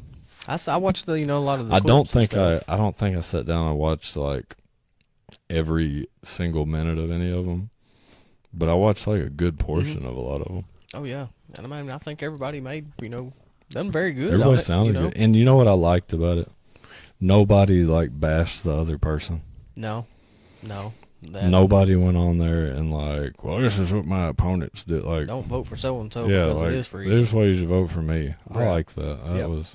Yeah, I respect that. Ben, shout out to Ben. Yeah, way to go. Everybody needs to listen to the Average Joseph podcast. Yep, give it a listen. That's why I'm doing podcasting. Because of Ben? Because of Ben. Well, when he got that started, I don't know what number guest I was. I was one of his first 4 or 5 guests. And I told him I'd do it because, like, I'm a podcast fan. Right. And I really enjoy listening to him, so I thought, it'll be fun. When I went on that, dude, I had a ball. So that's what got me here. Hey, there you go. Well, that's why I came home, like, I had so much fun. I'm like, I want to do this a lot. But obviously, Ben can't have me on his podcast every week. So I'm like, I need to do my own. So I started redoing the basement. Shoot, yeah. There used to be a pool table down here. I was thinking, I seen the pool stick there, and I was thinking that you did have one down here at one time. Yeah, I had one. I was thinking. I sold it and started buying cameras and mics and all that. Well, hey, man, I've had an absolute ball I'm so glad. far. I'm glad. When you had mentioned about me coming on there, here a while back, I was like, well, shoot, yeah. Yeah. It'd be a good time. Everything, I tried to decorate everything down here with like... Oh, it's very fitting. I've got like really into the 80s and 90s, like nostalgia stuff. Oh, yeah. Because I grew up in the 90s. Right. It just makes me feel good to like... I like going in like an antique mall and like seeing like cassette tapes. Right. And like that reminds me of my childhood. Yep. So that's what everything you see down here. Well, it's like I say, I seen them little toy soldiers over a while ago. I mean, that instantly took me back. Did you have those?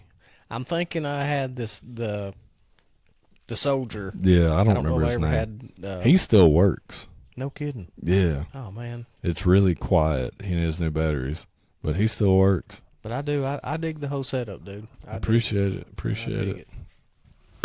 I really enjoy like when people come on the show.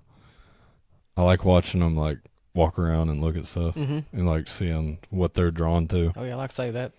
The Nintendo there 64 that immediately grabbed my attention because like. Do you see the Super Mario thing behind it? The yellow book. Wait, top shelf behind the regular Nintendo. Well, I see it. Yeah. That's a Super Mario 64 strategy guide. Oh, that is awesome. So my dad and me played Super Mario 64 together, and he got like really obsessed with beating it. He drove to Glasgow and bought that book so he could find all the stars. That's awesome. Yeah. That's awesome. Well, heck, even that Nintendo there on top. Yeah. That takes me back to Duck Hunt. I've got Duck Hunt over there somewhere. Oh, no kidding. Yeah, I've got like on one of the shelves, I've got like all the games stacked up. Cause I guess that's just where my gaming started was as a child. In 64. Yeah. Or did you start on the regular Nintendo? I played the regular Nintendo there, like Duck Hunt and stuff like that. Yeah. And then Nintendo 64 was about the first like real console that I remember like playing. Mm-hmm. Because I remember we used to going to Take It Home. Across from the Yeah. Take it courthouse. home. Yeah. I remember going there and like having to rent games and stuff. Mm-hmm. All the wrestling games back in the day. I can still see what it looked like in there. Yes, sir. When I close my eyes. Yeah. I can still remember the woman that worked there, but I can't remember her name. I'm the same way. She had brown hair, had that brown like 90s looking hair. Yep. I want to think her name was like Donna or something. That sounds right. She would, when we would go in there, she would always tell my dad I was her like boyfriend. 'Cause, I was a little kid. Like, Yeah. so well, there's my little boyfriend. Yep. Good times, man. Good times. And I remember, when you're a kid and you hear that stuff and you take it literal. Mm-hmm. We'd leave, and I'm like, Dad, does she know I'm not her boyfriend? Like, I can't be her boyfriend. Yeah. I'm 12. Yeah, no, it's. you remember it's Bartley's wild. video in tanning? Absolutely. My Ricky- mom used to do the tanning bed. She'd go there and get in the tanning bed, Mm-hmm. and I'd walk around and look at movies and games. Yep. And stuff. I can still like smell it. Yep. I still know what it smelled like in there. Because I know. I think I'm about the same way. Mom would go to the tanning bed, and I'd go right in that Yep. little section where the video games was. Yeah, that behind little the room. little room. The And back I would left. Look the entire time while she was in there. I remember behind the counter, they had that little bitty TV with the VCR, and that's where they'd sit and rewind the tapes Yep. that hadn't been rewound yet. Yep. That gun, man. It's like taking a trip down memory lane. Yeah. When you really get to thinking about this stuff. I miss Bartley's. Because that's where I got acquainted with Ricky Emerson. Netflix destroyed renting Yeah. movies. Sure did. Man, I like Netflix and I like the convenience of it, but I hate that like You have all to those dig places. a lot. Because there's good stuff on there. You just have to find it. Yeah, but I miss going in a video rental store Mm-hmm. It's like and walking Blockbuster. around. You Yeah. go to Blockbuster much in Glasgow? Mm-hmm. Like when I was a youngin', I'd stay over in Glasgow with my cousins and my aunt, Julie. And I was always the excuse, like, hey, go ask Aunt Juju if we can go to Blockbuster and get a game. Yeah. I'm like, all right. I'm like, hey, Juju, can we go to... Yeah. I'm like, yeah, you can get one. And they'd take me in there, and I'd be excited Yeah. looking for a game that I want to play. Well, little did I know, they already knew what game they wanted. And that's Yeah. what game we got, you know. But that was all right. I had a lot of fun over there as well. Bartley's used to have a deal where it was like you could rent a game for the whole weekend Yep. for like $5, 3 days for $5. Yep, you best believe they're asking, hey, you got that game? It's got to go back. I'm not paying the late fee on it. Yeah, Like, okay, yeah. there you go. In the clear Yeah. containers, you know. There's a lot of games that I like beat the game. In one. Well, I'd weekend. get it this weekend. I'd get it almost beat. So next weekend, I'd go rent it again. I'd have to finish it. Yep. I didn't There you go. back then, man. My dad, we didn't buy a lot of games. I'd rent games all the time. Yep. Yeah, because, I mean, heck, even then, my mama, she never could afford to buy a new There one. was a Monster Jam, like monster truck game at Bartley's on Nintendo 64 that I rented the time out of. Monster Jam? Yeah, it was like monster trucks. I don't know if I remember that or It not. had like a game mode that was kind of like a demolition derby. Oh, okay. It was like this big wrestling ring looking platform, Yeah. and you'd all be on it, and you'd push the trucks off the platform. Okay. And if they didn't get back on top of it after a certain time, they'd blow up. I feel like I vaguely remember playing that Yeah. myself back in the day. There was a monster truck on there that looked like Hollywood Hulk Hogan. Yep. And he had like the arms, like Yep. his Hulk Hogan's I know arms. what you're talking- Yeah, man. Yeah, I know exactly what You you're had that talking one, about. you had Bigfoot. Yep. It's like, did you ever play Twisted Metal? Yeah. Oh man, Twisted Metal was my stuff back There's in a the day. TV show Have based you on watched that. it? No, not Oh, yet. it's pretty good. Really? Yes. Yep. It's got the guy that plays Captain America now, isn't it? Yep. Samoa Joe, the wrestler Mhm. Samoa Joe. Yeah. He plays the guy with he plays the clown. He Really? does a heck of a job on it too. I'm gonna have to Yeah. watch that. It's very good. I'm gonna have to I watch watched it. I've watched the first season. So is the show? Are they still making new episodes? I think so. I think they just put a new season I'm gonna out. have to check Not that super out. duper long. It's a good watch. It's a good watch for sure. For sure. Yeah. I can sit here and talk about old video games all day long, man. What was your favorite console?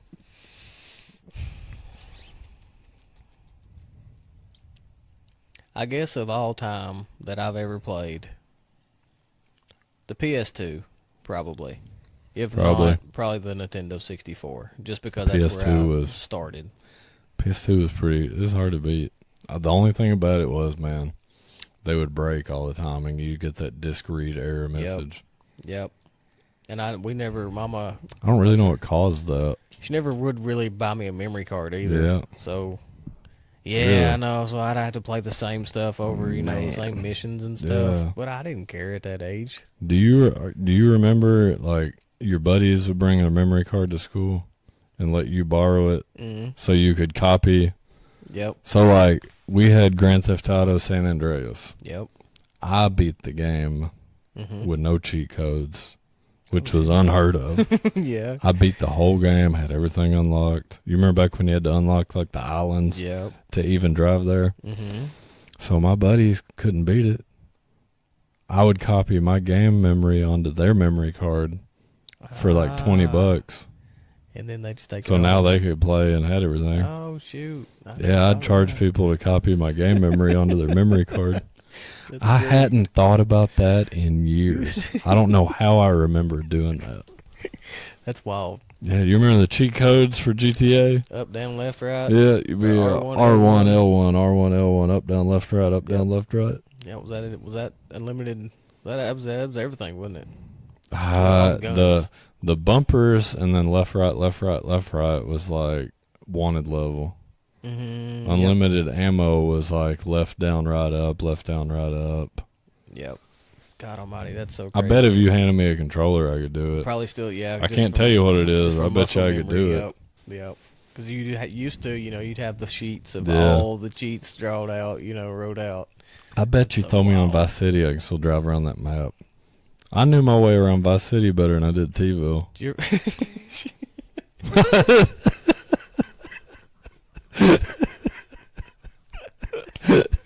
Oh man, that's great. You take me to flipping. I don't know how to get home, but I ain't getting lost in Vice City. That's great. Me and Tommy Vercetti getting home, baby. I guess my first Grand Theft Auto was probably 3. Yeah. I remember it vaguely. Dude, I had 1 and 2. No kidding. Did you ever play them? I don't think so. I think 3 is about where I GTA started. 1 and 2 were like the sky view. Oh. So you were looking down at the top of your car. Oh. Like kind of like Pokemon games. Okay. But you're in a car driving around. Oh, yeah. No. Yeah, it was wild. I think 3 is where I started. I think Johnny had it. Mm-hmm. I think that's the first time I ever played it, I do believe.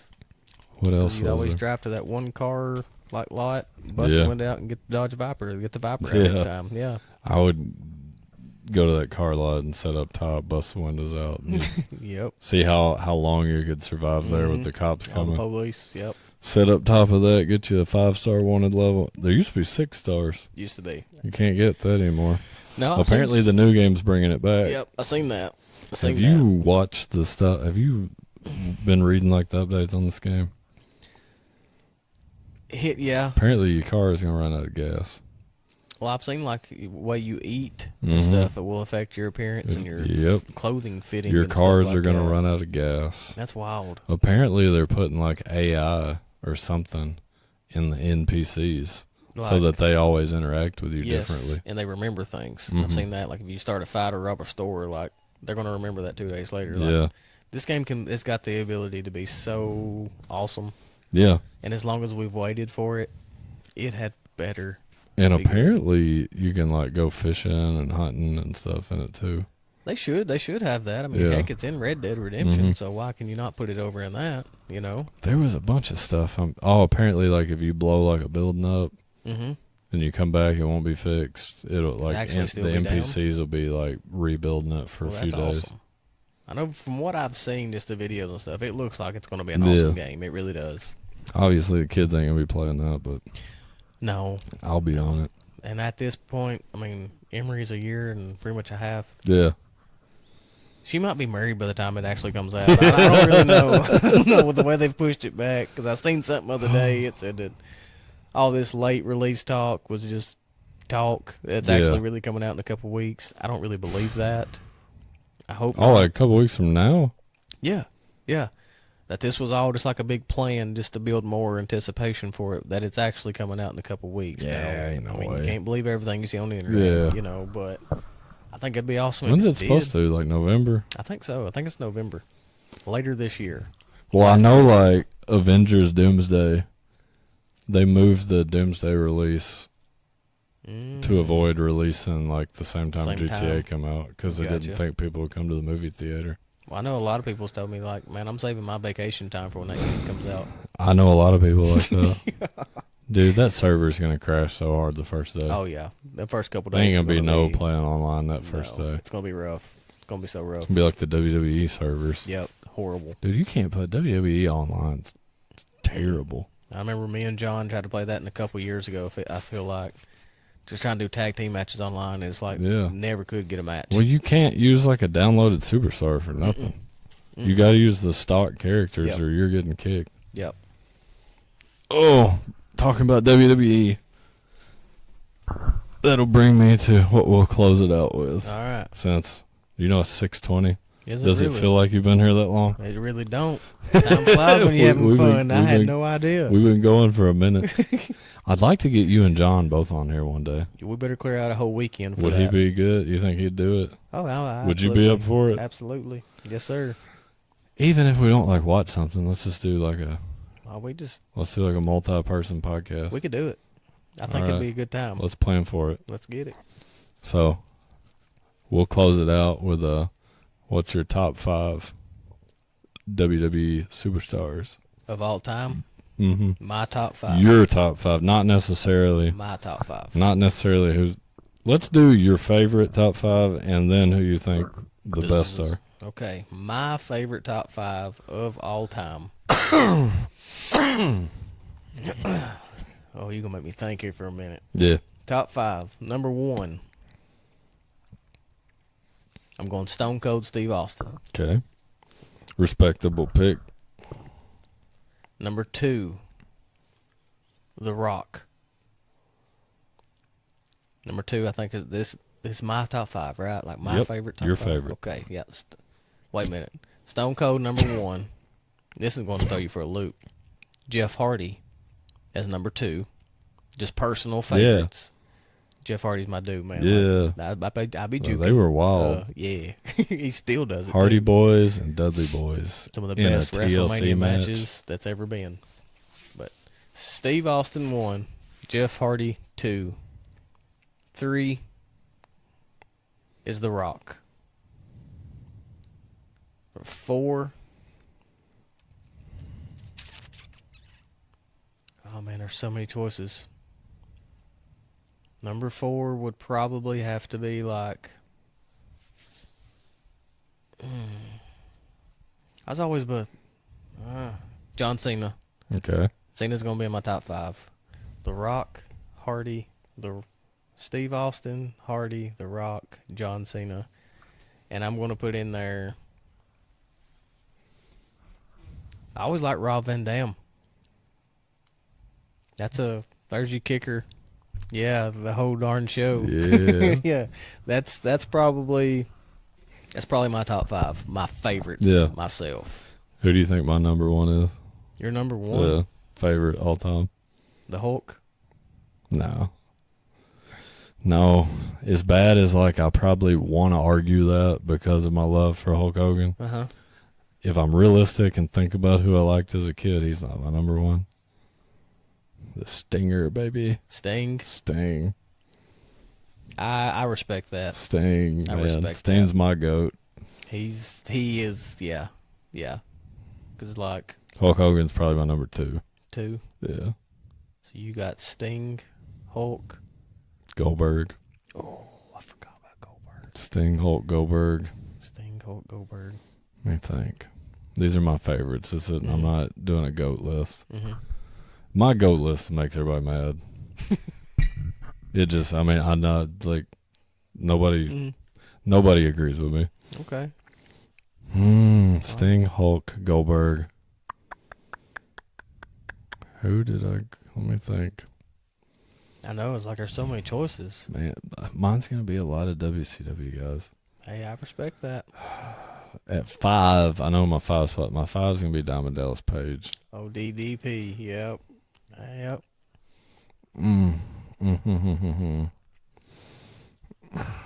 I want to put Stone Cold in there at 4. But I'm trying. Let me think before I solidify this. Let me look over here at my action figures.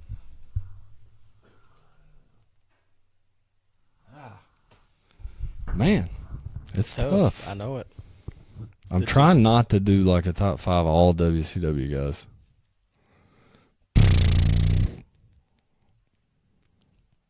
No, I'm gonna have to do Randy Orton.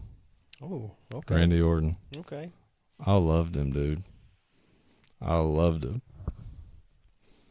Can't go wrong. I like that 5. I like that. You said Sting, Hulk, Goldberg, Randy Orton, DDP. and DDP. Yeah, like Randy kind of stole his legends. finisher from DDP. Yeah. Now I know, like you're gonna leave the house, and I'm gonna be walking around. And somebody's gonna hit me, and I'm gonna be mad. I'm the same way. Now, who's your top 5? The GOATs. Yeah. My top 5 GOATs. I mean, I'm probably gonna make some people mad here myself. Mine does. Like I say, my top 5, Mount Rushmore, would be, I think, should be Hulk Hogan.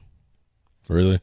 Yeah, I think he's my GOAT, and that makes everybody mad. I think so. I mean, as much as he carried 2 different companies. Yes. On his back.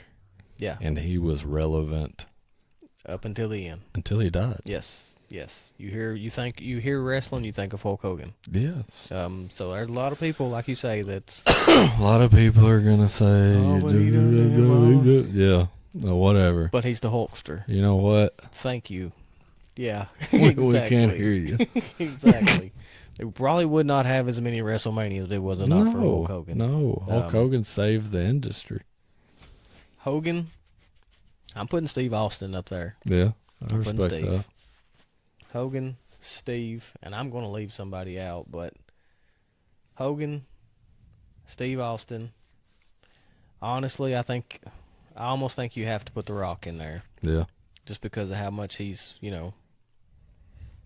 I think Cena goes in the top 5 list. Mm-hmm. And I know there's going to be an older guy that probably should go, probably like a Bruno Sammartino or something. Yeah. But I don't really know on 5. You know who David's GOAT is? Who? You know David, don't you? Remember? You know he's a big wrestling guy? No, I did not. Yeah. I did not know that. Yeah, he'll argue. If he heard our top 5s, he'd be... Who's his? His is like Triple H. You can make the argument. Yeah, the Nepo baby. I can... Hope you're listening, big guy. I can see the argument for putting Triple H up there. Ric Flair's in the top 5. Oh, yeah. Woo! Yeah, you got to have Flair. Yeah, best. Is he the best on the mic? He's pretty close. Who do you think's the best on the mic all time? Mouth of the South, Jimmy Hart. If you're going manager-wise, more than likely him or Heyman. But wrestler, Paul Heyman's good on the mic. He's pretty tough. Paul. Yeah, I'm Paul Heyman. I think The Rock. Brock Lesnar. My client. I think The Rock. Yeah. Is pretty close. Or out of left field, Chris Jericho. He's good on the mic. Was very good on the mic. If you listen to interviews from wrestlers, a lot of them put him in the top 5 like best wrestlers all time. I'd say. So they say he protected everybody. In-ring performer, yeah, Chris Jericho's up there for sure. He's still trying to wrestle too. Yeah, hey, he's still going strong. He just re-signed or whatever. He looks like he don't feel good. Yeah, but yeah, I'd say it'd be my top 5. I respect that. Honestly, I'd say y'all can do with it as you please at home, but let us know what you think. Oh yeah. But yeah, I'm confident with him. I like it. I'm not going to argue with you top 5 at all. Now, if I had to go back and change anything on my personal top 5, I would honestly just switch Jeff Hardy to number 1. I've always been a Jeff Hardy fan. Yeah. Dude, the Hardy Boys that was it back in the day. I mean, if you could, like, what's your favorite match type? definitely the TLC matches, like WrestleMania 2000, I think it was. Whichever year. It When was I was that or little, I one. always wanted to see a hardcore match, and I wanted to see them go backstage and just destroy everything. Yes. But yeah, them matches, them 2 or 3 years in a row when it was Edge and Christian versus the Hardy Boys versus the Dudleys. Those were some of the best matches I think it's ever They don't been. drag anybody backstage anymore. Very seldomly. Man, that was. Very You seldomly. remember that though when they Oh, drag them backstage, absolutely. throw their face to the Kane and TV. Mankind would go back there and knock walls down and stuff. You know, one of the best matches of all time that people probably don't think about. What's that? Kurt Angle, Shane McMahon. Yes. Yeah. When he threw him through that screen. Yep. And he had to throw him. How many times he had to throw him into that screen? That was a few, I do believe. That messed him up. Oh yeah. Yeah. Shane McMahon. Shane McMahon. He took a beating. Yeah. He done some wild if stuff. you need somebody to jump off top of a Hell in a Cell. He's your dude. Hell, he jumped off top of that scaffold. Remember at one time he done that? Versus, who was that, Big Show or Kane or something crazy? I think it was Kane. Onto the table. Yeah, I think it was Kane. Honestly, I think who he was going against, maybe for like something. I think so. Yeah. The mayor of Knoxville, Tennessee. Yeah, so wild. My little cousin Glenn lives. Jacobs. My little cousin lives in the area that Really? he's the mayor of. Oh, that's He's wild. the mayor of Knox County. Yeah. Hell, I think Callie Joe's sister lives down there, I do believe. Yeah, I don't think they live far apart. My little cousin lives in Farragut. Okay. Like, it's in Knoxville, but it's like in the county part. That is, that's. Yeah. He just went on Kill Tony. Kane did. Mm-hmm. He did like a minute of stand-up comedy on Kill Tony. Glenn Jacobs? No Yeah. kidding, Kane. Oh, shoot, I've never seen that. Jay Uso did a minute of stand-up comedy. Oh, wow. Yeah. I've never seen them. Yeah. I'll have to check him out. Yeah, it wasn't like the last WrestleMania. Mm-hmm. Kill Tony did an episode called Kill Tony Mania that they filmed like in Vegas right after WrestleMania. Okay. And a bunch of the WWE superstars like I'll did check stand it up, out. did minutes of stand up. I don't think I knew that. Oh well, brother, it's 6:30. That's it got it. is. We've been going for like 4 hours. Hey, I've had a heck of a time. So I'll let you get out of here. I really, really, really appreciate you coming on. Absolutely. I hope you're open to doing it again sometime. Absolutely. And let's if you think John will get in for it, let's plan. Let's go ahead and get that in the works. I And think let's we can make that happen. see if we can get a date set, and we'll record a multi-guest episode. I think that'll be a good time. Let's get Daly on there too. You talk to Daly much? Yeah. Let's get all 4 of us on there. I think we could have a good You want time. to do it? Let's get it. All right. Let's do We'll it. get that. But you want to plug anything else before you go? That's about it. Y'all just Follow Brimstone Breaks. yeah, y'all come give us a shout and a holler at Brimstone Breaks. Y'all be sure to follow and listen to T-Mac here, Ben Carter, anybody else that's doing a good, cool podcast. And thank you, T-Mac, for having me on here. Appreciate it, man. It's been a blast. Absolutely. Oh, we'll close this out. Yes, sir.